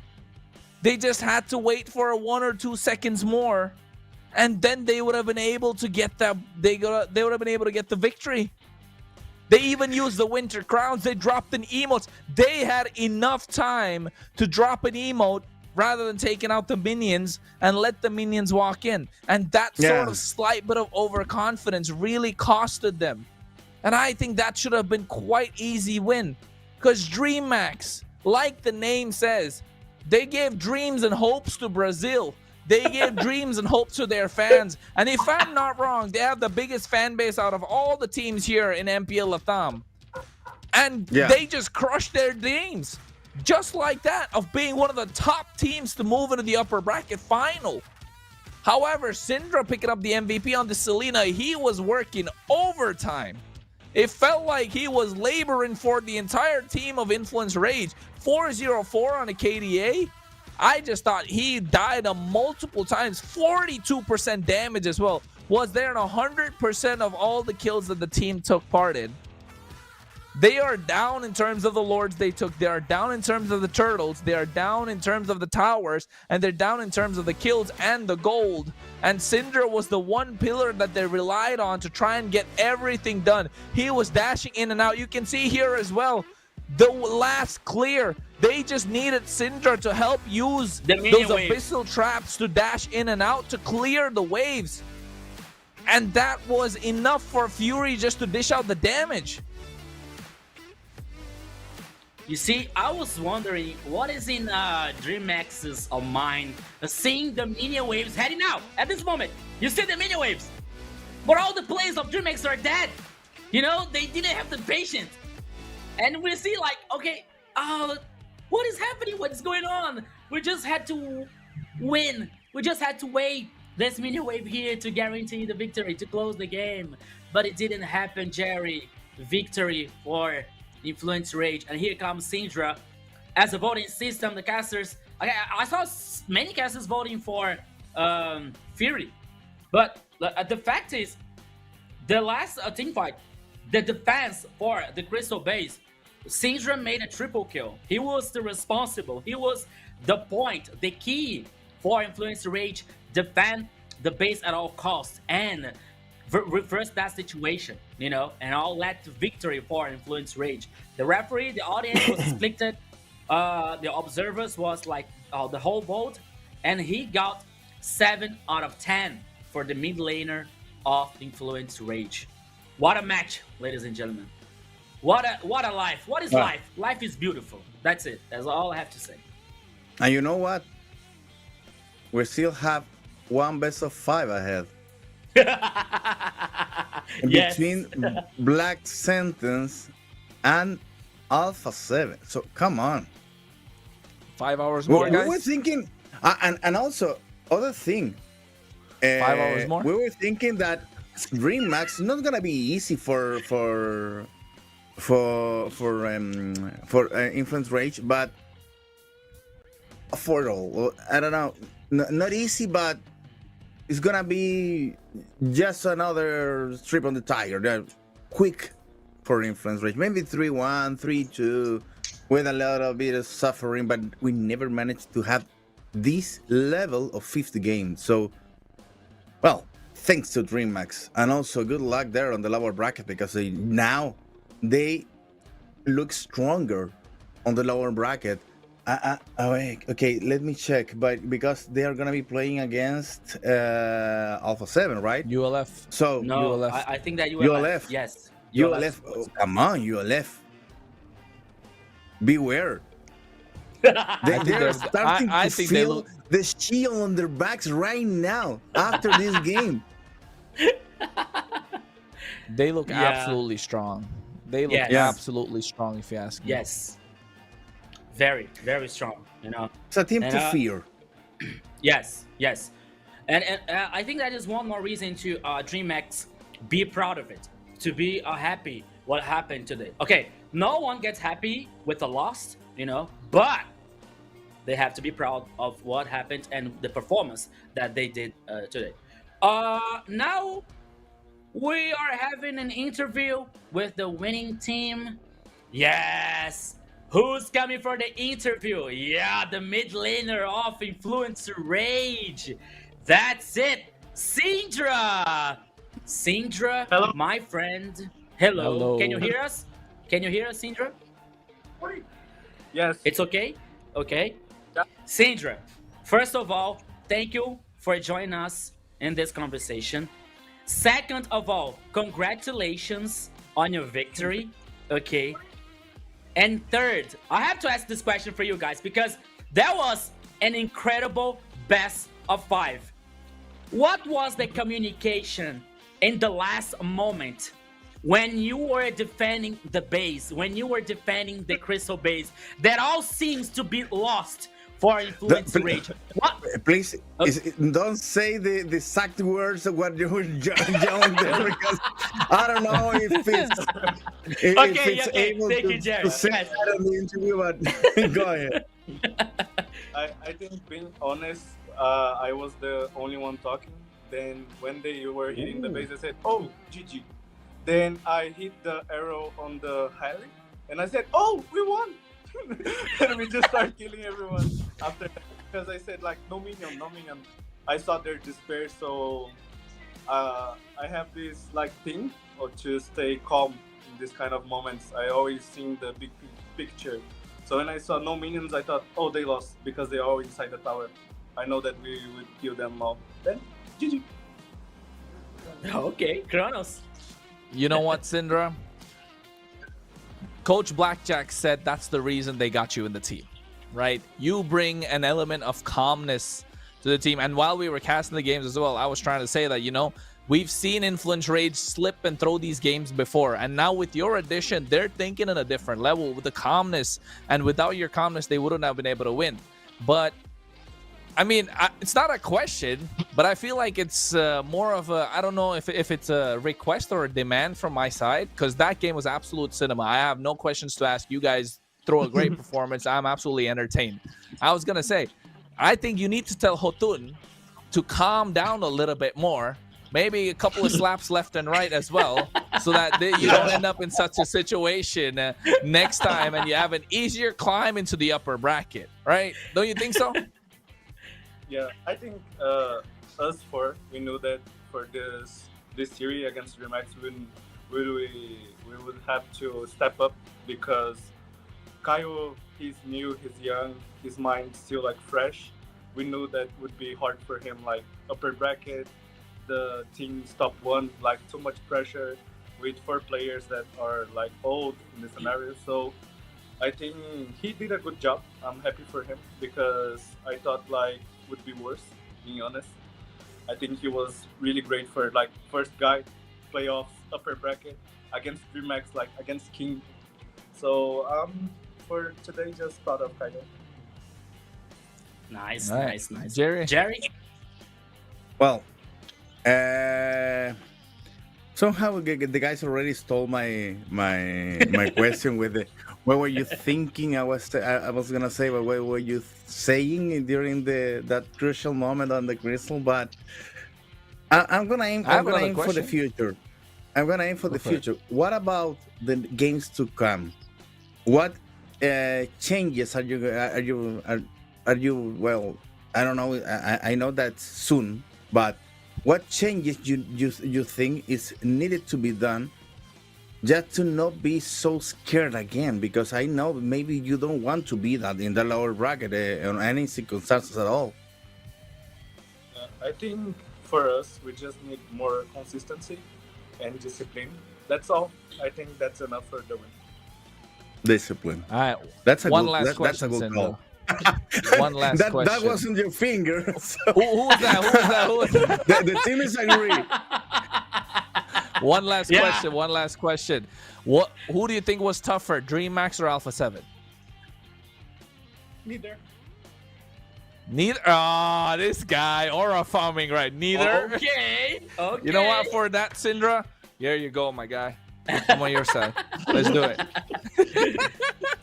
What? Yeah. UK. So, Kronos, do you Syndra. have another one? No, I'm done. I'm done. I enjoyed my friend. That game was Yes, we're absolute cinema for me. Please put on Yeah. such a show again in the best of 7 later on when you're facing maybe Alpha 7 Esports next week. I think it's gonna be Alpha 7, but then again, I just feel like it's such a tough game. And okay, you know what? I have one more question. There's only one spot, right? One spot for M7.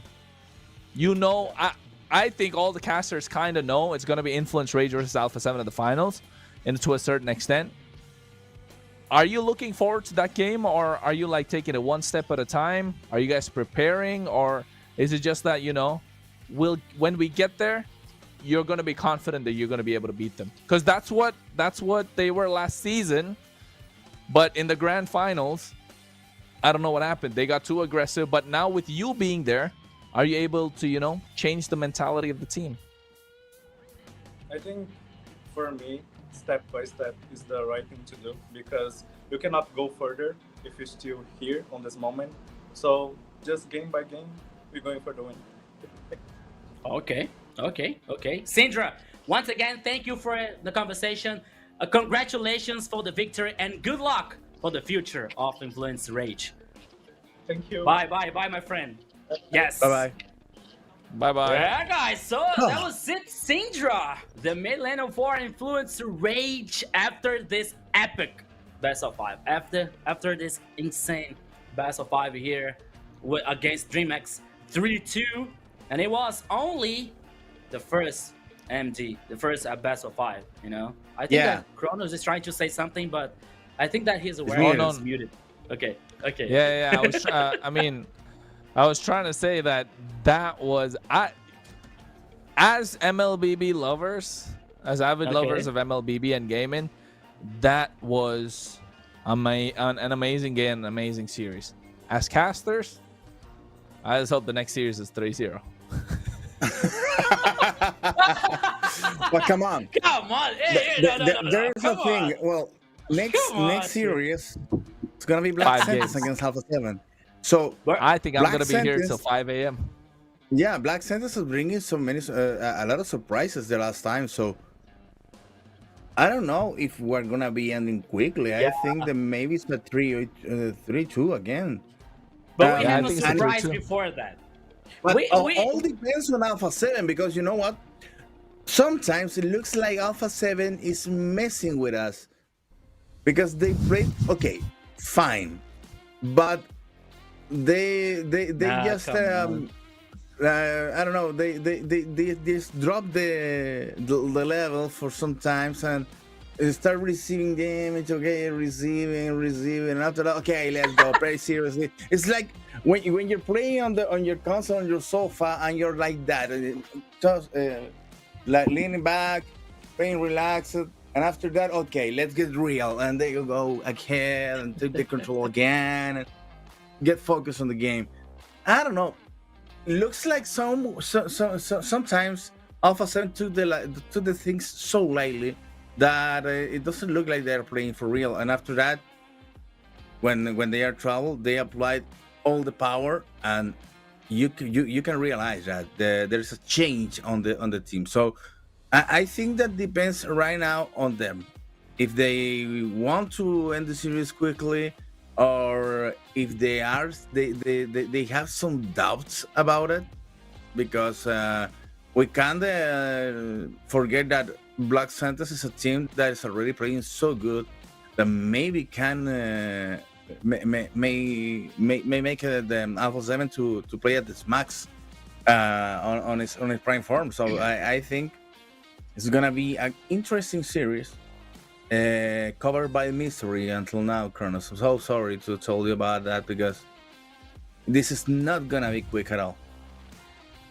I know it's not gonna be quick. I told you guys it's gonna be a long night tonight, and I think I have a feeling Black Sentence Esports and Alpha 7 might be even more entertaining, even more. Well, but first of all, let's say thanks who made this possible, this cinema possible, starting with Bonox, because you are invited, my friend, to power up your Mobile Legends Bang Bang adventure with Bonox, the official and trusted way to get your diamonds fast, instant delivery, secure payments, unbeatable convenience, and keep you always ahead in the game. So don't miss out. I use the code BNXMPL and grab 5% off on your next top out today. Well, after you saw all of that, you got to make sure you get the phone that they're playing in, because it's a Technopova 5G. Power your play with a Pova 7 5G so you can make ultimate comebacks like that in the last minute of the game. With ultra battery, blazing speed, and fluid 144Hz display, built for true gamers. Don't wait, experience the future of gaming performance now. Yeah, and we also have to tell about the Project Next. The annual map update is live since September 17th. So now, 4 brand new maps with the fresh strategies that will transform the game. So now it's your turn. It's a time to gather your squad and experience the new MLBB routes with the Project Next. And now we have the chance to vote, yeah, for our next situation. That the cat for is the esports, right? Yes. Yeah. Yeah. Because it's that time of the year. One more time, again, we have been nominated one more time for the Esports Awards. Head over to the esportsaward.com/vote or scan that QR code that's going to be appearing on the screen and cast your vote right now. Mobile Legends one more time on the Esports Awards.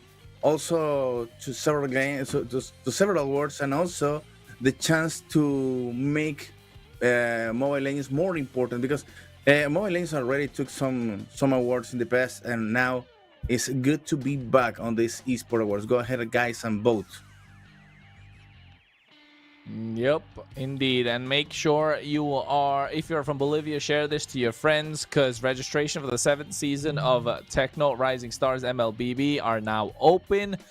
Claim your spot, show the strength of your team, and sign up now. Scan that QR code right there.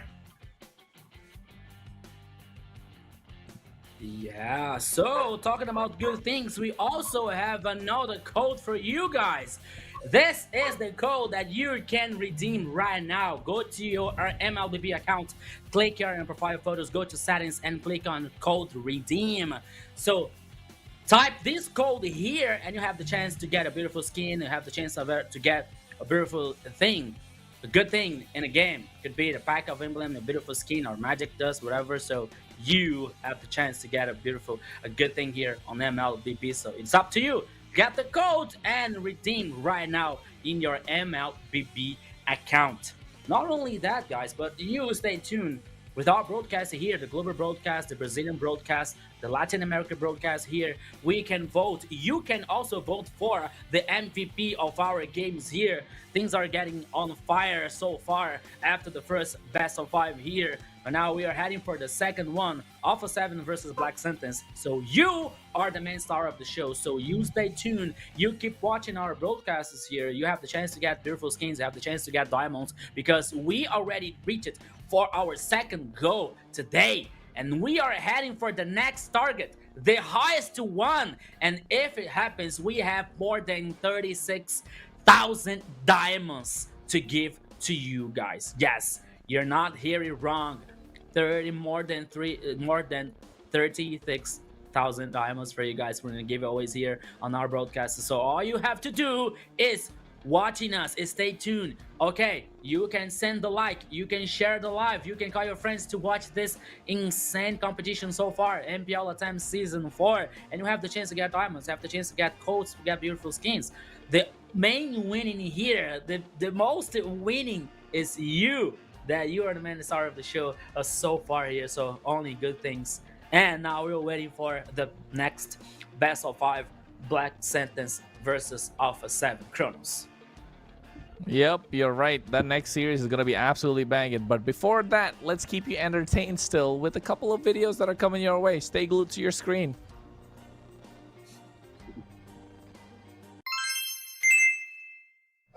E aí, rapaziada, meu nick é Biel, eu sou novo assistant coach do time da Alpha 7.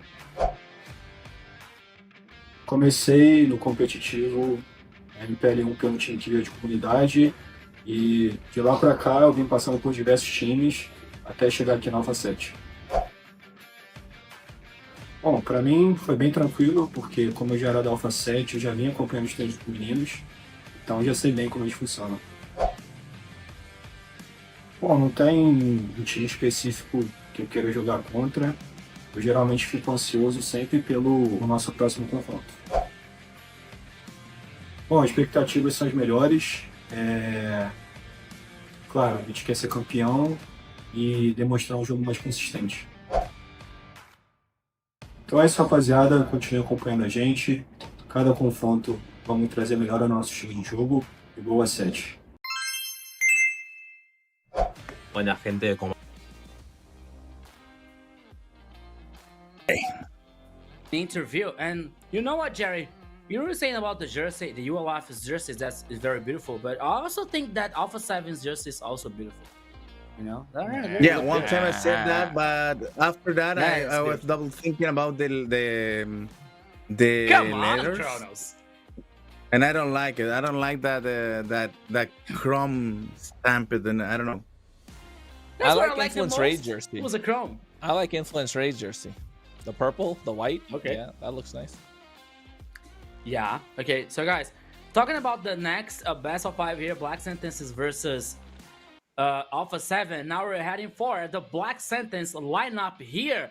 Orochi, the XP laner, Hiram Bush, the jungler, Shin, the mid lane, Steffi, the roamer, and Doom, the gold laner. Here comes the Black Sentence, the team from Chile, hometown for Jerry here.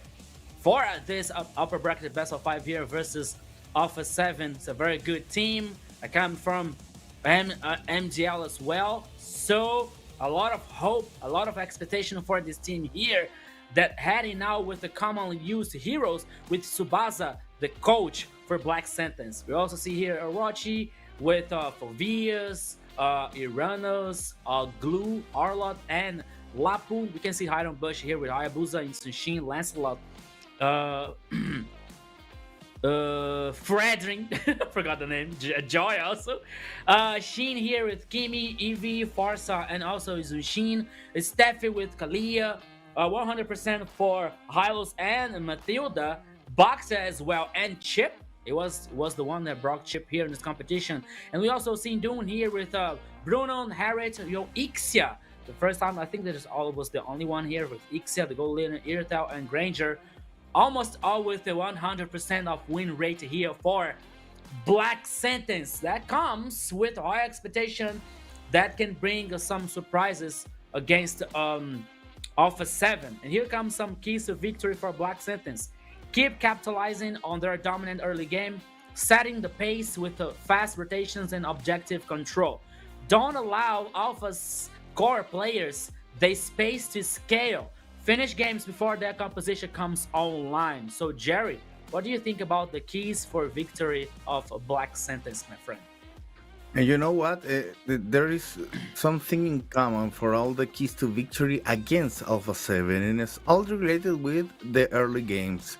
So as we have been seeing on the competition and also the game for today, when they invest on the early game, that's a huge bet.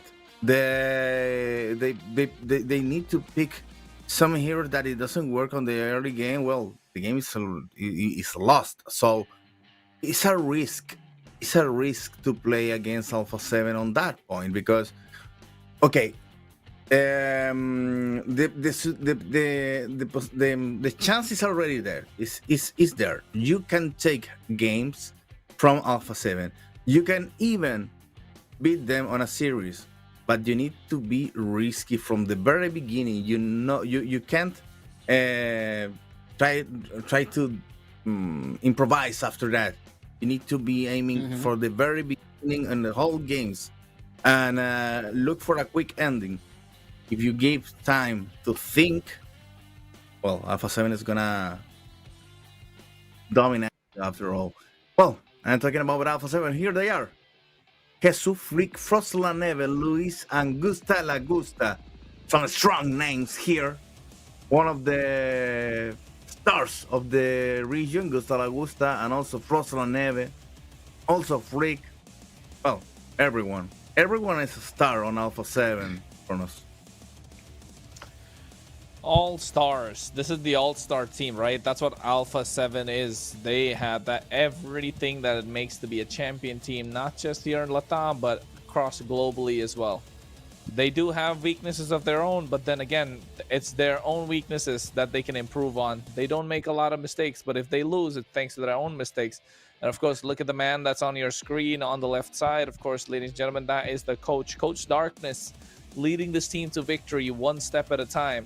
The only loss of the season that they've had is to Influence Rage. Apart from them, it's just 100% victories all across the board. Yeah, dropped a couple of games, but never dropped a series until Influence Rage. And here, I don't think they're looking to drop this one as well. They're probably looking to take this one quickly, but knowing that they have a strong opponent on the other side, they have to respect their damage, especially Shin and Hiron Bush.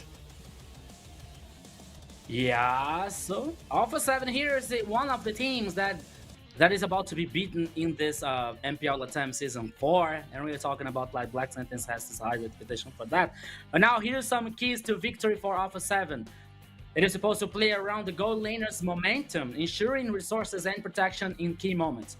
Slow the pace when needed, force extended fights where their team coordination can outshine the opponent's burst. So that's some situation here.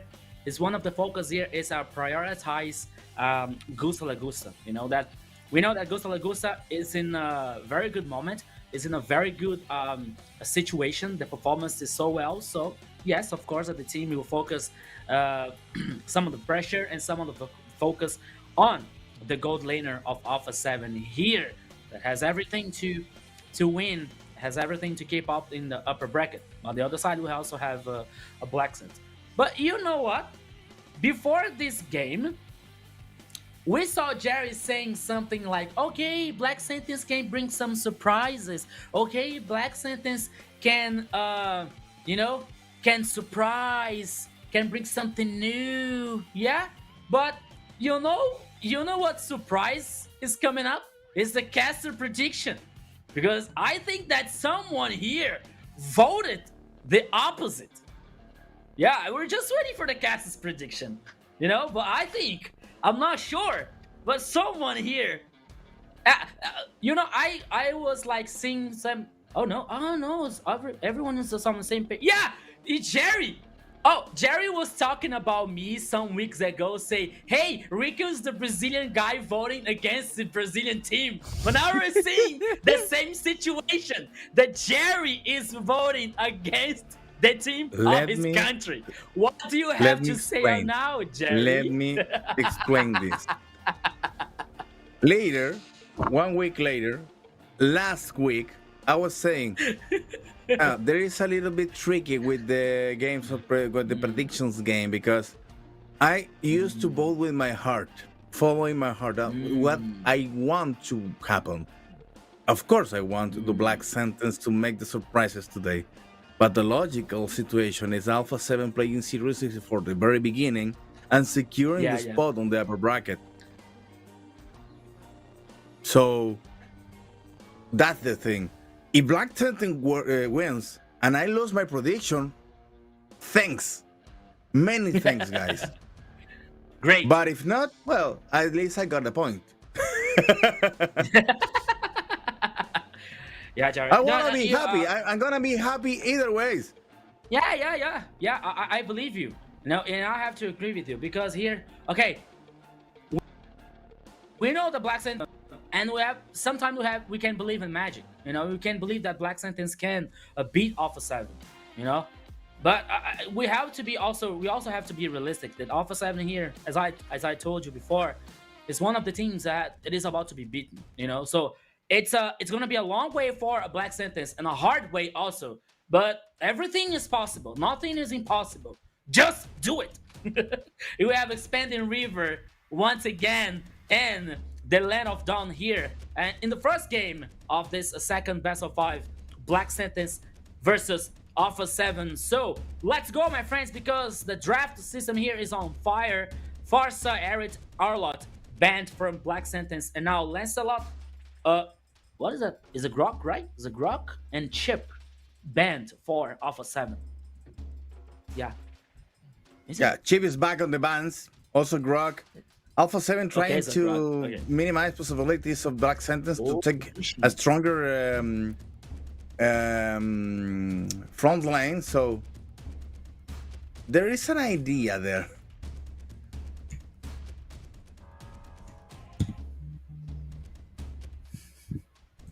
Yeah, I don't know.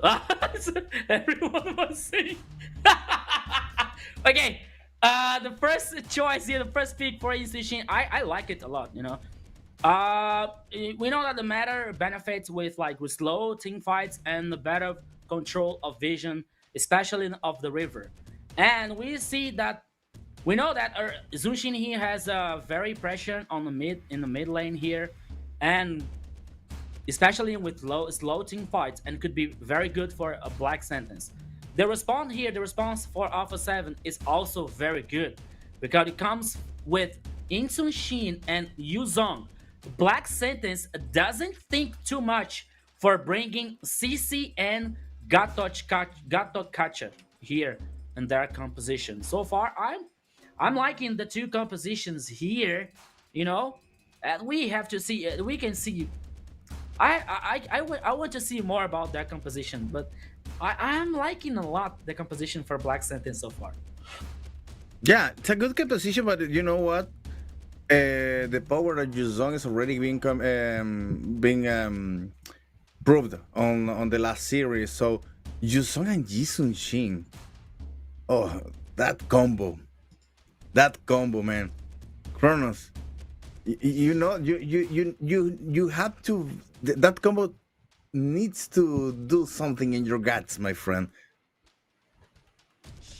It is, but also at the same time, I just feel like Alpha 7 are not good at executing the Isun Shin. Yes, I mean last week Flick, last week or the week before that, Flick played the Isun Shin. It was a really great game. It was a Isun Shin masterclass, yes. But if you ask me who plays better, Isun Shin, Hiron Bush or Flick, I'm because Hiron Bush. Hiron Bush plays an extremely great Isun Shin. So I feel like he knows what the Isun Shin power spike is. So if you're a good player of that hero, you know how to go against that hero as well. So will Black Sun Esports utilize that experience to play around it? However, more than the Isun Shin, the Yu Zhong and the Yves combo, that's more good. And now you add the Isun Shin to the mix. You don't have to be a great Isun Shin player. I mean, of course, Flick's great. He's at least 10 times better than all three of us here, combined even. But then that's because he's a pro player. But I mean, in this scenario with the Jushin and a CC on the other side, yeah, if Black Sentence Esports pick up I was gonna say Hayabusa, that's banned out, Joy, that's the only option that's kind of left here for Hiron Bush to play around. Then I think we might just have a game, just because it's expanding rivers as well at the same time. They have a lot of mobility. Can we please take a look of the bans on Alpha 7? 3 bans to the jungler. Yes. On the first game. Very high.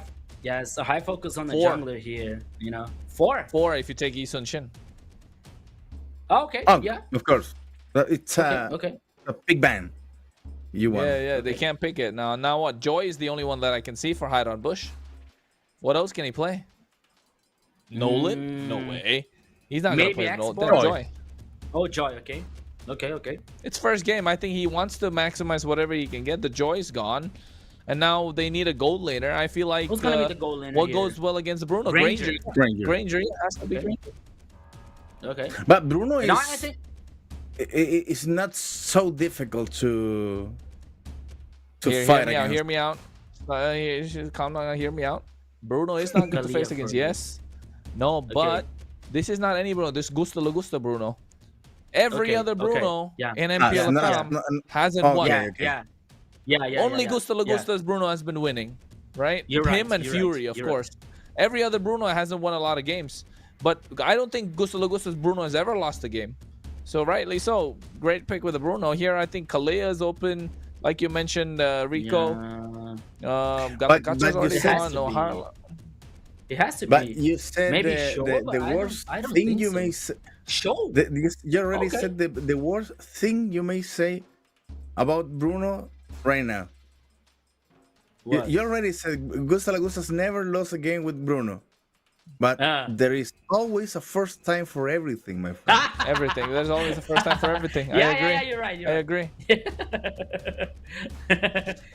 But and I think now I'm liking Black Sen's composition more, even though they have Easton Shin. In English, you said caster's course, but in Spanish, so well known as La Mufa. You're ready. La Mufa. La Mufa. You're ready. You have cursed Bruno on this play.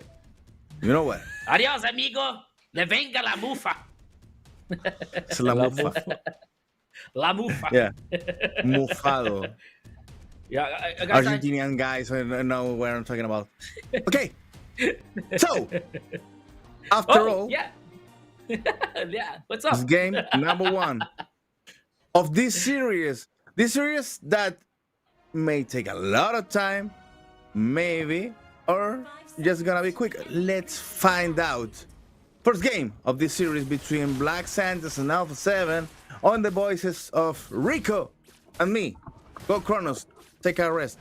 You deserve that. See you guys. I'll see you later, because I know this year is gonna be long. See you later, Kronos. As a famous philosopher said, it's gonna be a long, long night here. So, everybody here, welcome to the Land of Dawn once again. And now for the second best of 5 of today, a Black Sentence versus Alpha 7. It's the second upper bracket here. One team is going to keep heading on the upper bracket. Another one is heading for the loser bracket to see who's gonna fight versus 9Z Globant. So let's go, my friend Jerry. Okay. Let's go. Let's find out if this is gonna be quick. Not in the series, but also on the proposal for both teams, because we maybe are watching a game that is gonna be, I don't know, cooking in lower intensity, in a small fire, or something that is gonna explode right away, because Black Center is already making some pressure on the experience line, trying to make some damage there on Jesus. Yeah, the crab here was the target. Both teams with like 4 players heading the top side. That would appear that to be a very good team fight here, to be a very big one. But both teams now are heading, just trying to get some information. But now here comes the dive, getting the first blood here for Alpha 7. But the chase and respawn here comes immediately for a Black Sentence on kill. Orochi gets the first kill for Black Sentence here. So both teams have 1 kill, and now the turtle was started by Black Sentence. It takes a long time here to decide. Okay, Steffi is heading for the turtle. And also, another play here. So we got 4 players for Black Sentence. Luis, okay? Yeah, Luis went there just to cheer up the turtle for a Black Sentence. And here comes the first objective here. The first main objective comes for a Black Sentence, Jerry. That's important, because maybe we're looking for a team that is looking for the macro game domination and not just the kills. Black Sentence knows where to start to deal some damage, and also to make the things, I don't know, maybe a little bit slower, but in a nice way to get the wins. So let's find out. Let's check it out. Black Sentence, I know they're going to be offering some surprises right now.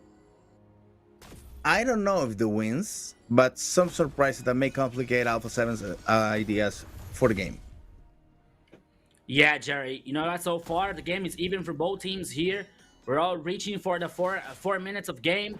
The gold here, it's even. Also, now Gusta. Okay, here comes another dive in the top lane. Orochi is able to survive. He gains so much time now. He wants to get back. He is heading back for the base. Sheen now here. Luis is trying to isolate Sheen for some pick off, trying here. But it didn't work. We now have Staff trying to provoke Frost, but Frost here once again plays safe. Yeah, my friend Jerry, 4 minutes here. Both teams are very caution. Okay, the first turtle was for Black Sentence. The second one is heading on the upside also.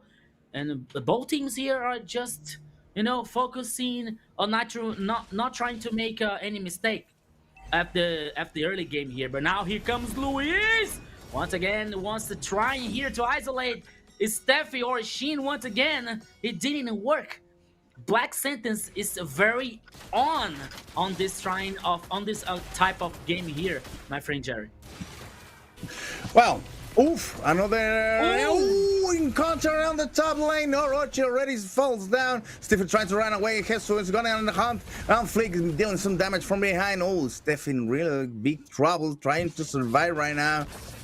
It's the second kill for Alpha 7. Now the dominance again in the territories of the turtle. Trying to solve the nice one. And hiding bush stalling the turtle. Black Santa says, okay, you got the kill, but the turtle is for me. Yeah, what about Fusil? Oh, but we saw now Gusta La Gusta. 1v1 versus Doom. He got better here.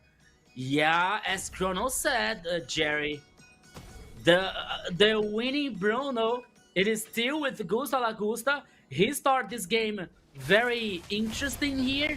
He comes with the advantage in the gold lane, of course. Maybe can be too early for say something, but you know what? It's a very specific situation for Alpha 7 here, especially focusing on Gusta La Gusta. Gusta La Gusta is a very good player. His performance is getting brilliant, so they have to take care. Black Sentence has to pay attention with Gusta La Gusta in this first game playing Bruno. Well, 3-1 on the killing account for Alpha 7. The gold is almost even, and Black Sentence trying to dominate the macro game, but it's not taking advantage of the early game's aggressions as we saw in the keys to victory. So Black Sentence need to be sharp on that, trying to recover some of the territories that are already being lost. And in the bottom lane, here on the gold lane, Gusta La Gusta receiving visitors. Stephen and Doom trying to engage a little bit over there. Top lane Orochi having a back time against Jesus, who dominates the position. 13 seconds before the last turtle appears, and none of the teams are already set there, just trying to look for another informations in the river. Whoa, what a beautiful view here. You see that the frog from Naruto and heading for the turtle. I like it a lot here. But we saw the here for both teams. We saw the Husk loss for Bruno and Hunter strike for Flick playing in Instant Sheen. We also saw the Genion for the Hidden Bush playing Joy. Despite everything that is happening in this first game here, but now here comes the try for a step initiation here. He was the target, but he was able to survive. He was able to run away. But the turtle was for Alpha 7. And Jerry, despite everything that is happening, the gold is okay. Now it comes just a little bit advantage for Alpha 7, but not so impressive, not so now huge for Alpha 7 so far. The game is even for both teams. I don't know how much time is gonna be even. I think Alpha 7 is slowly taking the advantage, and on a late game, maybe Hidden Bush appearances is gonna be really quick, and it's gonna be melted right away by Alpha 7. So, another intrusion there on the gold lane, and Flick managed to make the deal. Make the damage also, and start with the demolition work there on the gold lane, making more pressure against Black Sentence.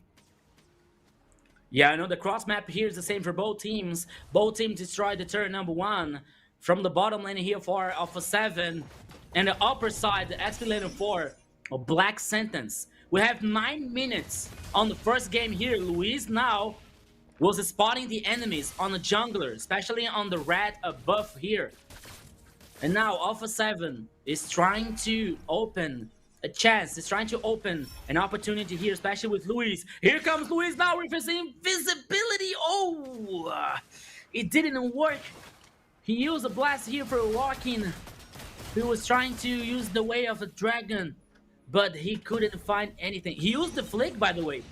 Luis here used the flick and didn't find the chance, didn't find the opportunity. But now here comes the first Lord, and Black Sentence is in a better position here to guarantee the first objective. But now here comes the Alpha 7. Luis is here. Frost, La Neve, and Gusta La Gusta.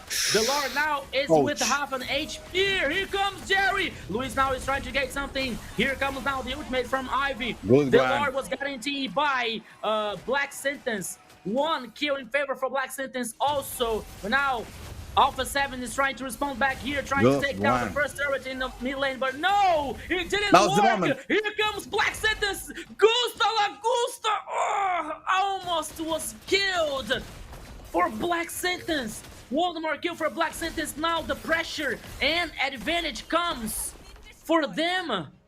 Guaranteeing the Lord is coming for the upper side XP lane.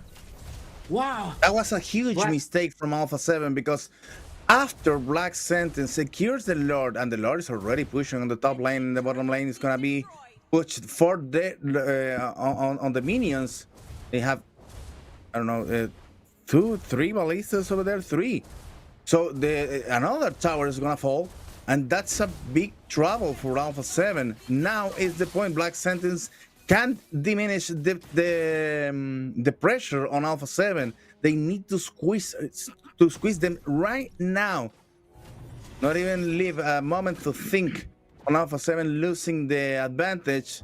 Now on the gold, on the killings also, but also on map domination.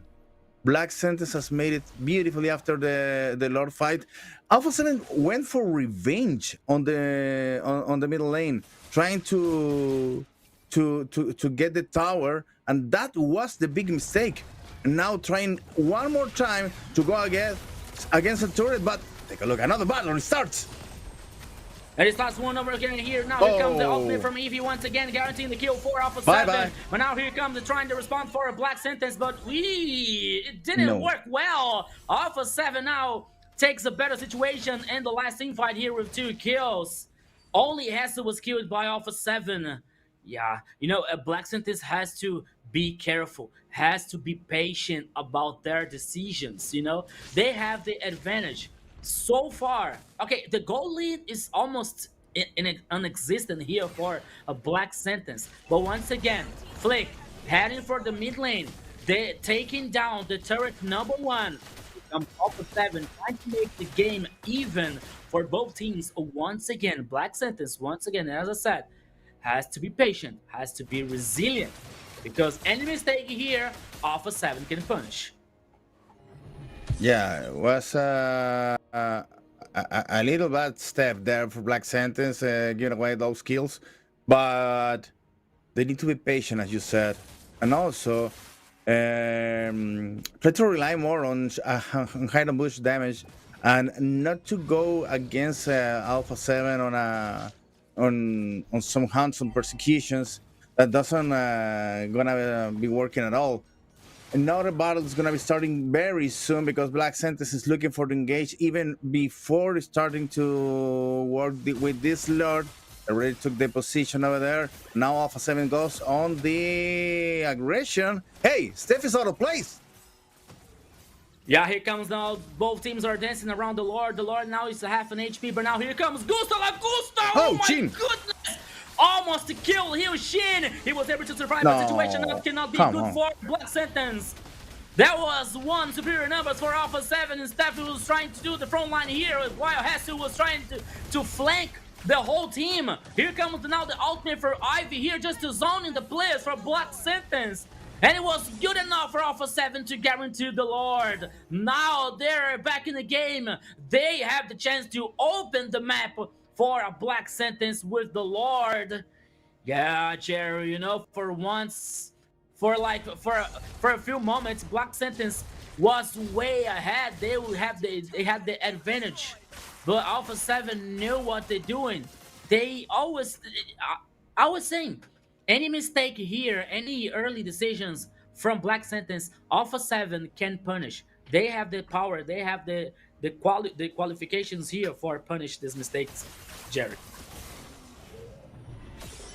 Well, here comes the power play of Alpha 7 trying to get the best of this Lord advance. They are going with the Lord, and now the Black Dragon appears to make some space between Black Sentence defense, and also this Lord is pushing in the golden lane. The Gusa already trying to help the Lord also to be alive, and after that pressure more on the middle side, trying to get another tower. Yeah, beautiful work there on demolition, making the map even smaller for Black Sentence. That's trying to defend on their base. Only 3 towers left for the Chilean team, and Alpha 7 now's got the best position of this game. Yeah, Jerry, only the last line of defense here now for Black Sentence. After 15 minutes, here's the game. Now we're seeing Luis and Gusta Lagusa on the bush, because now they have the map domination. They have the advantage, especially on the vision, on the farm, on the jungle of the enemy. Black Sentence now, all they have to do, all they can do actually, is playing defensive. But Steffi here, okay, he spotted. He spotted almost the whole team from Alpha 7. They were hitting on the bush around the purple buff. But now Luis was heading the front line here with Gusta Lagusta. The situation for Black Sentence now is not so good. They will now have to work in any Alpha 7's mistake here. We have 45 seconds left for the next Lord. Maybe the Alpha 7, maybe not. It's almost for sure that Alpha 7 is waiting for the next Lord, but also waiting for some mistake here for Black Sentence. You know, any aggressive playing for Black Sentence could be lethal for them, because Alpha 7 can punish. But so far, after 16 minutes and almost a half here, Alpha 7 is just waiting for Black Sentence to come. Just waiting for the Lord, waiting for the mistake here to close the first game. Yeah, we are 10 seconds until the next Lord appears. So Alpha 7 is going to be waiting to get another battle, not in the Lord position, but maybe before, because they are so split on the river. Flick already pushing on the experience and before taking the Lord, so they know that they can get it, and also they can close the game after this. Shin already receiving a lot of damage from Gusta Lagusa, and another battle starts in the pit Lord. Luis here comes now with the wave of the dragon. He could isolate the placement. Now here comes the response from Black Sentence. And what a beautiful damage here, guaranteeing the kills from Hasu. 1 kill for both teams. It all appeared to be good for Alpha 7, but suddenly Black Sentence responded so well with much damage. We see now Orochi. He's around this position here. He's around that Lord is getting melted by Alpha 7. Here comes Dune with the Granger. That can be 2v2, now 2v3 or 2v4, because here comes also Luis here once again. He doesn't have the ultimate available. No, he has available now for one more wave of the dragon, so Black Sentence has to be careful about that. But once again, the Lord will become and will be guaranteed by Alpha 7. Black Sentence showed us that they can respond very well. They can fight even as equal here versus Alpha 7. But once again, the advantage for the Alpha 7, it's already, I don't know, maybe too big, with more items here for the special carries for Alpha 7 that can not so easy for Black Sentence to fight back in the first game, Jerry. This is gonna be a long night, my friend. A long night. 18 minutes on the clock. Black Sentence and Alpha 7 one more time dealing with the Lord, pushing on the gold lane of Black Sentence, trying to destroy one more turret. And there goes Alpha 7 on the middle lane, trying to get the most advantage possible. Oh my God! Shin almost melted during the damage of Alpha 7. Trying to stay alive, trying to survive the tower in the gold lane is history, and now the tower in the mid lane is also going down. Black Dragon appears for Alpha 7. Now they're trying to dominate the places, dominate all the battleground there against Black Sentinels. That's trying to desperately defend their bases. What's that? Oh, here comes now the AOG now. Black Sentinels respond here could be so good for them. They got the kill from Musta. Now double kill for Hide on Bush with Joy. They need to go. What a great response now. But the minion waves is not so in favor for a Black Sentence. They could defend very well here. But no, okay, the come objective, on. They can be knocked so far. And now they have to wait for the minion wave. They have to wait for now. There is still like 20 seconds for the gamers. Oh, for players for the Alpha 7 to respawn here once again. Here comes the mid lane here with Lucian killing spree for Granger. Black Sentence come from the respawn very good and very positive way. Luis can be killed and he was able to survive. Now they have the minion wave on the mid lane here. Could be a very good chance for Black Sentence to open the base for Alpha 7. Frost on Evan was forced to use the flick here. He can be killed. Mega kill for Hidden Bush. Now the focus is at turret number 2 in the mid lane here, but now we have the 3 players of Alpha 7. They decide to head back. They decide to not take an overextended. They decided to not take any risks here, my friend Jerry. But they already got superior numbers. They need to stay like this, pushing, and getting kills and staying the numbers on their favor. Black Sentence can't fight 5 against 5 again. They're gonna be losing. Yeah. Hide on Bush damage is appearing right. But when they got 1 or 2 players, not on the whole team, not when the battle is 5-5. So Alpha 7 need to be on lower numbers so Black Sentence can win those battles. Yeah, Jerry, you're totally right, my friend. But now here comes another Lord that is getting started here by Black Sentence. Here now has a low HP. What is he doing? He was forced to use ultimate here. Now the Black Dragon here, but now so far it wasn't good enough to do something, to do anything now. Alpha 7 lose the Lord, and now here comes the Black Sentence. Black Sentence with a new life, with a new advantage now with the Lord. And now they have the chance to open the base of Alpha 7. They have the chance to synchronize the minion waves. And now they just have to wait the Lord heading for a 1 lane here. And let's see what Black Sentence is about to do, was supposed to do here with this advantage. The goal lead now comes for Black Sentence. But you know what, Jerry? At this point of the game, the goal lead here makes no difference, because I believe that almost all the heroes here has a full build. Yeah. The only thing now, the only gold left is to buy an elixir. Yeah, they're and also the thing is, the most important thing here is that Black Sentence has the Lord, so they need to wait. They need to wait to get the Lord as one more member, one more team member. They need to embrace the Lord as a one companion, their pet.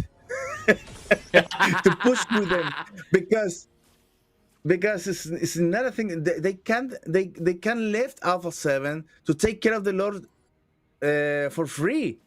They need to be battling with the Lord, so they're waiting for the Lord to push on the middle lane to have this crucial battle for the end of the match. Whoa! Here comes the Lord now in the mid lane here, my friend Jerry. Here comes the tackle. He was destroyed, guaranteed the super minion now, but here comes the minion, the ultimate from Eevee here. As Alpha 7 trying to defend the base at all costs, but now here comes again the pressure so hard for Black Sentence, but they decide not to continue. But now here comes another minion. I think that they saw the last game for DreamX, and they don't want to make the same mistake here, Jerry. But now the pressure comes in the top side. Oh, Luis now is trying to do something in the way of the dragon, but he misses something. But now have the superior numbers, but now Orochi can be the target here. But now Insui was able to kill the players of Black Sentence. No, 2 kills now for Alpha 7. They have to get back. The Black Sentence have to get back now. Oh my goodness. Okay. The base was open. They have super minions in the top lane here, Jerry. The game now, it's even for both teams. Yeah, they're so even. 9-9 on the killing. The same amount. No, okay. The tower on Black Sentence side has suffering a lot more damage than on the Alpha 7. But this battle for the Lord is gonna be crucial. They need to go in. But take a look, Joy pushing on the top lane. Oh, maybe we could see a backdoor here. No, for come on. Joy. If you left the Lord, But he's so far away. He's so far away. The Lord is guaranteed by Alpha 7. Jerry, I don't know if it was the good idea, if it was the best choice here for a Black Sentence to let this Lord open for Alpha 7. Maybe they're trying to make a backdoor after this because I don't know. I don't understand why they lose. They managed to just give away the Lord for Alpha 7. I don't understand. It's impossible to understand the idea to I don't know. Maybe they're so complicated right now. Well, doing with the fear almost to be called there on the battle. Frost is going away. Trying to keep the side on the jungle as far as possible. And Alpha 7 trying to push again with the Lord. Oh! Take a look on Jesus. There's a Stefan! No, God, come on! He was spotted. What a mistake! Once again, here comes the Lord and the superior numbers for Alpha 7. But Hesu now has taken a lot of damage. He has to take care, but even now, it wasn't enough. Now Luis can be the next target. If he comes on another kill, the Lord is in a half HP. The focus can be the Crystal Base. Once more kill for killing spree for Flick. But now we have 3 kills for Alpha 7. And here comes the first victory for Alpha 7 in the best of 5. What a good game for both teams. What a performance for a Black Sentence. And for so close, Black Sentence couldn't win the first game here. But the fact is, the truth is that Alpha 7 won the first game, my friend Jerry. Was so close, Kronos. Was so close. Why they left that Lord? Come on. It was close indeed for Black Suns Esports, but I feel like it just came down to the final Lord, right? The Lord should have been contested, but I think this is where you separate the good teams from the greats. Lord dance is something that a great team is usually good at, and a good team needs to learn to get great at, right? That's the difference. And I feel like this Lord dance definitely became a problem. And of course, defenses. We saw that in the previous series with Influence Rage. We're seeing that again with Alpha 7 this time. They know how to defend. They know how to do the Lord dance. These are things that take time for teams to perfect, right? This is where your coaches come into the practice. This is where your research comes in. This is where the structure of the entire organization comes in and how you're able to utilize the resources that you're provided with. And Alpha 7, they have all the resources. They have some of the best coaches as well in Brazil. And I think they're able to maximize what they have. Of course, first blood going to the hands of Flick on this Eastern Shin. And after that, it felt like a Black Sentence Esports game. It went back and forth again and again. However, in the end, it just Alpha 7 just came out on top. Yeah. Go ahead, Rigo. No, I was about to say that Black Sentence in the first game here was able to handle that situation. Was able to handle the pressure that came from Alpha 7, you know? And they played very well. They played and even. And they still have the chance. They still have the chance to close the game, you know? I was about to say when Jerry was saying like, okay, oh no, this can't be happening because they have superior numbers. Because if I'm not wrong, Alpha 7 was with last 2 players. There are 2 players that was still on the base, you know? But Black Sentence didn't want to take any risk more than that, you know? And I didn't understand like the last Lord that could be contested because Hydron Bush was in the top to clean the minion wave, but he's the jungler. It has to be next to the objectives, you know. It has to be next to the Lord to help the team to contest, you know. So maybe here, I think that Black Sentence respected too much Alpha 7 in the first game. You know, they have the power, they have the qualities here to win Alpha 7. You know, so I think that the only thing that is left is confidence. Yeah, it's just about confidence because they were able on that point to close the game or to keep Alpha 7 against the ropes. That's the idea. If you have the superior numbers, despite of you're not on full HP, you can push even more. maybe 2 or 3 players against one, you get one more kill, and then again superior numbers. Alpha 7 was hurt, was on a difficult situation, and they were able to even squeeze more Alpha 7, but they feared to fail, and that is what left Alpha 7 to recover and become after all the winning of the game. The guys from Black Sentence there in the chat is saying that I betrayed them because I voted for Alpha 7. No, guys, I'm giving you a mission. Go ahead, ruin my prediction. I want it. I want you to ruin my prediction, and you can. You prove it that you can. The thing is, you need to believe in yourselves, because that moment against Alpha 7 was the key point of this match. If you kept Alpha 7 against the ropes, Alpha 7 wasn't able to go back. This was an Alpha 7's comeback after all. And they're good. They're so good. As Kronos said, they're good teams, and how do you say that? Great teams. And they are great because they took the chance. They took the chance. They dared to take the chance. And also, Kronos said one more thing. It's gonna be a long, long night. But despite that, we saw the first game here. Yeah, we saw the first game indeed. They're both teams playing even, you know, and then for so close that Black Sentence didn't win the first game here.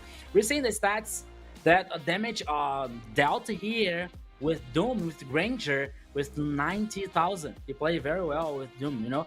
And early in the mid game, he was suffering so much pressure for Gusta Lagusta, especially in the 1v1. Gusta played so well also with Bruno. But the truth is that the game was so close for both teams here. Like, the game was decided by some details, some mistakes here that it was caused for both teams. We're seeing out here the stats. We also see the team fight participation that Flick and Frost Laneve was able, or almost 100% here, 85% of team participation. Gusta Lagusta with 77. Luis was lonely, only 31 here. Okay, he was a show, and he was like trying to isolate a player, and we saw like twice or 3 times, you know. But the fact is that he couldn't. He wasn't able enough to do that, you know. So you know what? I think that what. So sorry, but you know what? No, after all, okay. if you take a look of the gold graphics, okay. Meanwhile, Gusta is the MVP, yes, for sure.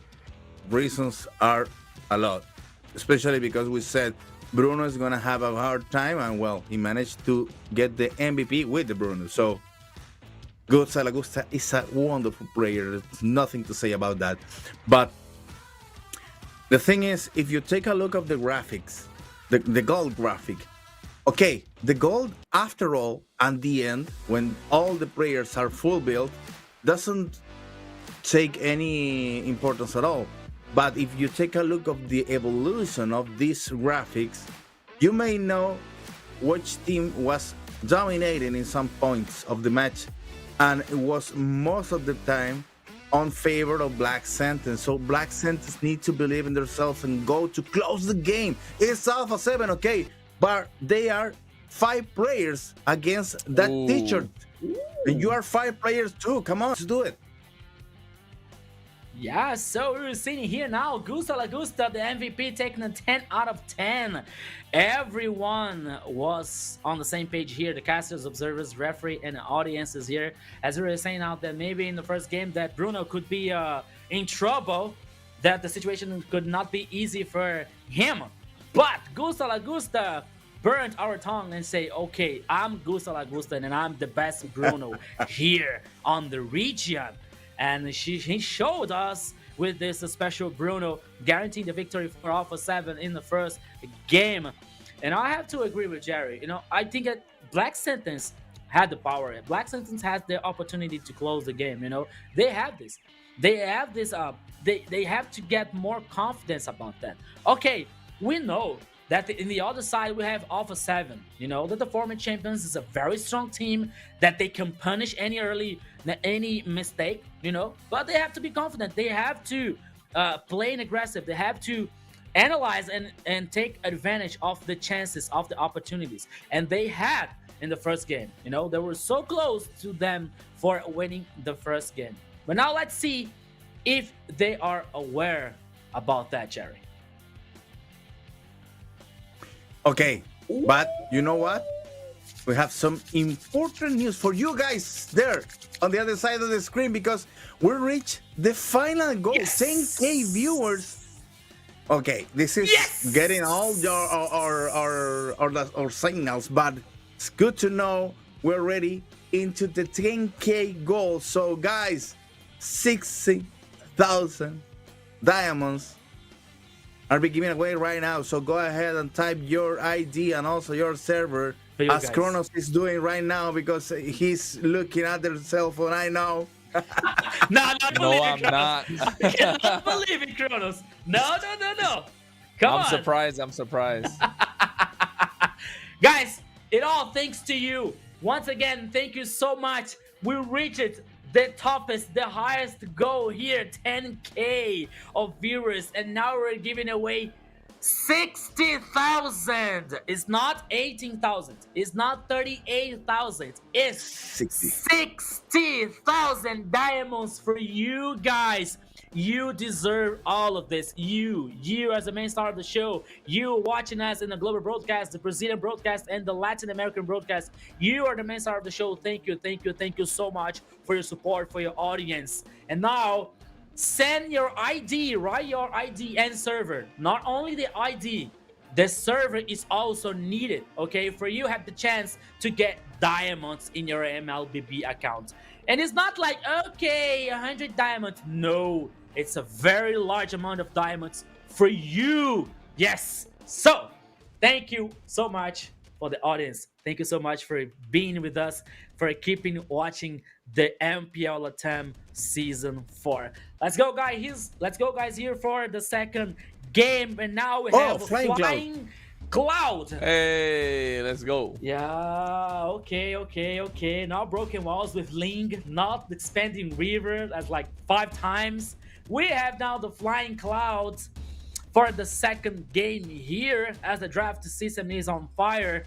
Chip and Insunshin already banned by Alpha 7, and Black Sentence banning Arlott and also Zunshin, because that could be the risk for being the first choice for Alpha 7 so far, my friend Kronos. Yeah, I feel like this definitely is going to be a big game changer in terms of how fast the game's going to end, because you know they want to get the early advantage so they can keep pushing with the help of the Cloud and rotate faster into their lanes. Chip, Isunshin, Garok taken off the table for Black Sentence. Jushin, Arlott, Gatot Kacha. Phobius, maybe first pick. Something calling my attention. Something's calling my attention that in the past series between Remax and Influence Rage, Chip wasn't appearing in the bans and even and not in the picks also. And now Chip 2 times already banned from Alpha 7 to Black Sentence. That's not completely out of meta. That can be coming back anytime. We get to see Lancelot. I mean, Jerry, you're right in terms of the chip. I think Steffi plays really good on the chip, but that's a Lancelot. We're talking about Flick, the master assassin. Chef Flick gonna cook on this Lancelot. Shing, shing, shing. It's going to be a spicy game. But on the other side, you have a Kalia and you have a Baxia. Exactly. I was going to say. That's a lot of Black control. Sentence got counters. Black Sentence have counters, crowd control. So this is going to be an interesting game. This is going to come down to mechanical skill. Can Flick run circles around Steffi? Leave alone Hide on Bush. Hide on Bush is going to farm, do whatever he can with those 6-pack abs. But they got to run circles around Steffi. Does Steffi have the mentality, right? That's the main thing. We spoke about it. They had the previous game in their hands, but they let it slip. Do they have the mentality to keep going against Flick's Lancelot. We know he's smooth. He's smooth like a criminal. Hopefully, Steffe keeps his cool and is able to make it out alive. I think Cece, Angela, all support acts to Lancelot. And one thing about Alpha 7 is, one thing I think I can, I don't know if I can guarantee this, but one thing for sure is the fact that Gusto Lagusta is always going to be on a marksman. You're not going to see Gusto Lagusta on a Ruby. I don't think ever I've seen Gusto Lagusta on a fighter. Have you seen Gusto Lagusta on a fighter? I've never seen something like that. Yes. Okay, Esmeralda now for Esmeralda. Orochi. Yeah, it's a good choice. That's a lot of fighting. Yeah, maybe waiting for Harriet for Gusta Lagusta, you know? A possible choice here. But not with Esmeralda. Maybe that could be possible. But now we're heading for the next ban phase here now.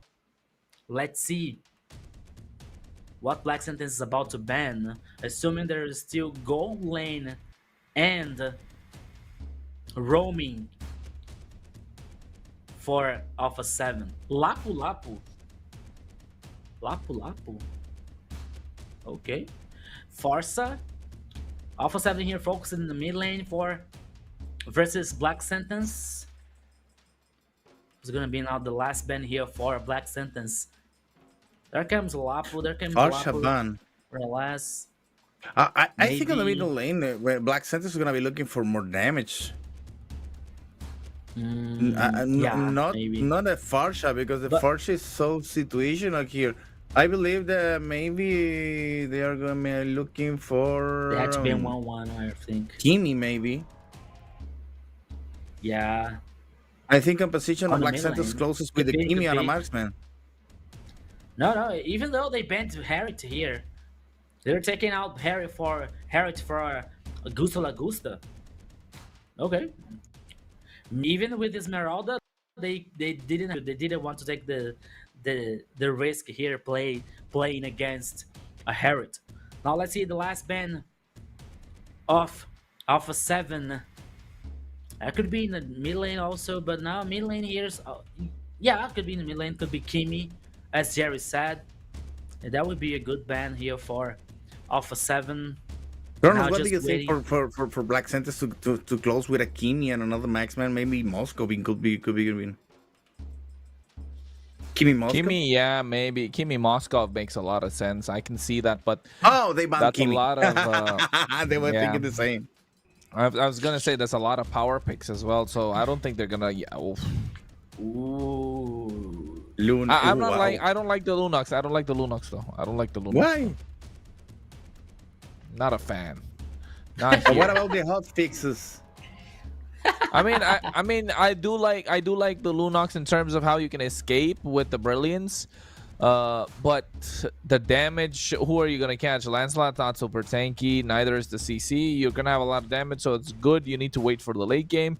Now in the gold lane, they need to pick up something that's a little early. I'm thinking they're gonna go for maybe a Bruno themselves, or Bruno Granger. Black Sentence. Oh yeah, Bruno. What about Layla? Bruno. Layla is not strong enough after the fix.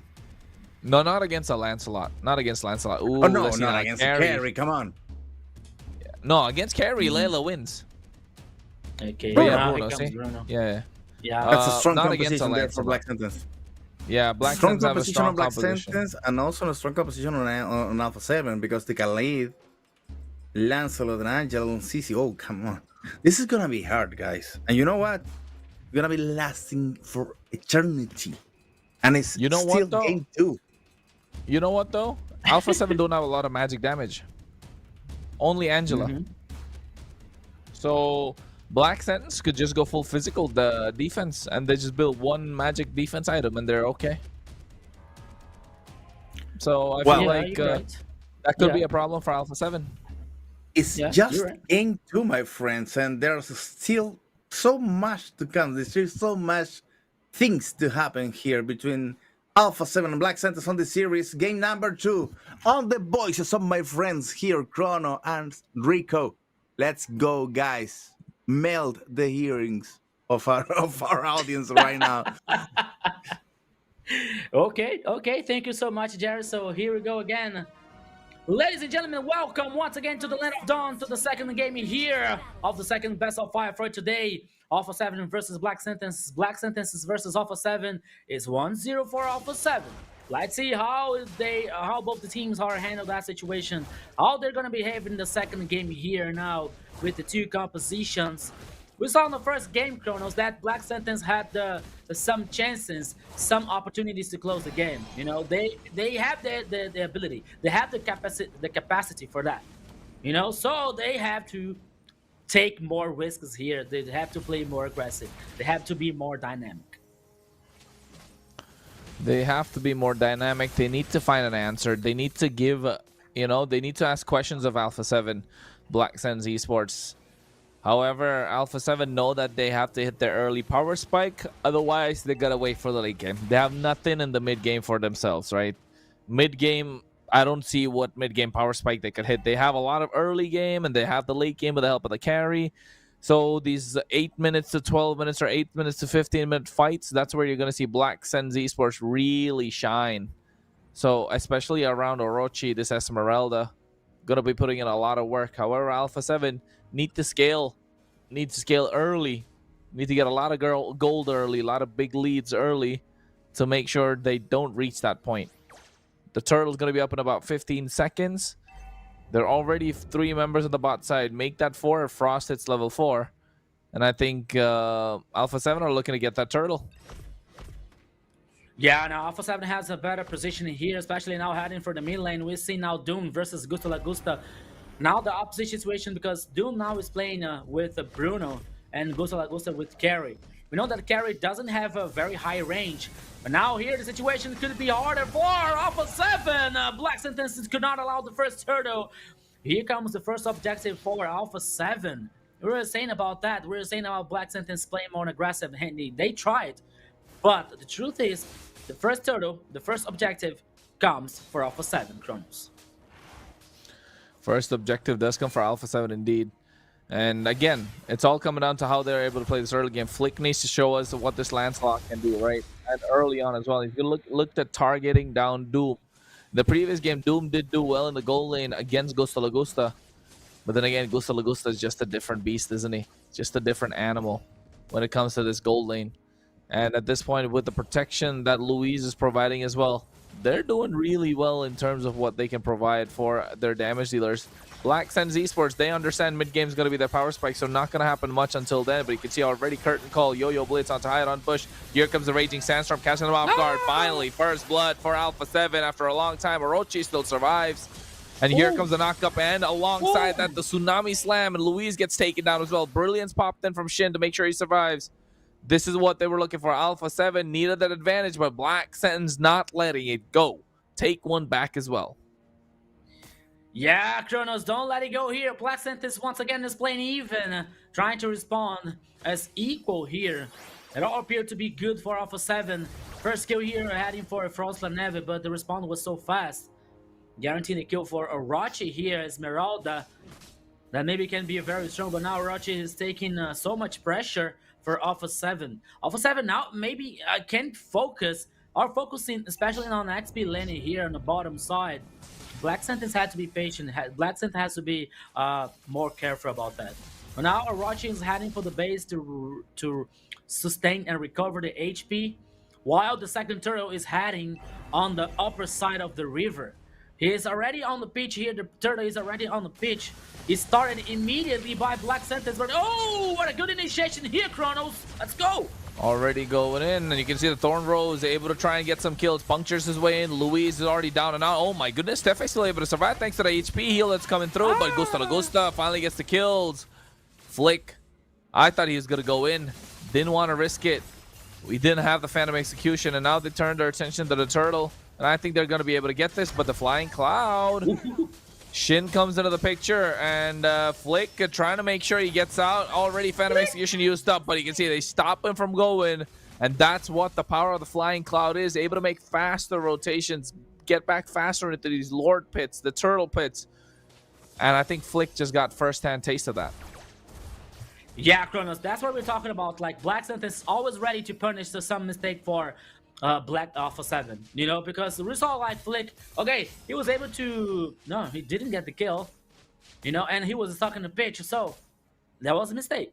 Black Sentence punished them, guarantee one more kill. Of course, that now the two turtles goes for Alpha 7, but once again, you see the goal lead here is almost even for both teams. That like the advantage for Alpha 7 is quite insignificant so far.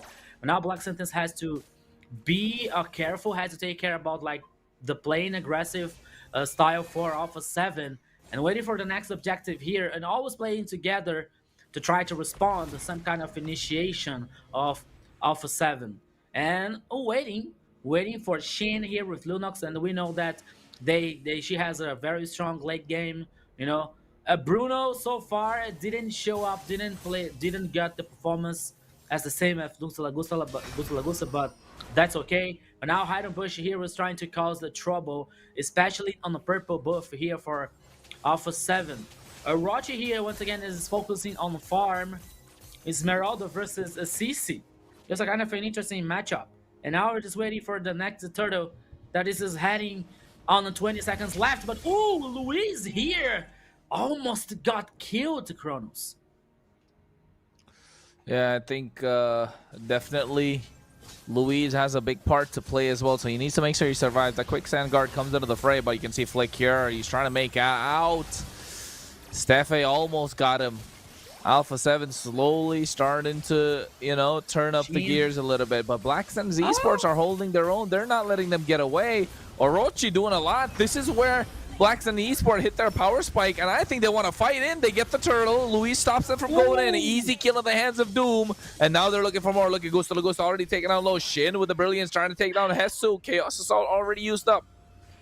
Black Sentence Esports. I said it before, right, Rico?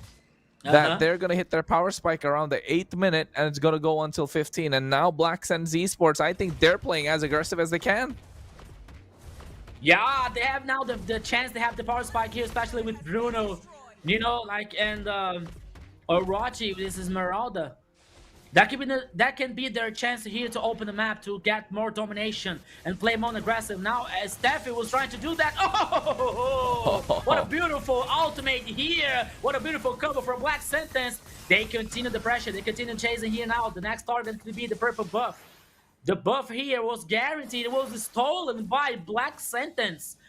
Almost 8 minutes here. Shin, come on, Shin. Okay, he was able to survive. He was able to get back in position. But now the focus can be the next turret. The turret from the mid lane here. One more advantage for, especially talking about the map domination for the Black Sentence. Black Sentence now in a goal lead is almost 3,000. It's a 2.5, and it is a good chance, and it's a good time for Black Sentence, Kronos. Yeah, it's a very good time for Black Sentence at the moment. This is where their power spike starts hitting, right? This is where their damage starts hurting a lot more. This is where you can see the slight bit of a difference between them and Alpha 7, and that's why Alpha 7 needs to make something happen on the top side. They go for a Raging Sandstorm. They see Orochi on the bot side, and finally, they punish. They look to get Shin as well. Double kill in the hands of Flick. He's been farming and waiting for the right opportunity, the right time. Alpha 7 know that Black Sentence wants to take fights now and bring the fight to them, rather. Yeah, there was a beautiful combo as well for Alpha 7. The ultimate from Luis. And the damage wasn't following up for composition on Alpha 7 here. Now they have superior numbers. But of course, now Shin is already on the map. But oh, once again here, Kronos. Here comes another team fight. Yeah, I think Orochi already melted down, and I think Steffe looking for to get somebody off guard.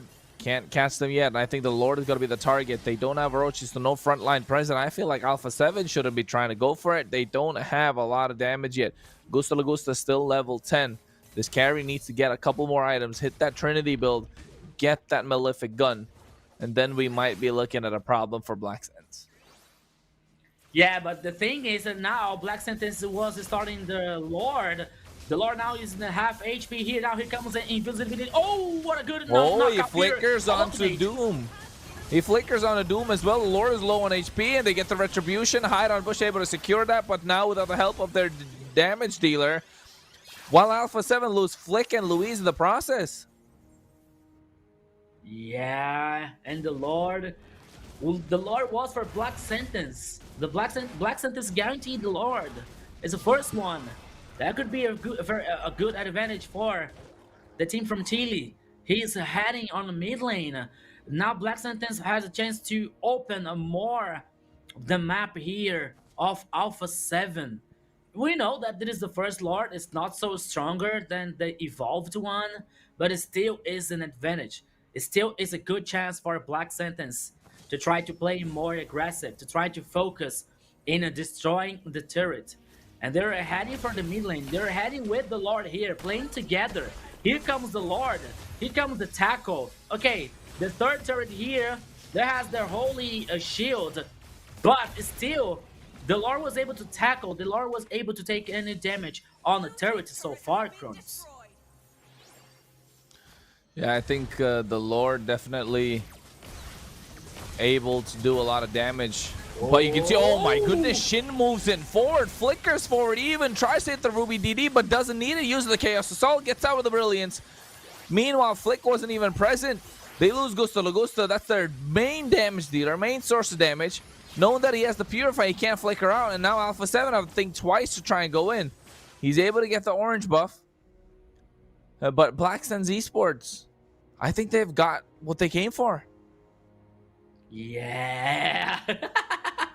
Now we have a very good hero's ability performance for Black Sentence. Now the opening the base, opening the third from the mid lane, guaranteeing super minions. The gold lead now comes for Black Sentence, almost 5,000 for Black Sentence, with almost 12 minutes of game. Once again, we have to say that Black Sentence has to be careful, has to pay attention. Okay, now they can play without take any risks, you know, because they have the chance, they have the advantage. Now they're heading for the top side here, destroying probably the turret number 2. Yes, that will happen. Black Sentence is playing very well. Now they want to play, and they can play safety. They can play like calm down. They can play relaxed here, just waiting for the next objective. Okay, not so calm down because Alpha 7 has Gusta Lagusta with carry, and we know the late game from carry here can be so brutal. But still, Black Sentence is playing very good, and they are in a good momentum. Here comes the invisibility here, Chronos! Oh, Jesus trying to catch him off guard, gets a Tsunami slammed himself. There it is, the Heart Guard coming as well. They find Shin, Flick able to get the kill, now looking to get doomed. That's a double. Give him Orochi as well, just make it a 3. He has the punctures, but I don't think he wants to go through. He wants to clear the wave and try and secure the Lord. He knows the damage coming in from Gusto Lagusta is enough alongside Hesu, but the bot side, Stefe, along with the hide on Bush, trying to get that tower in exchange for the Lord. So another inhibitor taken down. He knows he's tanky enough to not be going down quite easily. Rolled his way out of there. Gusto Lagusta secures the Lord for Alpha 7. Alpha 7 have all the advantage now. And I think they're looking to take down all tier 2s from the side of Black Sentence. You know what it is, Kronos? It's La Mufa from Jerry. La Mufa. Yep, that's right. La Mufa, Jerry. We're making compliments here for a Black Sentence, you know, playing so well, like step by step, taking an advantage, getting a bigger advantage here, and then with the one single play, with one try for engage, they put a loss almost everything here, you know. So Black Sentence once again has to defend themselves, has to defend the turrets, because now Alpha 7, it is Alpha 7's turn to focus and destroy the turrets, Kronos.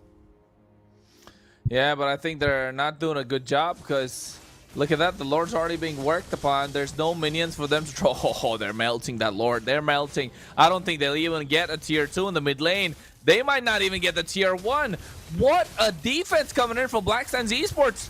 Nice Purify from Gusto Lagusta to make sure he doesn't go down. That is a very clean defense from Alpha 7. Or rather, Black Suns. They don't lose even the tier 1 in the mid lane.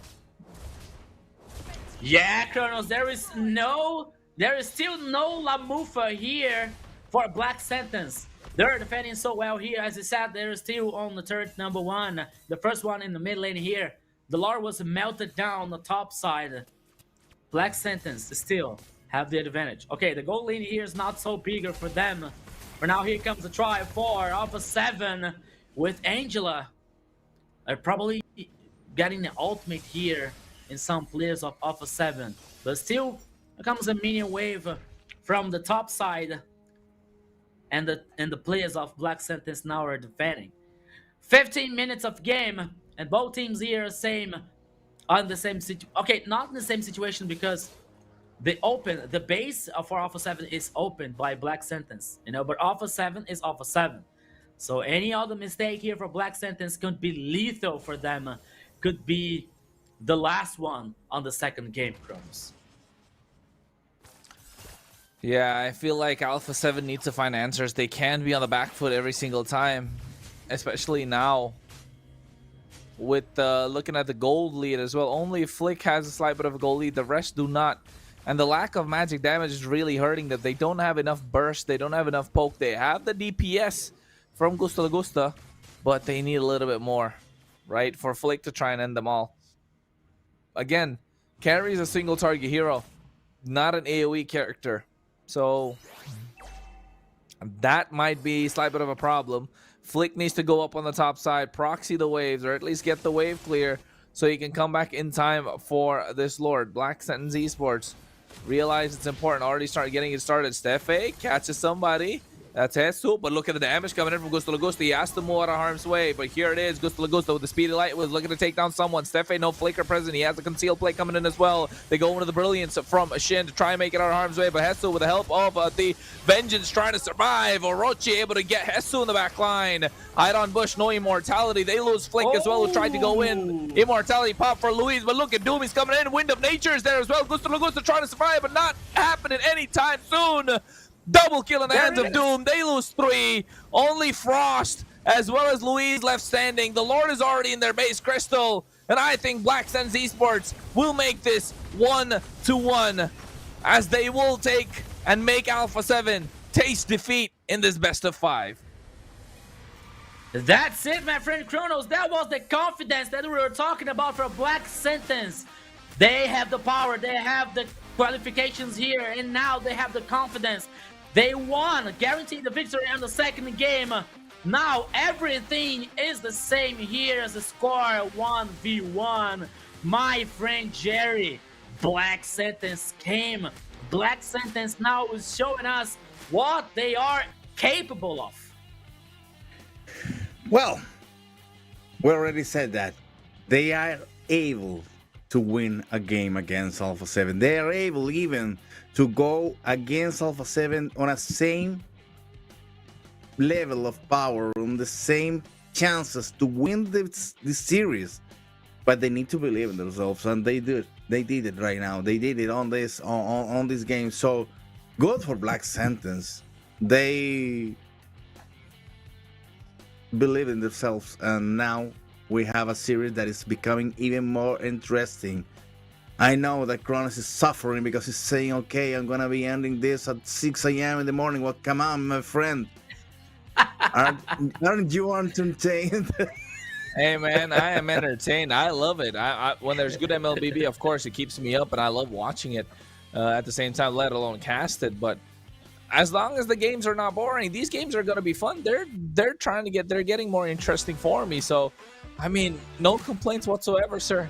However, I think this game, it was a little lackluster compared to the first one. You can see Alpha 7, they feel like they're not able to take the games away. The draft definitely wasn't in their favor as well. So, and that's thanks to the global ban. Black Sentence are benefiting from this global ban system. Yeah, you think global so? System here comes to bring so many surprises, yep. Jerry. And now Black Sentence is in favor here for the global ban system. Well, I don't know. Maybe later we're gonna be saying something completely different, because also global ban is gonna be affecting Black Sentence opportunities to set an strategy and strategies to deal with Alpha 7. I believe that both teams are gonna be suffering of that, because it's impossible, almost impossible for a team to not feel that their chances are a little bit compromised if you can't play your favorite hero. You can't play the hero that is already on the meta. and maybe an outplay or a mistake picking up the heroes because of time, also the pressure to be on top. Now the pressure is on the side of Alpha 7 because they already won the first game, but after all, in the second one, they invested a lot. They invested... okay, so the picks, we were talking about the Lancelot, we were talking about the CC, even the carry. Could be nice investment for this game, and that is a loss. So now Black Sentence took the game, and also the things are getting equal again. So let's wait because the next draft is gonna be crucial also to define what could happen between these two teams. Rico, your favorite part, numbers. What the game said in numbers this time? Yeah, in numbers here, the number said that the Black Sentence came with another different, like, not so different mentality, but now with the power that say, hey, we can defeat them, we can beat Alpha 7 here, and that's what happened. Especially because, as Kronos was saying, like, maybe the draft here was not in favor for Alpha 7, and thanks to the global ban, you know, because okay, Augusta here, he wasn't in full build here for carry, you know, but for carry here, I don't know if it was the best choice, because the low range for a carry it doesn't help her, you know. Okay, she has a true damage, she has a late game, very strong late game here with more damage, but you know, the other side we have a Boxer, we have Esmeralda, we also have Lunox here with his ultimate, with her ultimate here that can be invulnerable. So I don't think that it was the best chance here. Maybe Frost with a mage here, a mid lane that could cause damage, that could carry the game also, could be a very good idea for Alpha 7, you know. But Black Sentence, they had nothing to do about that, so they went through it. They played forward, they played aggressive here, and guaranteed the second victory here, turning everything as equal. Everything here 1v1, 1 by 1 here for both teams. We're seeing now the graphic gold here, that in the first game, the first minutes, the early game was in favor for Alpha 7, but then Black Sentence dominated the situation, dominated the game here, you know. Okay, there was some times that they were a little afraid that they took some risks, and they took many early decisions, but still they were able to handle that situation and to guarantee the victory and win the second game so far. Kronos. Yep, absolutely right. I think we have a series, folks. So what can I say? We just have a great series on our hands. MVP, of course, we're looking at Shin in the mid lane, 3-2-5 on the KDA with his Lunox. Yes, absolutely played out of his mind. Yes, and there is a lot of chances also to be played here in the game, especially with the small changes during the week. There are little bit things that is gonna be appearing in the next matches to come. So we are still full of surprises, and Black Sentence said that they had more surprises to come for today. So let's wait and enjoy. Ooh, you see, Jerry. You're getting our 6 MVPs for it. Okay. Told you. I'm happy they are ruining my prediction. Go ahead, win. It was a reverse prediction, Jerry. Yeah. That's it. I'm going to vote for Alpha 7 for happening the opposite. You know, for being the opposite. Black Sentence win the game. The thing is, I didn't want to curse them. I didn't want to throw the Mufa on them. So why? Yeah. Because if I voted for them, okay, that's my fault. I cursed them, but now they're winning for their own reasons. Okay. Ooh, 9 out of 10 votes as well. Yeah. So thank you, Kronos, for voting with me and Acasa's MVP for Shin. We saw that. And we saw the casters, the observers, and the referee here, all four voting for Shin, you know, and the audience was like divided here, conflicted, but still, MVP goes for Chin here, well deserved with Lunox with a strong late game and responsible for turning that situation in favor for a black sentence. And or a few minutes later, we're heading for the third game on the second best of 5 for today. As always, reminding you guys that you are watching us in our broadcast, could be the global broadcast, the Brazilian broadcast, and the Latin American broadcast. You are the main star of the show, so you are able to vote for MVP also. You can also vote for MVP. You have the chance to get diamonds. You have the chance to get beautiful skins with our code. And stay tuned. Keep watching the best tournament ever here. MLBB ES Esports, MLBB BR Sports, and MLBB Esports is our global broadcast here. Me, Jerry, and Kronos, the best team ever. Yes, I'm saying, okay. I'm free now. I'm soft, I'm light, but that's okay. Just waiting for the third game. But now João is talking to us. Now here comes another video for you guys. Let's go.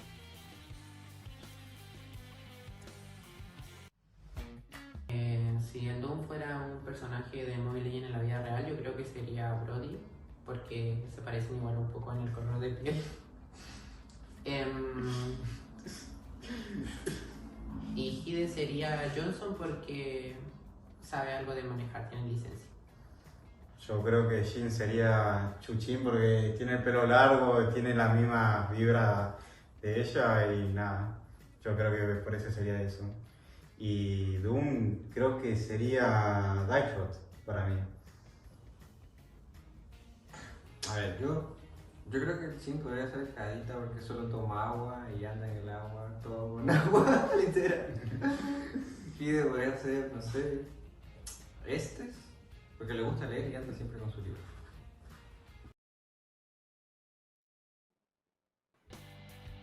I don't know about that. He likes to read. He likes to read. That's good. That's why he's so good. He thinks so many steps ahead. He's very intellectual when it comes to his gameplays. He plays intellectual. He plays heroes that require intellectual prowess as well. It's great. You need to know how to read the game also. And guys, you know what? You were saying about like the players getting together, you know, playing together in a gaming house or someplace for helping them in the communication in the synergy. We were saying that there was a good vibe for Black Sentence here, no? I was reading the signs in the wall. That one was saying like dream, plan, do. You know, like dreaming to be the champion of MPL LATAM, of planning dire strategies and doing, getting to action. That could be a good a path for a Black Sentence in this competition, Jerry.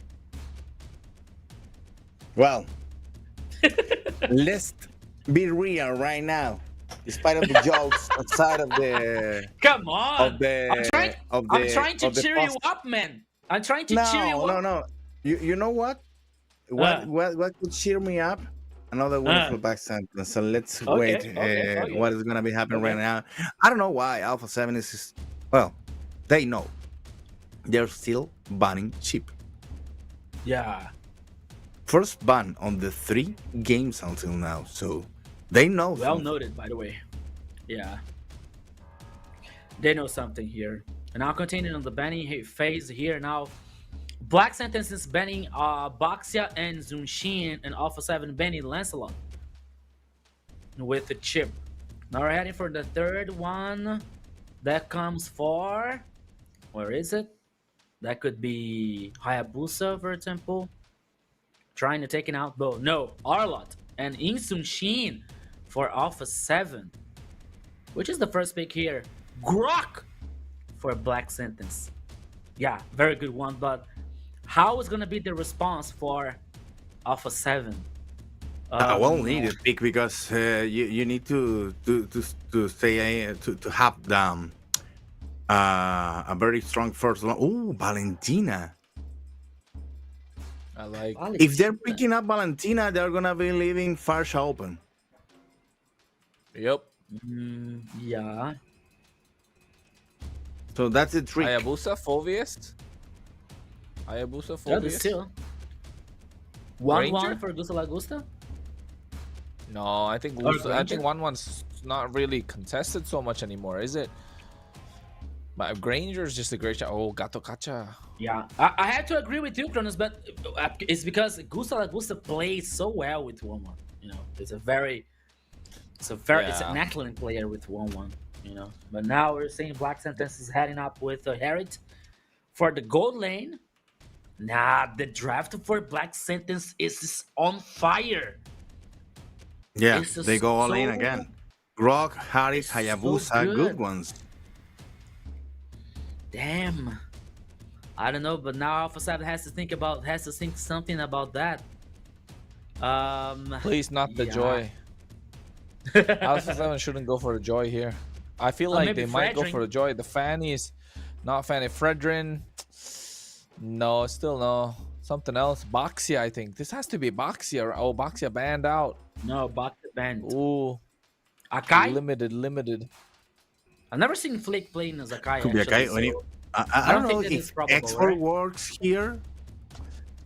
Fanny. I was gonna say Fanny is the other one, but I don't think it's good just because of the Grok. Guys, this is gonna be so good, so tasty. Once again, fire against fire. Hayabusa against Fanny. It's gonna be a block, for real. Yeah. On one side we have Kakashi, for on the side you have Sasageyo from Fanny here. Okay, let's see the rest of the composition, because now they're focusing on the mid lane here, banning Selena for Alpha 7 and for Vios, taken from Hasu. I don't know, maybe they continue focusing the mid lane here, banning Farsa, for example. That could be the second one, but I don't know if Farsa would be a great here because they already have Fanny. No. And Fanny here, we know they that can't the pick up mobility... Farsa because they already have Valentina. No, I'm seeing the Black Sentence. I'm saying about Black Sentence, you know? For sure, but that's the thing. Black Sentence can pick up Farsa because it's gonna be giving away the ultimate from Farsa right. to Valentina, yeah. so it's no need. Yes. They need to think another hero for the mid lane. Maybe Kimi? Maybe? I don't know. Yeah, I was thinking on Kimi, but Kimi, Arith, Grok, they need another a roamer that has some control. Lapu. So Kimi and Harit goes with the DPS, and after that Hayabusa eliminates the players. It's a good chance. Kimi, I think that I believe. Oh wait, Farsa. Hey, they're picking up Farsa. Farsa and Hilda. They don't care. No, they don't care. They don't care. Black Sands are of confidence. This is confidence. This is confidence right here. That Farsa is confidence. Let me say something. Maybe Black Sentence conversation during the draft was, hey guys, they have a Valentina. And Hayabusa said, don't care. Pick Farsa. I killed Valentina. Yeah. That's it. Yeah. Hayabusa is going so hard on Valentina. Yeah, Tsubasa said, oh, but they have Valentina. They can copy the ultimate. I don't care. Bring it on. Let's go. Yeah, it's about confidence, He said she's not going to be allowed to copy to take the ultimate. That's the not just that. They have Hilda and a Grok. So that's a heavy front line to get through. Like the moment Valentina tries to use the feather airstrike. You had a glue and a Gato Chacha on the other side. I mean, if everyone else is diving onto you, who are you gonna do? You gonna save your Valentina, or are you gonna try and stop them from trying to dive? You're trying to stop them from ultimating. And it's gonna be dive against dive because Hayabusa is going after the Valentina and Fanny is going after the Farsa. So this is gonna be a bloodbath, my friends. And you enjoy it in the voices of Kronos and Rico. Game number 3 of this series. The MPL, it's on fire on the second series of today, guys. Go ahead. Thank you once again, my friend Jerry. As a famous philosopher once said, it's gonna be a long night. So let's go here, ladies and gentlemen. Welcome to the Land of Dawn one more time for Alpha 7 versus Black Sentence. Black Sentence versus Alpha 7. Everything here is the same. In number 1 victory for each team. Let's head, man. Oh, it started here, Kronos. Oh my goodness. Almost. Iron Bush even stole that away. He even stole that away with the retribution. He's quick. These small victories mean a lot, but here, Flick forcing the flicker out of FA. I don't think it's a wise idea for them to fight a Fanny in the jungle, especially in dangerous grass. It's not broken walls, so this Fanny's gonna do a lot of work. You can see Iron Bush clearing the bots out of the jungle completely before he can get to the top side, and that he knows how much of an advantage he's gonna get when he's able to gank on the top side. Gusta Lagusta is gonna be his first target, either Gusta Lagusta or Frostal Nave. And it's looking good. I think Black Sentence are doing well. Their farming speed is good. As long as Flick doesn't get a couple of kills early on, they're doing a fantastic job. Yeah, and then one more situation here, Kronos. They're playing in a dangerous grass map. You know, that can be very good for especially Hilda here. So we have to watch, and then we have to pay attention of both two team situation here, because now we're heading for the 2v2 on the mid lane. Iron Bush is heading in the mid lane also, but now the focus can be in the top side. Gusta Lagusta is sensing the danger. Here comes the Feather Strike here. Iron Bush, ooh! Almost the first blood here for Black Sentence, Kronos. Shouldn't even flicker for that, right? Shouldn't even flicker for that, but now knowing that they're not going to be able to get this turtle, Flick wants to secure this for himself, gets the turtle, but they give up the gold shield on the top side. That's expensive still. So Iron Bush has a lot of gold in his pocket, and so does the Harith Doom, right? And you can see 700 ahead in gold already. That was an expensive turtle, by the way, here for Alpha 7, you know, because they lost the gold energy for the turret and the top side here, guaranteeing this advantage for a gold lead. Yeah, it's not so expressive so far, but it still is a kind of advantage for Black Sentence. And remember that the last game we saw some situation like that happening, and Black Sentence was able to handle that situation and was able to win the game, you know? So let's see now, because we are seeing Stefan Weir with Groff with a very hard engage. And then he has the chance to open, he has the chance to create and be dynamic in this game here for a Black Sentence. We're heading out for 3 minutes and 22 seconds of the third game here. Everything is like that we can say this even for both teams. The Black Sentence is controlling and handling the pressure or possible pressure for Alpha 7 so far, Kronos. Yeah, so far the pressure hasn't been created much, if you ask me. It's 0-0 on the kill score. They are looking to take down towers, but the rotations of the map are not able to happen fully just because of the roamers. The roamers are doing an absolutely fantastic job. Meanwhile, the bot side, 1v1. Feels like the Hilda might be going down to Flick. Flick somehow still able to survive, and so is the Hilda. Both about half HP. And I think the effectiveness of this Fanny is starting to fall off soon. Flick needs to find a couple of kills, otherwise it's going to be difficult, especially he's knowing that he's going for the lethal ignition, not for the impure rage.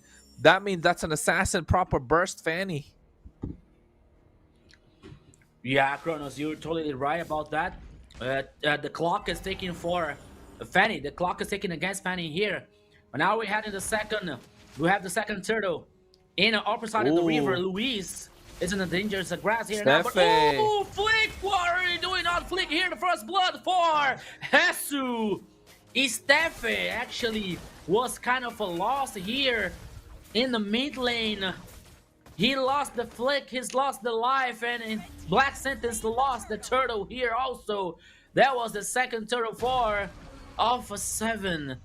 Kronos, we always say it about like early decisions from Black Sentence, you know, because okay, they have to play aggressive. They have to respect Alpha 7, but not so much. But here comes the ultimate from Harris once again. Hassel here is taking so much damage, he can be killed. Meanwhile, the turret was defeated, was taken down. Hassel was able to survive somehow.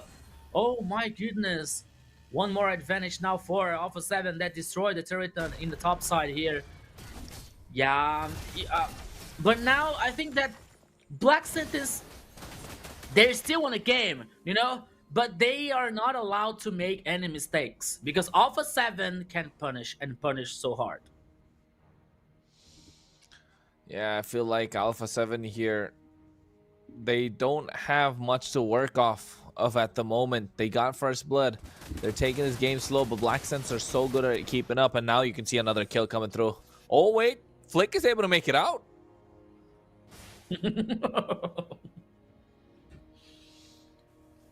He's a Highlander or something like that. But here now. Oh, no, never mind. Orochi! Yeah, the situation now is different because Orochi, he was killed. We saw Flick running away with a very low HP, but now we're seeing Flick again, guaranteeing the kill. 2 kills for Alpha 7. 6 minutes and a half.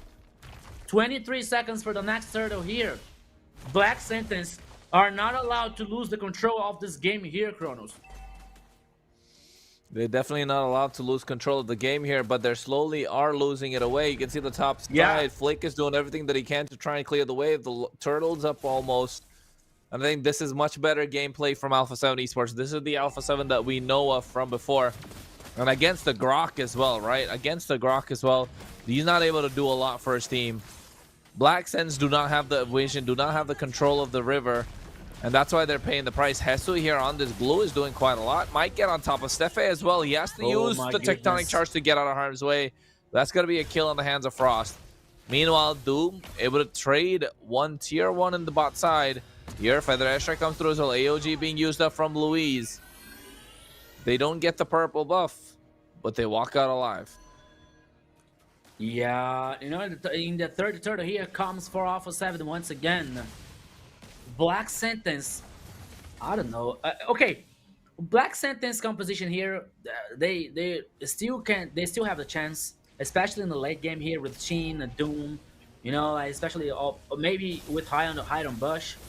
And we are saying like the Flick, the clock is taken against Flick here, the Fanny, and the time was passing. The more the time passed, the weaker the Fanny gets, you know. So, but I don't know, maybe a Black Sentence here. I think that they're playing with afraid of something in this game. They lost the 3 turtles. They're losing the turret. Okay, they only lost the first turret in the top side, but you see once again now, it's a chance that they are waiting for to try to engage, to try to initiate here, you know, to take advantage over Alpha 7. But this is not happening. What we're seeing one more turret being taken down for Alpha 7. Black Sentence are not handling that situation, Kronos. Yeah, I think Black Sentence are... They need to find a way to create the space. So far, not done well for their side. They need Orochi to do a lot more around the map. This Hilda needs to work a little overtime at this point. They lose only 1 tower on the bot side for Alpha 7. But here, Stefe comes out of the picture. Doom is there as well. Yes, is on force. He wants to dance around, do some damage. Luis waiting for the right time to use the AOG. So far, Alpha 7 have been playing a near perfect game. But that could change at any point. Once Stefe finds a good angle, and so does Shin find a good Feather Airstrike. Yes. It depends here for Stefe here to find a way. To find an enemy, to find a loophole here to initiate, to try to pick off some player of Alpha 7, Manoma.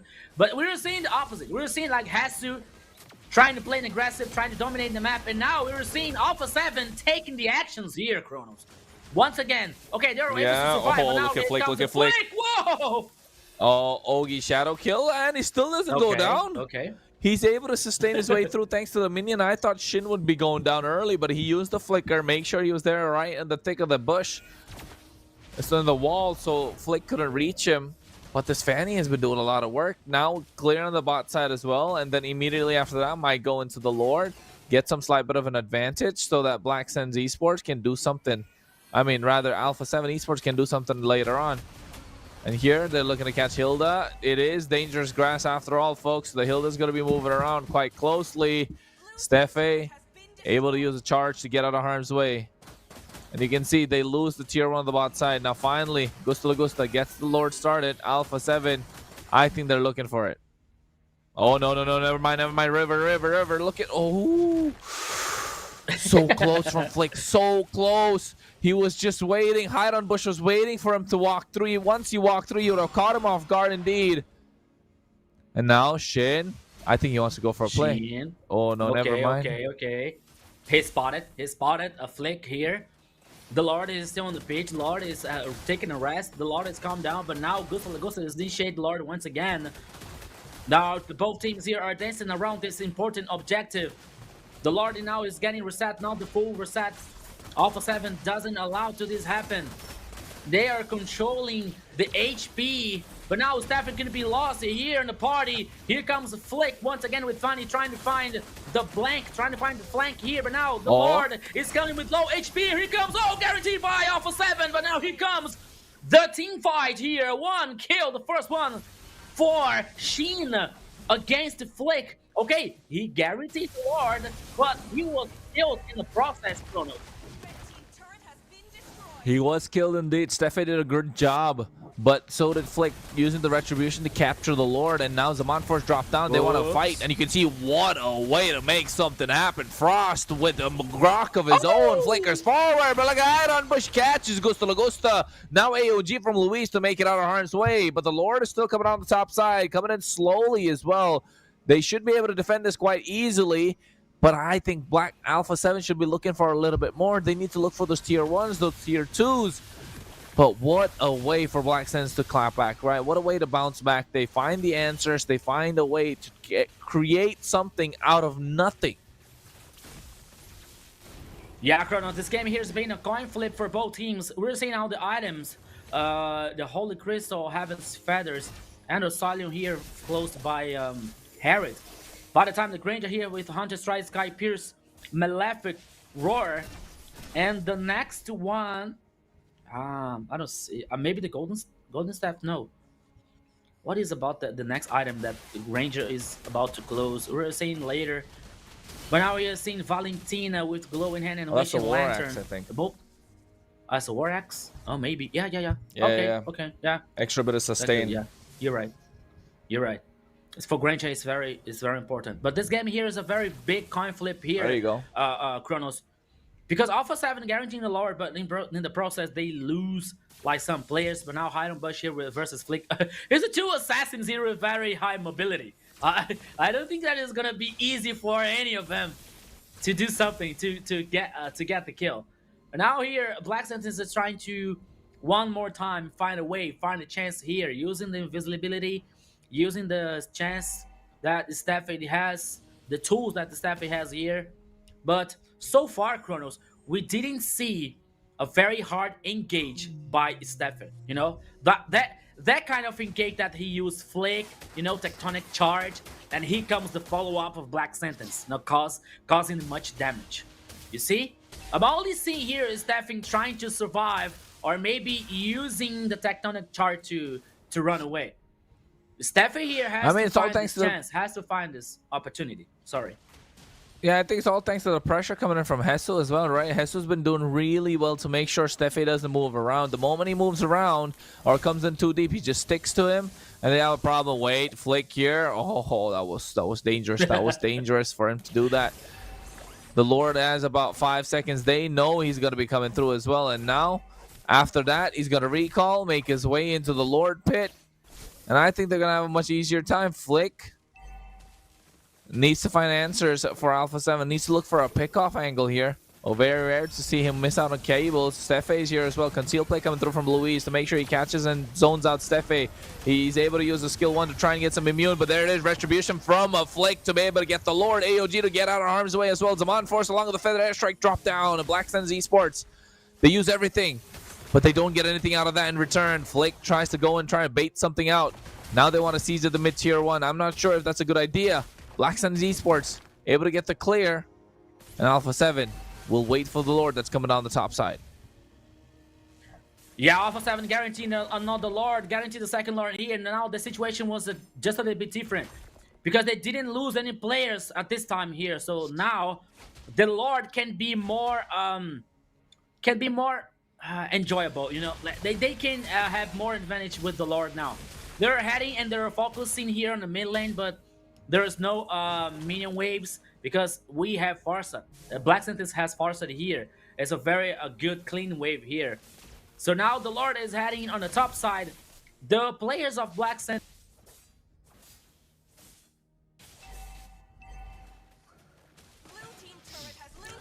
Lord already taken down by Hat on Bush. They're looking to take it down. Mid lane tier 1 taken away by Flick. The wave pressure is still on. And I think Alpha 7 Esports are happy with what they got. 16 minutes in. This has been long games. We've seen 2 long games already. We're going to see another third long game coming in from Alpha 7. And I think Black Sands Esports know that. They'll do a lot to try and make sure something happens. Meanwhile, Flick, all he has to do is rotate in around the map. Such a low kill score, 3-3. It all comes down to who is going to be able to out macro the other.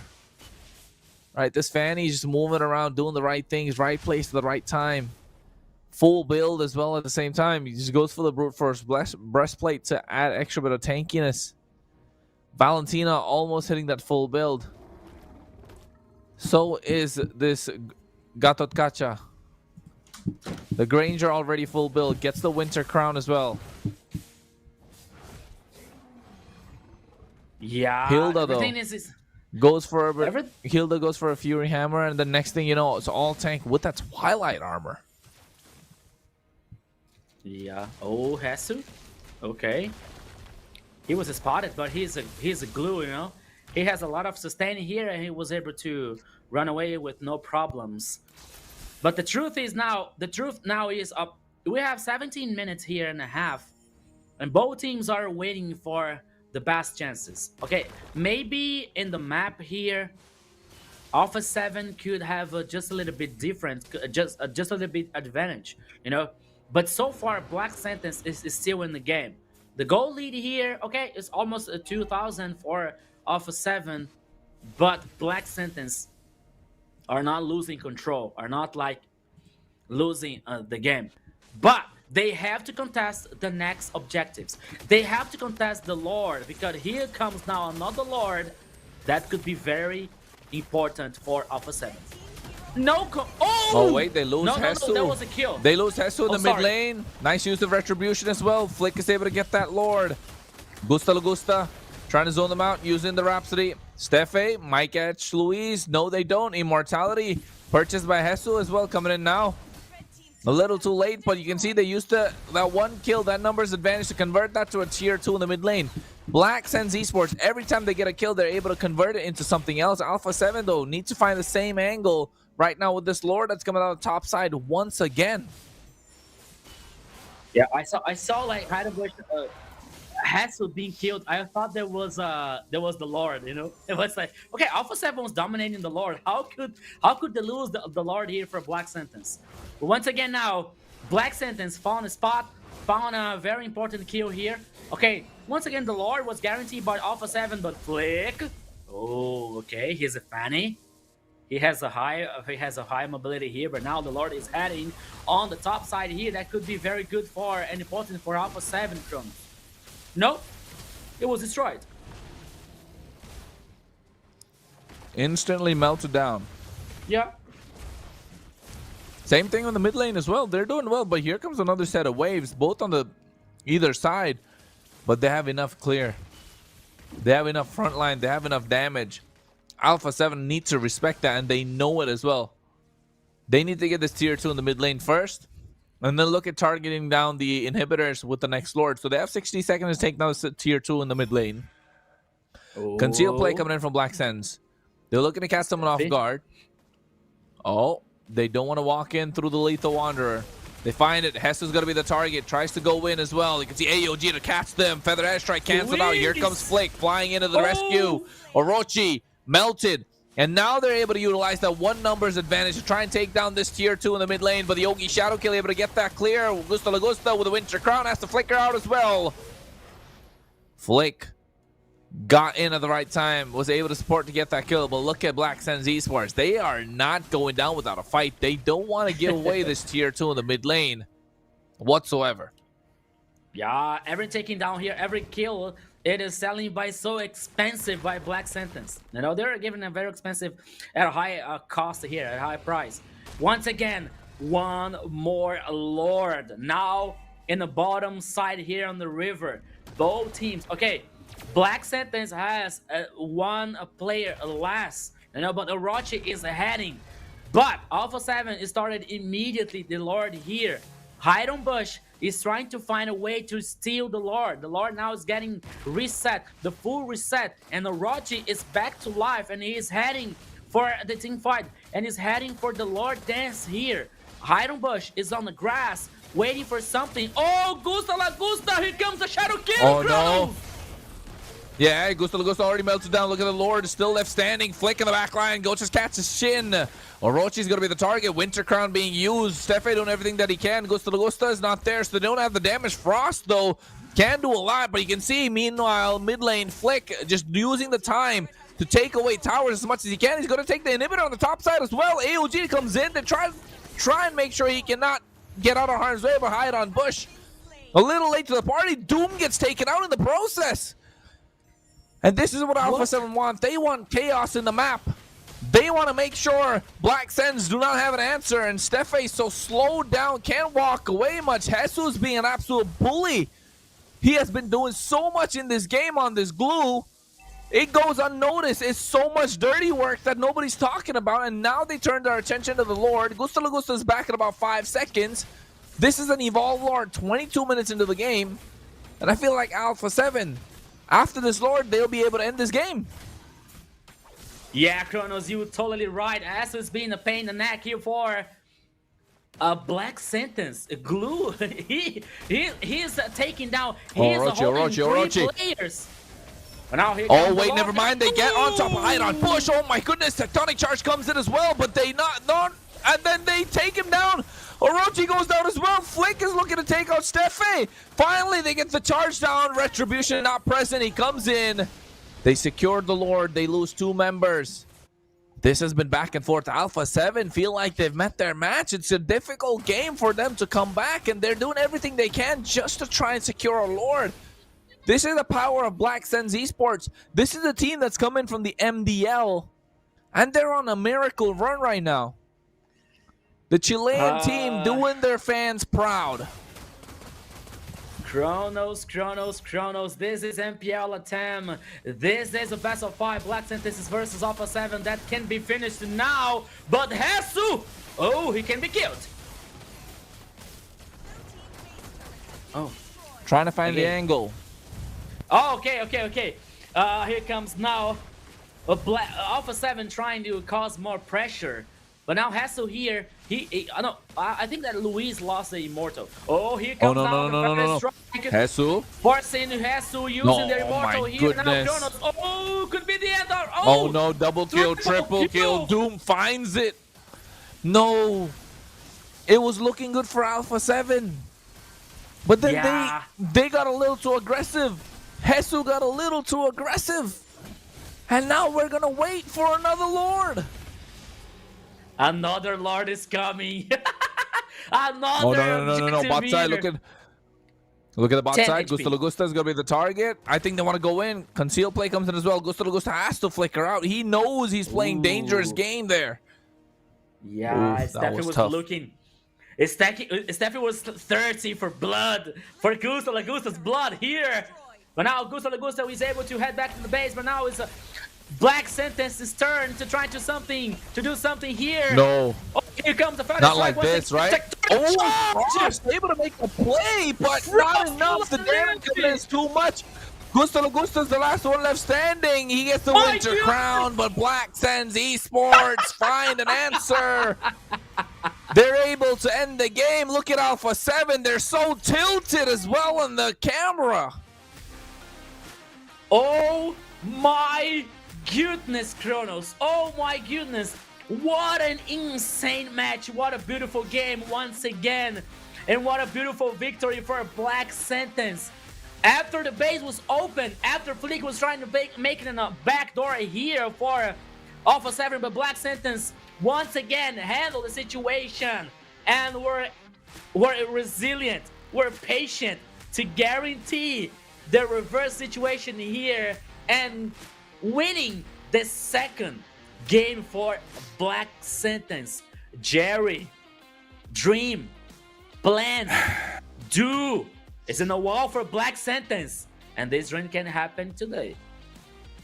This is a good time to be alive.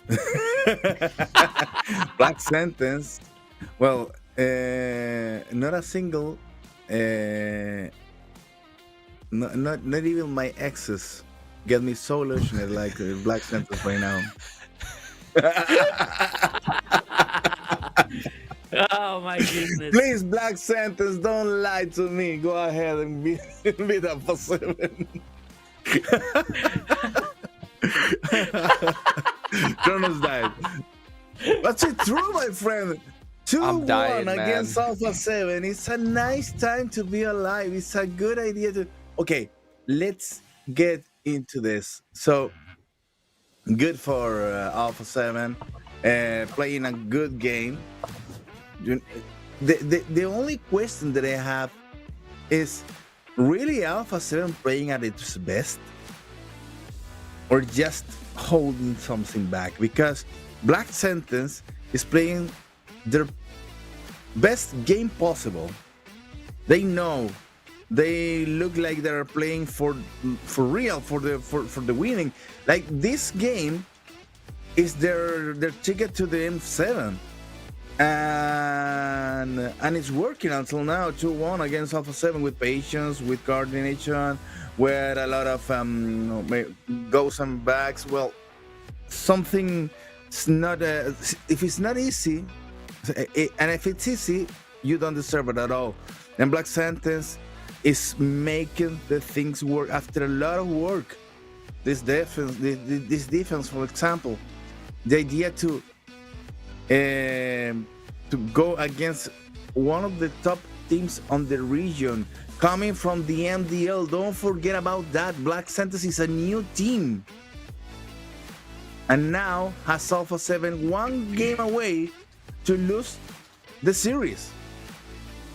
Beautiful. Yeah, you know, history can be written today here for Black Sentence beating Alpha 7. We always say nothing, that it wasn't impossible. That it isn't impossible for Black Sentence winning Alpha 7. You know, okay, we know that by the history and by the time that we were saying that the Alpha 7 is the former champions for the old Corinthians in the last edition for MPL LATAM, you know. But Black Sentence, as Jerry was saying, Black Sentence came from MDL. You know, they have a very good coach that it's Tsubasa. Tsubasa is doing a good job in Black Sentence. And there is another situation that you were talking about, like after Black Sentence, after the players got together, playing the same space, that became much better for a Black Sentence. And now we're seeing their full potential. They're playing side by side. They're playing even versus Alpha 7. Even more, they're winning Alpha 7. It is 2-1 for Black Sentence. They have the chance now to close the best of 5 and lead Alpha 7 to the loser bracket, to the lower bracket, you know? Once again, Black Sentence has a brilliant performance here. I think, and I have to tell you guys, that maybe Black Sentence found a way of playing versus Alpha 7.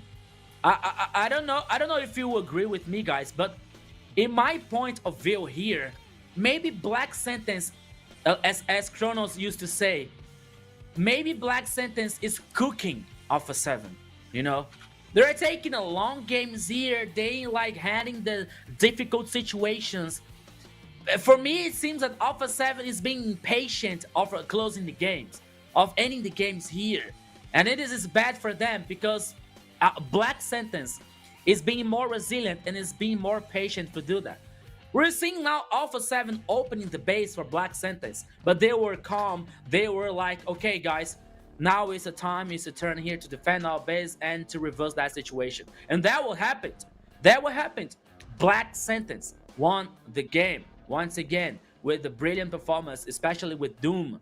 I was missing Steffi's initiation. I was telling during the game, I was missing that. I think that Stefan didn't do the best initiations with Grok, but still, Black Sentence was able to win a second game here versus Alpha 7. And now it only depends on the last game for Black Sentence, maybe. You know And what? Jerry is very concerned about that, but Yeah. everything is possible. Yeah, I'm gonna be conservative until the end, my friend, because I know that Alpha 7 it's a difficult, it's a very hard opponent. So we need just to believe. Well, I believe in this guy, Doom. 612 on the KDA, 20% of the damage, 80% of kill participation, got the MVP right now. And it's hard to decide between Doom and also Haydon Bush, who was responsible for the pressure on the early games. So it's good for Doom also because don't forget that Doom is coming for a long time as being part of this MPL. So he needs to be on the biggest spot possible under the spotlight on this chance. Well, the damage was absolutely horrible for Alpha 7, beautiful for BSC fans. So let's take a look at what's gonna be happening on the next game, man. I needed to start right now, not because I want to be ending quickly, because I need to know what is gonna be happening right now, because Alpha 7 is playing for survival on the next game. I don't know how many times we can say that from a powerhouse on the MPL against a team that is coming from the very low part of the competition, from the MDL. Don't forget that in the first week we saw even ULF stronger than Black Sentence. Okay. So it's an interesting way that the things have been evolving in this competition. And you know what? I love they ruined my prediction. I'm gonna say it again. I'm gonna believe that they can ruin my prediction. The audience wasn't so sure about Doom's performance, but casters, referees, observers. Not 9 out of 10 here. He was responsible for triple kill from the last team fight, and that was very, very good for a Black Sentence. Jerry, and a very important triple kill. Yes, we are hyping here Black Sentence, but we have to be realistic. The other side is Alpha 7, the former champions.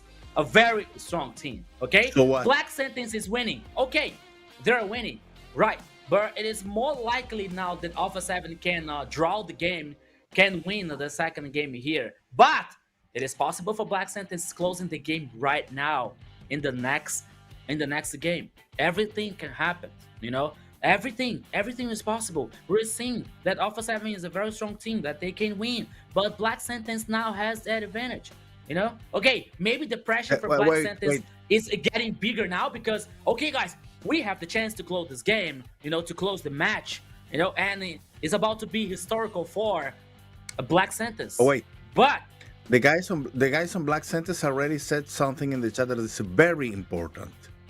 He said, all is mental. While the crystal is not down, you can win. That's for sure. But all is mental. And Kronos already said Alpha 7 was so tilted when they lost this game. Maybe they are going to be playing some tricky games on their minds. So take a look what is going to happen. And take a look also to this video, because we got a video for you just to wait for the next match to come. Let's go. Si el Doom fuera un personaje de Mobile Legends en la vida real, yo creo que sería Brody, porque se parecen igual un poco en el color de piel. Y Hide sería Johnson porque sabe algo de manejar, tiene licencia. Yo creo que Jin sería... ¿Cómo están? Es un placer y un gusto volver a estar acá conversando con ustedes. Por ahí algunos ya me conocen, pero para los que no, me presento. Soy Papadog y mi rol en el equipo es el de experiencia. Aprovechando que estoy acá, voy a leer unas preguntas que me hicieron los chicos de Mundun y responderlas sucesivamente. Bueno, yo ya juego hace bastante tiempo. Desde el comienzo ya, pero había decidido descansar por un tiempo para poder completar objetivos personales más que nada, hasta que bueno, me propusieron algo interesante para participar y decidí acompañarlos. Bueno, fue raro al principio porque ya había comenzado todo, pero lo tomo como un desafío más, ya que igualmente suelo adaptarme rápido a estas cosas y entro y hago lo que mejor sé hacer, que es jugar. Bien, nos vamos entendiendo, cada uno sabe lo que tiene que hacer y eso es importante y fundamental, que ayuda bastante. Y la verdad, sinceramente, contra cualquiera, porque sé que cada equipo que está acá o ha llegado a este punto son de los mejores y son bastante formidables, pero como nombre no podría decirte uno porque la verdad que hasta hace 2 semanas no sabía qué equipos estaban. Y bueno, más allá, saliendo de lo común, lo ordinario que la mayoría pueda decir, como ganar, ser campeón, para mí lo más importante es ser mejor que el día anterior. Siento que este torneo, ver qué me puede dejar como enseñanza, más allá de la victoria o derrota, que para mí es lo más importante o más valoro. Bueno, muchas gracias para los que vienen apoyando a todo el equipo durante el trayecto del torneo y contamos con todo su apoyo en lo que queda en esta recta final, ¿no? Y agradecerlos a todos y esperemos vernos pronto en la MPL. Y aprovecho para mandar un saludo a los chicos de Warriors y a mis amigos que ellos saben quiénes son, no hace falta que los mencione. Muchas gracias. E aí, rapaziada, eu sou o Carlos. Papadog! Yar! So long that I haven't seen this player, this amazing player on MPL LATAM. Very good to see him again. You know why? Yeah. He's the papa of the dogs. Okay. Okay. Kronos Mind's playing so some games glad to right be now here, because guys. it's So so glad to late. be here. What time is there in at your place, Kronos? 3:30 a.m. Oh, 3:30. It's not so late. Yeah. Come on. It's not It's so late. understandable. You- It's you- understandable. Yeah. You have been I've been playing casting some, since I've been casting for rankeds right 12 now. hours now. He's casting for 12 practicing for hours the now. M7, Jerry. He's practicing for the M7, actually. Yeah, I'm that's trying to right. get a That's call. okay. I'm waiting. Yeah. Waiting. We need to set. Need to start a petition. We need to Kronos for start. M7. We need to start a hashtag, I'm in favor, a I'm barra in favor. hashtag, Kronos for M7.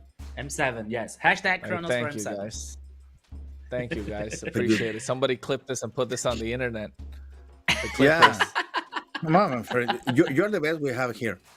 Yes, yes, Rico sure. and I just I'm started, humbled. but you, man, well, so experienced. We're fans. Okay, Try. We're fans and you're a pro. let's dive That's into this. Let's dive into this draft. This important draft because Black Santos now is looking for the win against Alpha 7. Phobius. Yeah, first And, pick here for... well- Nah, that could be Phobius for Black Sentence. Yeah, Too early, Phobius has disappeared You can't for some open- time. Never mind. Never mind. Alpha 7. Yeah. Fighting for survival. Comfort picks. Comfort. But now, Lapu what- Lapu. Lapu Lapu, what comes out for Alpha 7 now? The response. No, but Lapu But, Lapu is open? Yeah. no.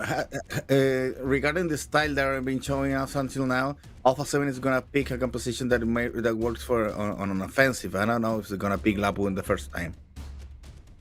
Yeah. They're Oh, aiming yeah. for the offensive. Yeah, There you go. They secured the Kimi, so they're trying to go Kimi with Kalea. Kimi and Kalia. No High. Hylos. Ooh, aggressive. That's good because Yeah, Black Santos you're- is aiming to have some control, and Iris is gonna break that. You were saying playing aggressive, Jerry. That's it. There it is. Kimi and Hylos for... Oh, come on. Black Come Sentence. on. Funny for Black Sentence. Oh no. Okay. Black Sentence, no fear at all. They gave they have the confidence that they were lacking on the first game. Hayabusa. Flick has to play Hayabusa here. This has to be lock Hayabusa. Otherwise, you're not going to get the Hayabusa the next one. This has to Jerry, be Hayabusa locked in right here, jungle. You know, Jerry, confidence is very important, but too much confidence could be the ruin of a man. Yeah, I feel like I think Fanny is good here. Fanny is good, but Hayabusa, Alpha 7 have to lock Hayabusa here. I don't see any other pick they can come through. Yeah, but after expanding rivers also. But what about the marksman? Joy against the Fanny. Okay. The Joy is good against the Eve, but I mean. But Joy against Fuveus. Fuveus trying to stuck Joy in the same place to be killed. I don't know. The control of the Fuveus is dangerous for the Joy. I would prefer the Hayabusa. I think they're saving Hayabusa for the next game. I think they feel like they're gonna go next game. Can be, can be. That's a good call. It's a good call. And in the next game, first ban for Black Sentence, Hayabusa. Well, now we have to see the rest of the composition here, and we have to see how Black Sentence is going to handle the transition from mid to late game here, especially with Fanny. Yeah, you were saying that Alpha 7 is going to be after the Lapu Lapu, so it's a good ban. Yes. I think they're gonna leave R lot open, and then they're gonna try Hesu take the R lot here. Yeah, it's a possibility. Another roamer. I think that Alpha 7 is focusing in some gold laner here, some Moskman, maybe taking out. No, I think they're Granger. No, Granger's not open. Moskov maybe. Yeah, maybe Moskov, or they already used Alpha. They inherit. I mean, they could go for the Moskov, not gonna lie. So I think just leave the Moskov and Tigreal, yeah. I was thinking maybe Kufra. Because Tefe doesn't have that big hero pool. Arlot being banned out. This is gonna be Moskov here in the gold lane for Alpha 7. Gusta Lagusta picking up the Moskov. And then maybe last pick Uranus. I think they're gonna go Uranus on the Hesu. It has to be Moskov, otherwise there's no if they go Uranus, they're gonna be... But if they go Uranus, it's gonna be inviting Black Sentence to play carry. No, that's fine. I think that's fine. They have Kimi. Yeah. They should be okay. With the Hylos as well. Carry is okay, I think. They don't have a I mean not necessarily the best for Alpha 7. Beatrix. All reliable. Going back to what is comfortable for them. This is a hero that know how to play. Steffe, Akai. Oh no. What's it gonna be, Nathan?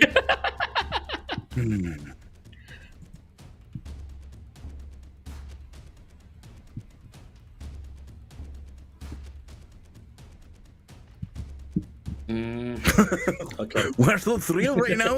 We don't know what's gonna happen. Come on. Yeah. They still have Moscow open, Gary open. Yeah, can be Moskov, not open Bruno anymore. No, not Gary, Moscow. Here. Moscow. Oh, nice composition there. Uranus for Hesu, you know what? as Kronos was saying. You know what? We were missing Xborg here. Yeah, but Xborg for Hesu and X lane. I think Uranus still. Yeah, no, Uranus, but Xborg to go against Akai and even the Fuveus. Yeah. Kalia was open. Oh my god. Kalea Rome. No. This is gonna be. I thought that Luis already played with Kalia. Okay. This is exciting. This is exciting. Hesu comes with Hylos. Ooh. Okay. A beautiful front line here for Alpha 7. damage for Kimi and Beatrix. A great finisher with the Guys. Joy. Okay. I think we're heading to the game 5. Don't say that, Jerry. Don't say that. I think we're heading to game 5 because, come on, composition of Black Sentence, but in Alpha 7, come on, it's a killing composition. I don't know how past us the Kalia was open.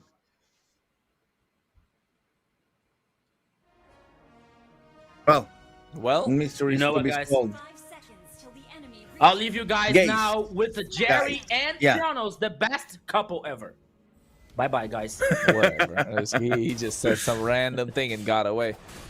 But then again, Yeah. folks, welcome Land of Dawn, game number 4. Match point for Black Sens Esports coming in from the MDL. They made it all the way up. Now giving the defending champions a run for their money. And I think Flick here knows his role is going to be super important in executing the backline. Yeah, man, Bush already having some troubles to deal with the jungle even slower than Flick does. So, oof, and Alpha 7 going to an early aggression there on the middle lane against Steffe and Shin. Well, oh no. Orochi, yeah. Goes and see Flick lower on HP. Get interested there. That's a good call. Risky business. Maybe had a risky business. Before that. Yeah, but you know, Flick is playing with some risky business here. It's just I'm not sure if he knows what he can do and what he can't. I mean, he definitely knows, but he can see now. Finally, Hide on Bush goes in with the Fanny, but he getting the knock up with the title strike coming through as well. Louise has to flicker out of harm's way. Has to Law and Order onto Steffe. That's going to be first blood. Flickers out. Orochi's going to be the next target. He has a Vengeance trying to survive, not popped in. Frost is doing a lot. I think Frost is going to be the main carry for this game for Alpha 7. Yeah. If it's not caught by Hide Bush. Iron Bush is trying to get into him. He went so deep, Iron Bush, on that enemy jungle. I thought he was looking for an attack. Oh, and against Freak right now. Trying to ruin Freak's jungle farming over there. Good idea, and Iron Bush trying to be even more aggressive for Black Sentence. Now the first turtle appears, and one more battle begins. Has to already level 4. They get the turtle started. Both the junglers are making the way. RWM already dropped down. Frost able to try and get out of harm's way as well. SOD connects. First blood in the hands of Hide on Bush. Louise is the first one to fall down. Flake able to get the turtle. Now taking them down low. Electrifying beats, but Hide on Bush gets a double kill looking for the third. And look at Moscow making his way. Yes, he finds a third indeed. Frost. Just the last one to survive in that fight. On the bot side, Gusta Lagusta taking that gold shield. Yeah, when Alpha 7 secured the turtle. So, in terms of gold, that makes the two teams even. But the killing spree there on Hide and Bush is going to be very dangerous for the moments to come.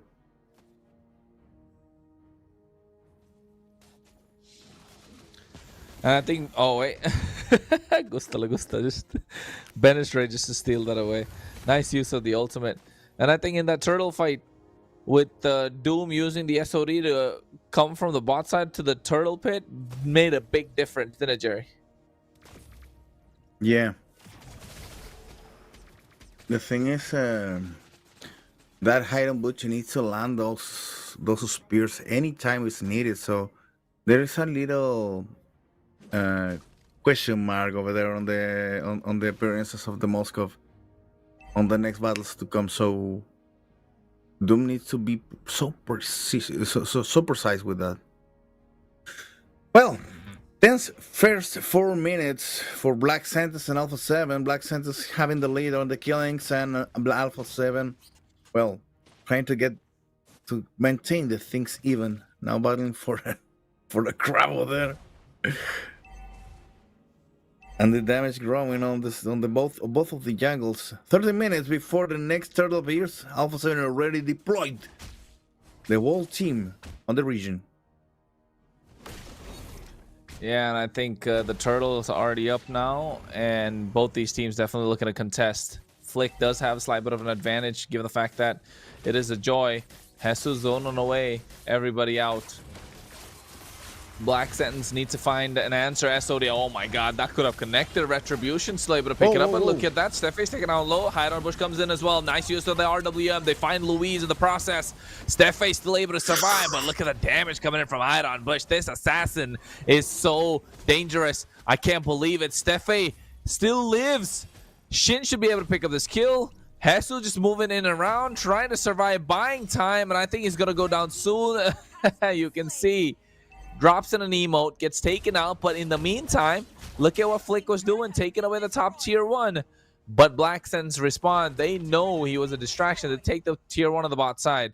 Now looking to siege at the tier 1 in the mid lane. Frost comes in, will be able to clear, but Doom doesn't want him to do so. Hide on Bush is there as well. Gusta Lagusta does have Bennett's Rage. Uses that, but a little too late to try and get the clear. Now, finally, Black Sentence got a power play after that encounter, and now another battle starts. Oh, the first one going down is Luis.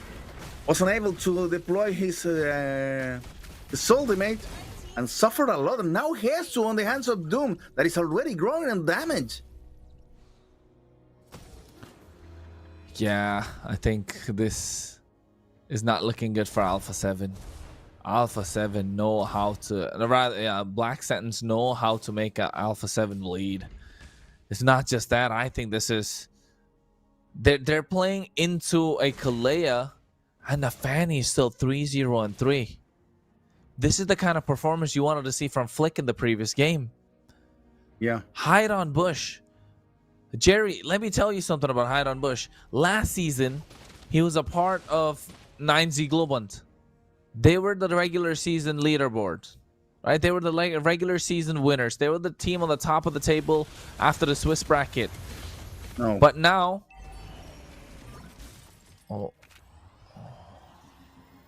Steffi is just winning time because Hide on Bush is already on the turtle. It's gonna be securing that objective one more time.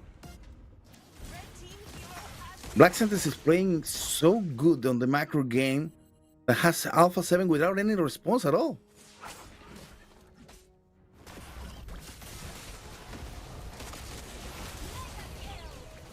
Wow, Hide on Bush on a mega kill right now. Going after Luis one more time. The KDA on Luis is so bad. 0-4-1. It's all difficult right now for Alpha 7. It's really into trouble. Okay. Iron Bush trying to stay alive again. Flick's trying to fight him, but it's impossible for that. Because Iron Bush is already not even 11, but the killing is now on their favor, and also the gold already leading to 4Ks. Unfavored of Black Sentence. 80 minutes on the clock. And Black Sentence looks even better than Alpha 7 right now. Trying to secure the third win on this match. Doom is already a machine gun, dealing damage on every single battle. That Moscow is already on his prime right now. Yeah, completely online, has the items as well. 9 minutes in, almost 9 minutes, they have 9 kills. It's 1 kill a minute. And the goal lead as well, 3.3k on their side. And the good thing about what I was saying about Hide on Bush earlier, Jerry, is that last season he was on the top of the leaderboard with 9Z Global. 9Z Global let him go, thinking he was the problem. Guess what? He was the solution. He was the one doing everything. And now you can see, with Black Sens Esports, he's at the top again. Well, danger right now for Alpha 7 because Gusta Lagusta and Luis are already on the experience line, trying to get some advantage there. They work with the tier 2 towers. And now the battle for the Lord is the most important thing. 9 minutes on the clock. The first Lord is already appeared, and Black Sentence is dominating the position.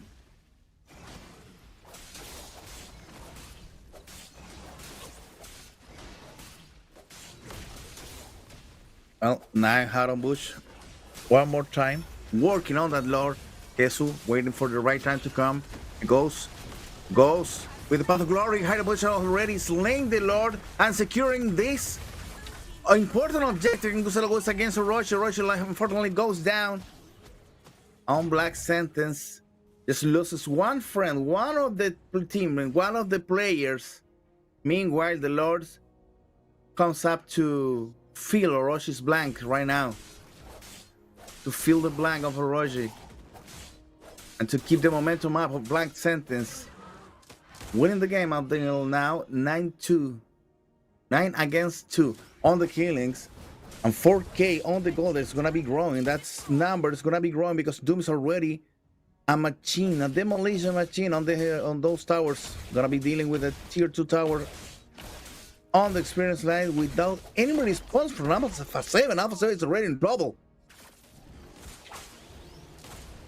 Now, tier 2 in the middle lane, already going down. There's the whole team of Alpha 7, and they're waiting for the right moment to fight back. There's no chance yet for Alpha 7 already in being trouble. Yeah, at this point, I think Alpha 7 already on the back foot, Jerry. I'm not sure what they got to do to make sure they come back. Already 5K goal lead in the favor of Black Sands Esports. And I think 90 seconds unto the Lord. I don't think they have an answer. The thing is with those marksmen, with Augusta picks, and also with with Luis, maybe with Freak, they may have a chance on the late game, but against a Moscow, against a Fanny that goes 4-0-3, so hard to be back on the game. I mean, they don't have a lot of area crowd control as well, if you think about it, right? The only crowd control they have is Luis's Tsunami Slam title strike, and of course Frost's ultimate, the traction pulse, and maybe the second skill. I think that's it. Yes, Hesu has a single target. To find a target for that ultimate, and he didn't even use it. Yeah, I don't know. It's not looking good.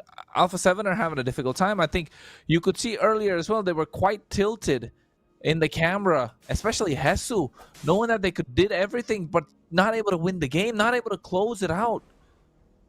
Is it just that Alpha 7 are, because we know they are a better team than what they're showing us, is it that they're having a bad day, or is Black Sentence just that good? I think Black Sentence is growing. We can cover the thing that Black Sentence is a team that is growing. It's a team that is working a lot to have this level of gameplay. And Alpha 7 maybe just was a little bit of overconfident of this match. Oh wait, they need to solve this quickly. Now, they need to solve it indeed. Lord already 18,000 HP, reset. You can see Stefan goes with a heavy spin. RWM dropped down, but everybody's zoned out as well. Nice use of that, but in the back line, Gusto able to get high on Bush. He tried to go for him. He was singled out completely. Flick. Now he has free reign. Look at that. He wants to go in, but the Spear of Misery coming through as well from the Moskov, making sure he can't catch him. 20,000 HP on the Lord. They don't have the retribution. This is going to be clean take for Flick. They need to do something for him to stop. Hesu over there. Make sure he's able to zone everybody out. Gets taken down. SOD connecting as well. I'm not sure if he wants to go in. They use the Nibiru's Passion from Gusto Lagusta. Again, Alpha 7 buy some more valuable time. Black Sentence Esports making the mistake of their own. No, Black Sentence can leave Alpha 7 breathe right now. They're leaving some space. They already lost this Lord. It's going to be easy to handle, especially with Doom's damage, because he can clean it up almost alone. But the thing is, they're giving Alpha 7 some space to breathe. And this moment, it's a bad idea, especially they lost one player. Oh, another Salami Slam. Oof. They managed to solve that, to run away, and Doom there to apply some damage over Luis. They need to be together. Black Sentence is losing the team effort to be together.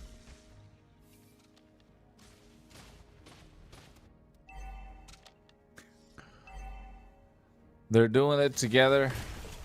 they're able to clear together on the top side. I think Doom needs to go there. Doom needs to get the clear on the Lord. I don't think Highland Bush is able to clear it out by himself. They don't have the holy defense as well, so now the Lord is going to be crashing into the inhibitor. Yes, it does, and they lose out of the bot side as well. So this is not looking good for Black Sentence. They're making mistakes. These are all mistakes that they have made themselves, and I think Alpha 7 are just capitalizing. Alpha 7 like to play fast, like to play aggressive. The moment it's not fast and aggressive, they start losing composure, and that's what they're doing right now. Nice use of the bend range as well. SOD connected. Black Sentence Esports have to go back. They have to defend once again, but nice use of the Tsunami Slam. Orochi able to survive the vengeance, but here comes Flick into the back line with the help of the electrifying beats. Hesu uses the glorious pathway. Everybody makes it out alive. No, it looks like sometimes it looks like Black Sentence is forgiving some Alpha 7 players' lives. Gusta Lagusta was so low on HP, running away one more time. They need to close the deal. They need to find an end angle to close it out, right? I think Black Sentence Esports, they shot themselves in the foot here. They tripped on their own shoelaces. That's what this feels like. They had all the advantage. I don't even know where it went away. Was it that just that one play where Hide on Bush went in the back line, tried to snipe down Gusta Lagusta, but he had the wind of nature?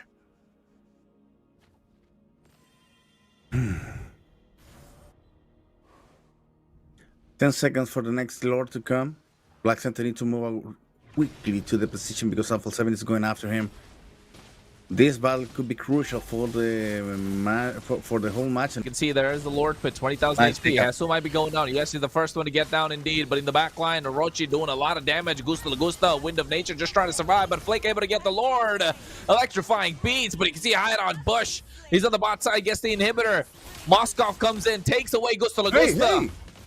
And I think they're trying to find an end angle. They give the Lord to get the inhibitor, to get 3 kills as well. I'm not sure if the... Oh, wait. No, are they trying to go for the end? Are Black Sentence Esports trying to go for the... I think they're calling for the end. They got 3 waves crashing at the same time. They have the Lord coming in soon. They're looking to take down the inhibitor. Frost and Luis, the only one left standing. We can see Doom's doing a lot of damage. They're trying to end it. They have the Lord. They have about 10 seconds. I think it's a little too late now at this point. I don't think they'll be able to do it. They have to back out. They have to respect the damage coming from Alpha 7. But they already got 2 lines of super minions, so what's a good business at all? I don't know. That was good for Black Sentence. Yeah, good, but I don't know if it's good enough because, well, Flick is still alive. I mean, Flick dead. He just came back alive. Problem right now for Black Sentence. Sorry. No. I don't think Flick is the main problem. I feel like it's definitely Frost. Yes, Flick is the one that's dishing out the damage so far, but if Frost is able to find a clean set from somewhere, right? Everybody gets caught in a row, everybody's going to be dead. However, Flick has been doing the majority of the work this game so far. They're able to melt down the Lord as well. They have another set of super minions coming in, but here's the concealed play as well. Going through. SOD connecting. Gusta Lagusta already used the Bennett's Rage. Trying to find the angle to flank somebody down. Hide on Bush. Looking to catch somebody off guard. No traction pulse. I think now's the time. They're looking to get Louise, but they want to split the map. This is how you utilize a Fanny to the max. You cannot take them down. Just split pushing it around the map. There comes a Tsunami Slam. They're looking to take down Akai. I'm not sure if that's the brightest of ideas. They go in with the RWM as well. Look at that. Nibiru's Passion comes out. Gusta Lagusta's taking on low Wind of Nature, but he gets taken down. Frost able to get Orochi. Hide on Bush gets taken down as well. Hesu to follow. Shin is able to pick up that kill. I think Alpha 7 able to find the opening. They lose 2 for 1. Gusta Lagusta. I thought he was down and out, but the Wind of Nature just working so well. Was a fair fight, but the small streets is not the Black Sentence's specialty right now. Yeah, I think Doom needs to clear. Doom, as long as Doom is alive, I think Black Sentence Esports have a good time. They're just, at this point, they have enough damage that they don't care even if it's an Akai. But the thing is, we don't trying to deal with the position there on the narrow places of the jungle. Is maybe there was a little bit difficulty there to stay alive and also to give some damage. Now a new battle for the Lord starts. The 5 players of each team are already there, and maybe it's a good time for a backdoor. I think they should be looking at that as an option, right? Especially if you're the Fanny, Yeah, hide yeah. on Bush. I think hide on Bush is looking at that option, and I think Flick recognizes that as well. So he needs to get the clear on the waves. Now at this point, I think the Lord definitely is going to be up for grabs. This is going to be the evolved Lord. 20 minutes in VR. The longer the game goes, the stronger the Lord gets. I'm not sure. I think they're still discussing. What do we do? Do we go for the Lord or do we go for the back door? Alpha 7 are waiting for Fanny to come by. Meanwhile, Fanny's waiting for the buff.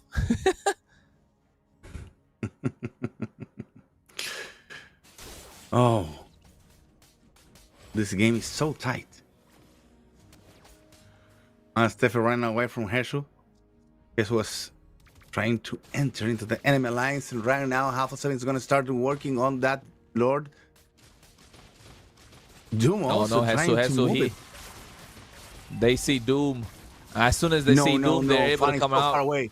No, SOD connects as well. Nice use of the heavy spin. Flick is going to take down the Immortality. He bought the Immortality. Is he going to buy the Winter Crown as well? No, he's able to make it out alive. But meanwhile, on the back line, Orchie goes in, but he can see Fanny able to get the kill on the Frost. Hide on Bush finds the kill. Looking for another. Luis is able to find the time, but he's able to get taken down by Hessel. Oh, everything's falling apart. Gusto goes down as well. Alpha 7 Esports have thrown the game away. They lose 3. Only Flick and Hessel left standing. The 2 Filipino imports are making sure.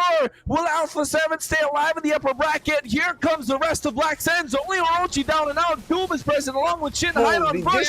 And now Flick goes in trying to get the clear. Are the Chilean team going to come out on top? Yes, they do. They look and take down the season champions of MPL LATAM Season 3 as Black Sands Esports cost the upset of the season. Take the series 3-1. Oh my God, this is beautiful in Black Sands' victory against Alpha 7. The reigning champions goes down to the lower bracket in the hands of the team that's coming from the MDL, the first Chilean team of the MPL. Now is the first choice to be the champion. I don't know. Next match is gonna be crazy, my friends. On the winning side, it's gonna be so crazy. I told you, Jerry. But you voted for Alpha 7 too. The portrait on the wall. There was a sign from the future for Black Sentence. They dreamed, they planned it, and they did. They won Alpha 7. They won the former champion from the last MPL LATAM edition. They have the power. I was telling you. Okay, you are in a place like, okay, I have to be realistic. I have to wait the game, okay? And I'll tell you more. This game shouldn't be harder than it seemed. Because Black Sentence dominated the early and the mid game so far and so harder that I was believing that the game was about to end like in 10 or 11 minutes. But Alpha 7 battled and fought with brilliant and very resistant here. But once again, Black Sentence came from the top. Came to the top, sorry, not from the top. Came to the top.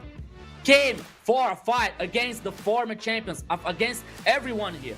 And now it brings a sign of alert not only for Alpha 7, but also for all the teams. Influence, Rage, DreamX, whoever is still in the competition. You know? So they have to be careful because Black Sentence is coming.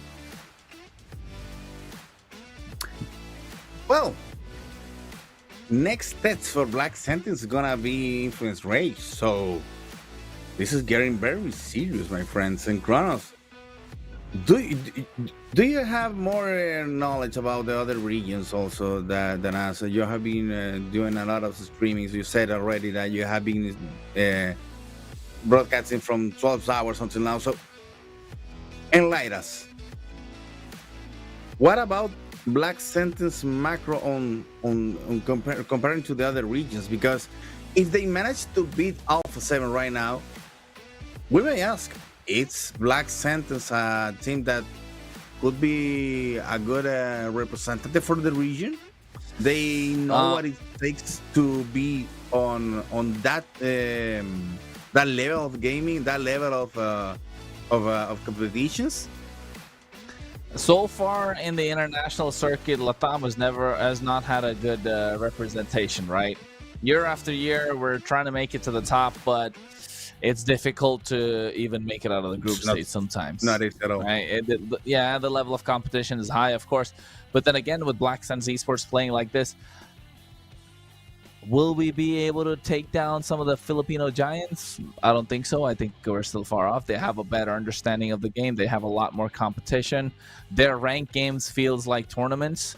But of course, at the same time, I feel like definitely don't count out teams like Alpha 7, Black Suns Esports, DreamMax, as well as Influence Rage with the performance they put on today. With a little more polishing, a little more practice, couple of boot camps in the Southeast Asian region, Indonesia, Philippines, Malaysia, wherever they got to go, get some boot camp matches in, a couple of weeks, maybe a month. And then all of a sudden, you're looking at a completely different team with a lot of practice against some of the toughest opponents in some of the toughest regions, of course. And I think that will be a great way to look at things, because that's how they practice, that's how they play, that's how they get better. The moment you play tougher opponents, you start getting better too. If you play opponents at the same level as you or lower, you're not going to get better. You need to find opponents that are tougher. You need to find better things to look forward to. Otherwise, you're always going to remain stagnant, and that's what it's been for the LATAM region most of the time. So I hope this time whoever's going to be the LATAM representatives are going to get a couple of months, I mean at least a month in a boot camp in terms of practice to make sure they represent LATAM at the highest stage at the best possible ability that they can. However, looking at this game, Black Suns Esports caused an upset. Alpha 7 just feel like they were not up to the task today. Black Sentence had the number of Alpha 7, and that number was 7. Well, wait a minute. Wait a minute. But no. But before going right? to the numbers, what? Am I hearing it right? Is Jerry aiming for the international teams? Yeah. I know, right? Jerry's No, already not thinking aiming big. already, but I think that Black Sentence is like please. I think Black Sentence is a team that, as Kronos said, he's evolving and evolving fast. Because this, someone on the chat already said, Gray, I think, team of rookies beat 5 years experienced pros. But Black Sentence is not all rookies. Bush, Shin, Doom have been part of the scene for a long time in different teams. But this matchup right now for Black Sentence, the first time that a team that comes from Chile goes there, but it's not completely built for Chilean guys. So it's good to have a new team on the map, and this team makes suffer some of the other players with more experience. One more thing, Alpha 7 right now is the only team that have Filipino imports, and we already know that if you bring imports to a region, is to get the best team possible, and now they are going to the lower bracket against a team that comes from the MDL. So it's a new team, it's a new formation that is evolving so fast. They managed to beat the reigning champions and send them to the lower bracket. So good for him. Good for Doom also, because already has 2 MVPs right now and played well in a spectacular way.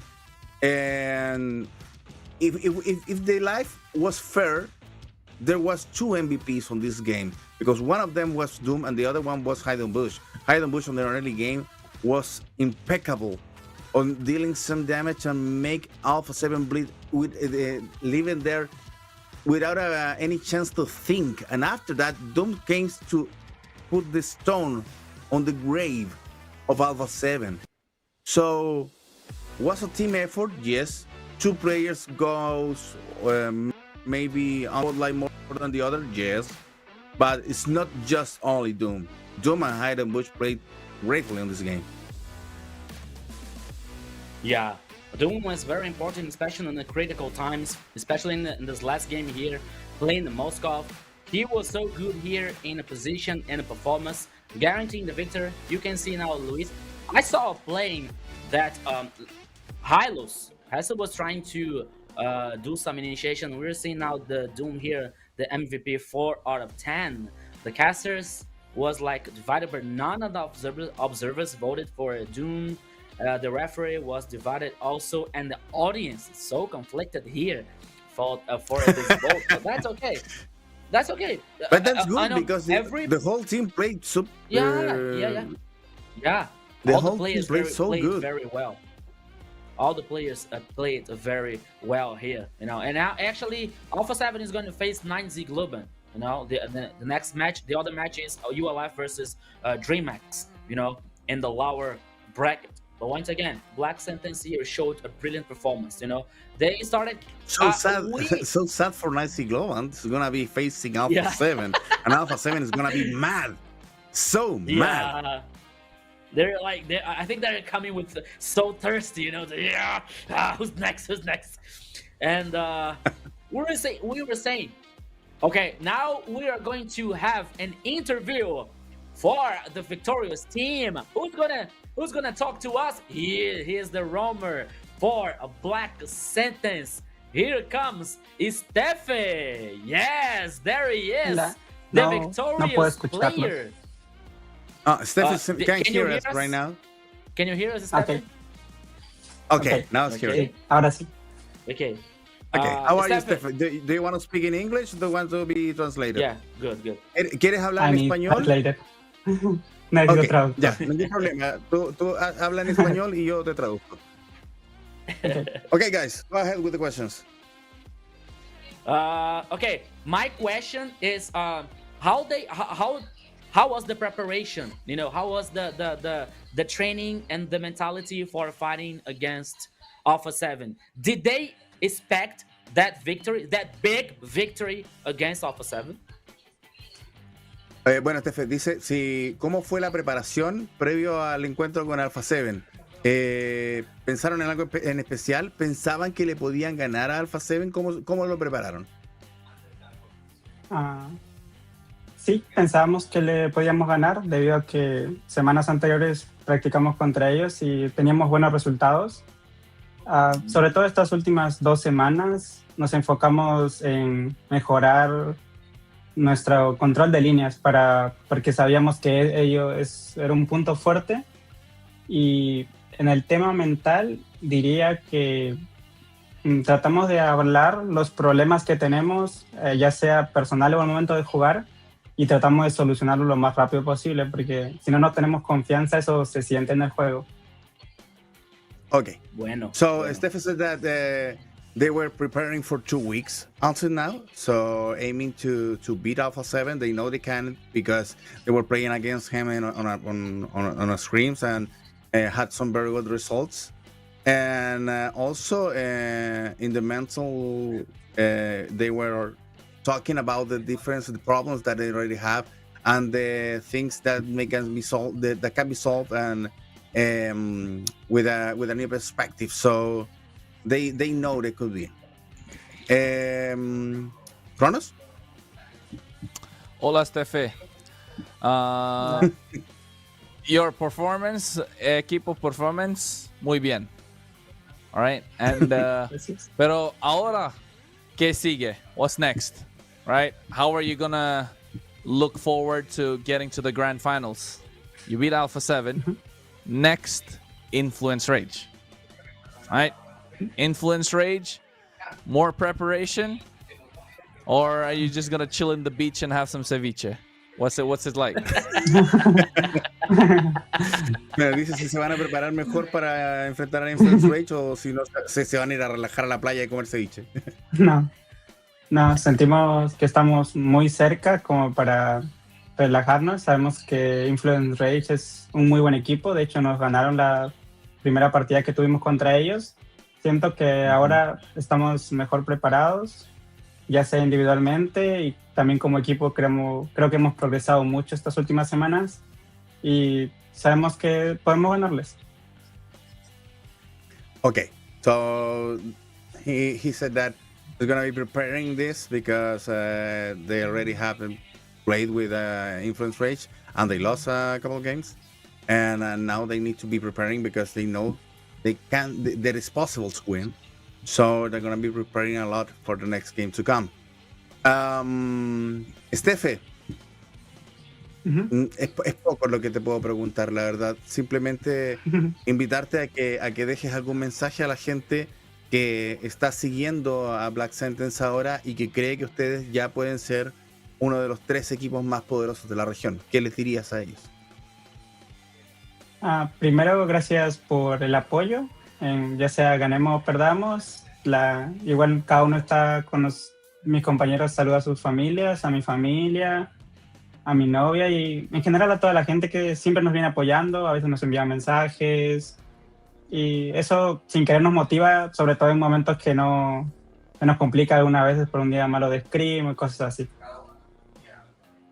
Okay, so I asked him for call-outs, so something to say to the people that are knowing right now Black Sentence. Here in the global broadcast, we hit 300 people watching the streaming on just one channel, so it's good to know that some people is getting to know Black Sentence. And he said, well, he's very grateful for the support, and also that support helped them to feel more confident in the difficult moments, and also to the families, and also to their friends, and also to their girlfriends that has been there supporting them. Kronos. You know, I have one question, right? You guys have come a long way. In English, we call this a Cinderella story run, right? You come in from the toughest games, you go through a lower bracket. Here you come through from the MDL all the way. Now you're at the top of your game. You're at the top of the, upper brackets. You're going again into the upper bracket final. And if you beat Influence Rage, you go into the grand finals. How has it feel? How has it been? How does it feel? Are they feeling satisfied? Are they feeling content? Because usually some teams feel happy right about now, right? They're like, oh my God, we didn't expect to reach here, so we feel happy. Are they feeling happy, or are they feeling still hungry for more? La pregunta de Cronos es si se están sintiendo felices de lo que están consiguiendo hasta ahora, siendo un equipo que viene desde abajo, que viene desde la MDL. ¿Cómo se han sentido ahora, viendo que están a puertas de jugar la final del upper bracket? Incluso podrían llegar a la gran final, ya definitivamente, siendo un equipo que viene desde abajo. ¿Cómo se sienten con esta situación que están viviendo? Primero, muy felices. Pero yo siento que por más que hayamos venido desde la MDL y la clasificatoria abierta, los jugadores que estamos aquí en su mayoría tenemos mucho tiempo jugando, y si bien estamos felices, creo que el objetivo sigue siendo el mismo, que es llegar a la final y poder ganarla para ir al mundial. Perfecto. Well, he said that despite of that it's a new team, a lot of players, most of the players are already a lot of experience. They have been playing for a long time, so they know they are happy, but they're aiming to go to the finals and also to go to the M7. That's the goal to beat. So they are aiming for the best on this MPL. Bueno, gracias, Estefe. Muchas gracias por tu disposición para conversar. Te pregunta, Cronos, ¿cuál es tu comida favorita? Ceviche. Hey, let's go. Me too. I like it too. Let's go for a ceviche after this. I don't know if you can eat a ceviche right now, Cronos, because it's almost 4 a.m. in the morning on your house. So. I know, I'm going to go sleep after this. Muchas gracias, amigo. Saludos a todos, Black Sentence. Saludos, gracias. Bye-bye. Bye-bye. Well, my friends, beautiful day indeed, huh? Yeah. We all missed the the prediction, but that's good. Yeah, everyone against all. Not all everyone. Vote, Yeah, not everyone. We got wrong, but the only thing right, Jerry, is our friends, is our partners, right? Yeah, for sure. You can miss this. You can miss the predictions, but you can miss the best way to power up your Mobile Legends Bang Bang adventures. is with Bonox, the official and trusted way to get your diamonds so fast. Instant delivery, secure payments, and unbeatable convenience to keep you always ahead in the game. So don't miss out and use this code BNXMPL and grab 5% off on your next buy today, guys. Hey, and make sure you power your play with the POVA 7 5G Ultra Battery, blazing speed, and fluid 144Hz display. Built for true gamers. Don't wait. Experience future gaming performance now. Yes, we're seeing now. I have to talk about the amazing projects. The project next here. The annual map update is live since September 17th. 4 brand new maps with the fresh strategies here, as we're seeing the dynamic about the spending rivers, flying clouds, broken walls, and dangerous grass. So gather your squad and experience the new MLBB rooms. Well, and guys, it's time to gather the community one more time because it's that time of the year again. We have been nominated once more time for the Esports Awards. Head over to the esportsaward.com/vote and scan or scan the QR code. I don't see the QR code, so go ahead. esportsaward.com/vote and cast your vote there for MLBB. One more time. It's the 10th year of the Esports Awards, so we need to be on top. Go ahead and vote. Well, at the same time, if you are from Bolivia, make sure you register for the Techno Rising Stars MLBB because the registration for the 7th season of Techno Rising Stars MLBB are now open. Claim your spot and show the strength of your team. Sign up now using that QR code right there. Yeah, guys, and now there is still time for another code here. Yes, it's a chance to get a beautiful skin in our beautiful code. So all you have to do is go to your Mobile Legends account, click your profile photo, go to settings, and go to the code redeem and type this code here, where you have the chance to get a beautiful skin, a beautiful pack of emblems, and so much more with the code here on MLBB. Well, guys, tomorrow is gonna be maybe a long day. We don't know yet. Yeah. But these are the results for today. The first key was so hard, strong, powerful between Influence Rage and DreamMax. DreamMax managed to get Influence Rage to the 5th game, and Influence Rage won just for, I don't know, a little hair. how can you say that on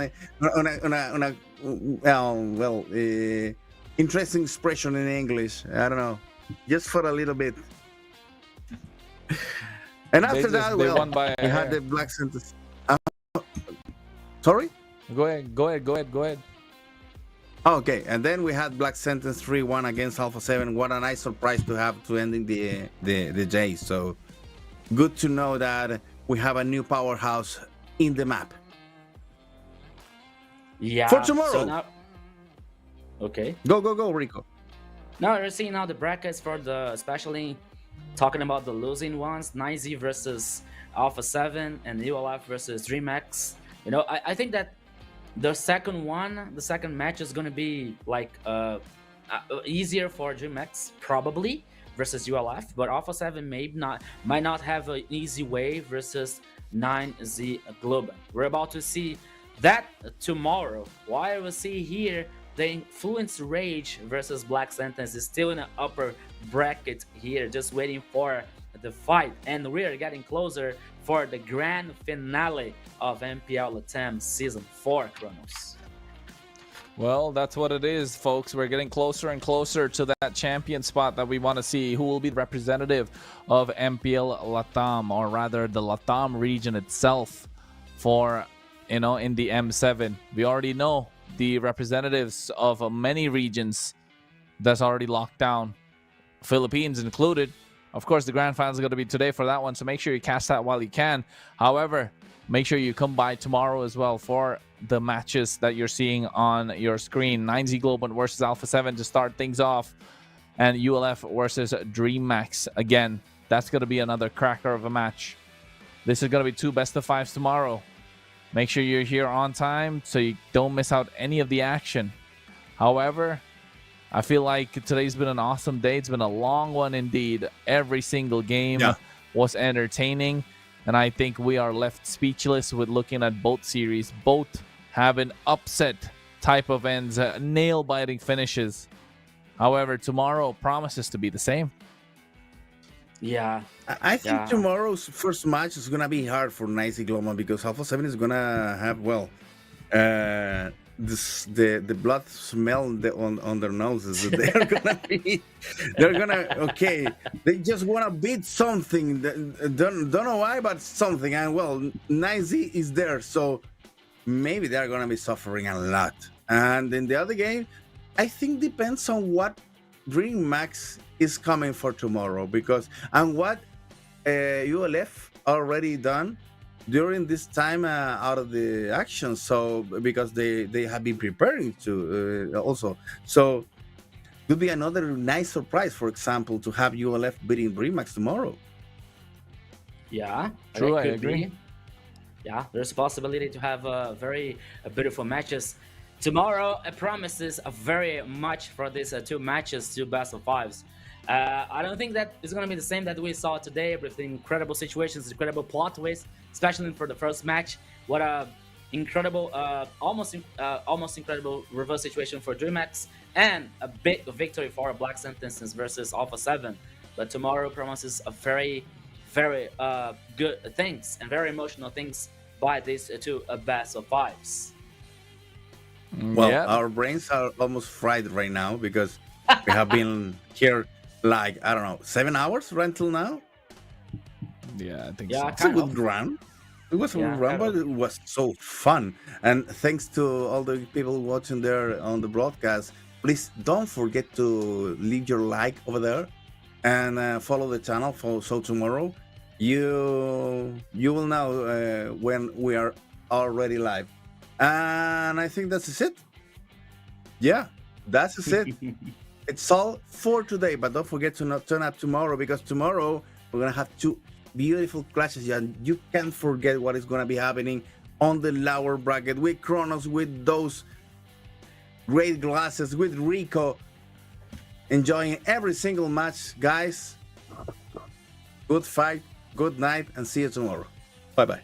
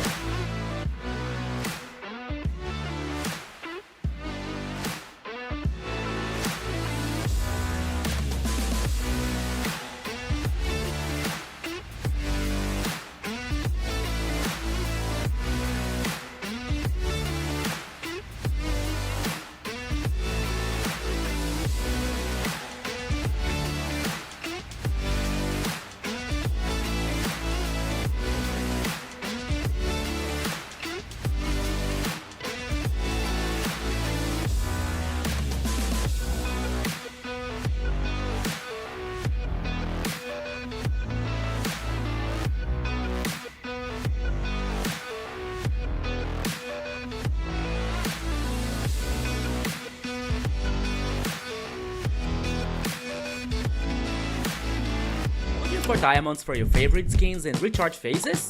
Bonox is the solution you'll be waiting for. Top up your diamonds at the best price in the safest way with Bonox. Just create your account quickly and easily, select your recharge, and of course, use the code BNXMPL for a 5% discount. That's it! Enjoy your diamonds all thanks to Bonox, the official sponsor of MPL LATAM.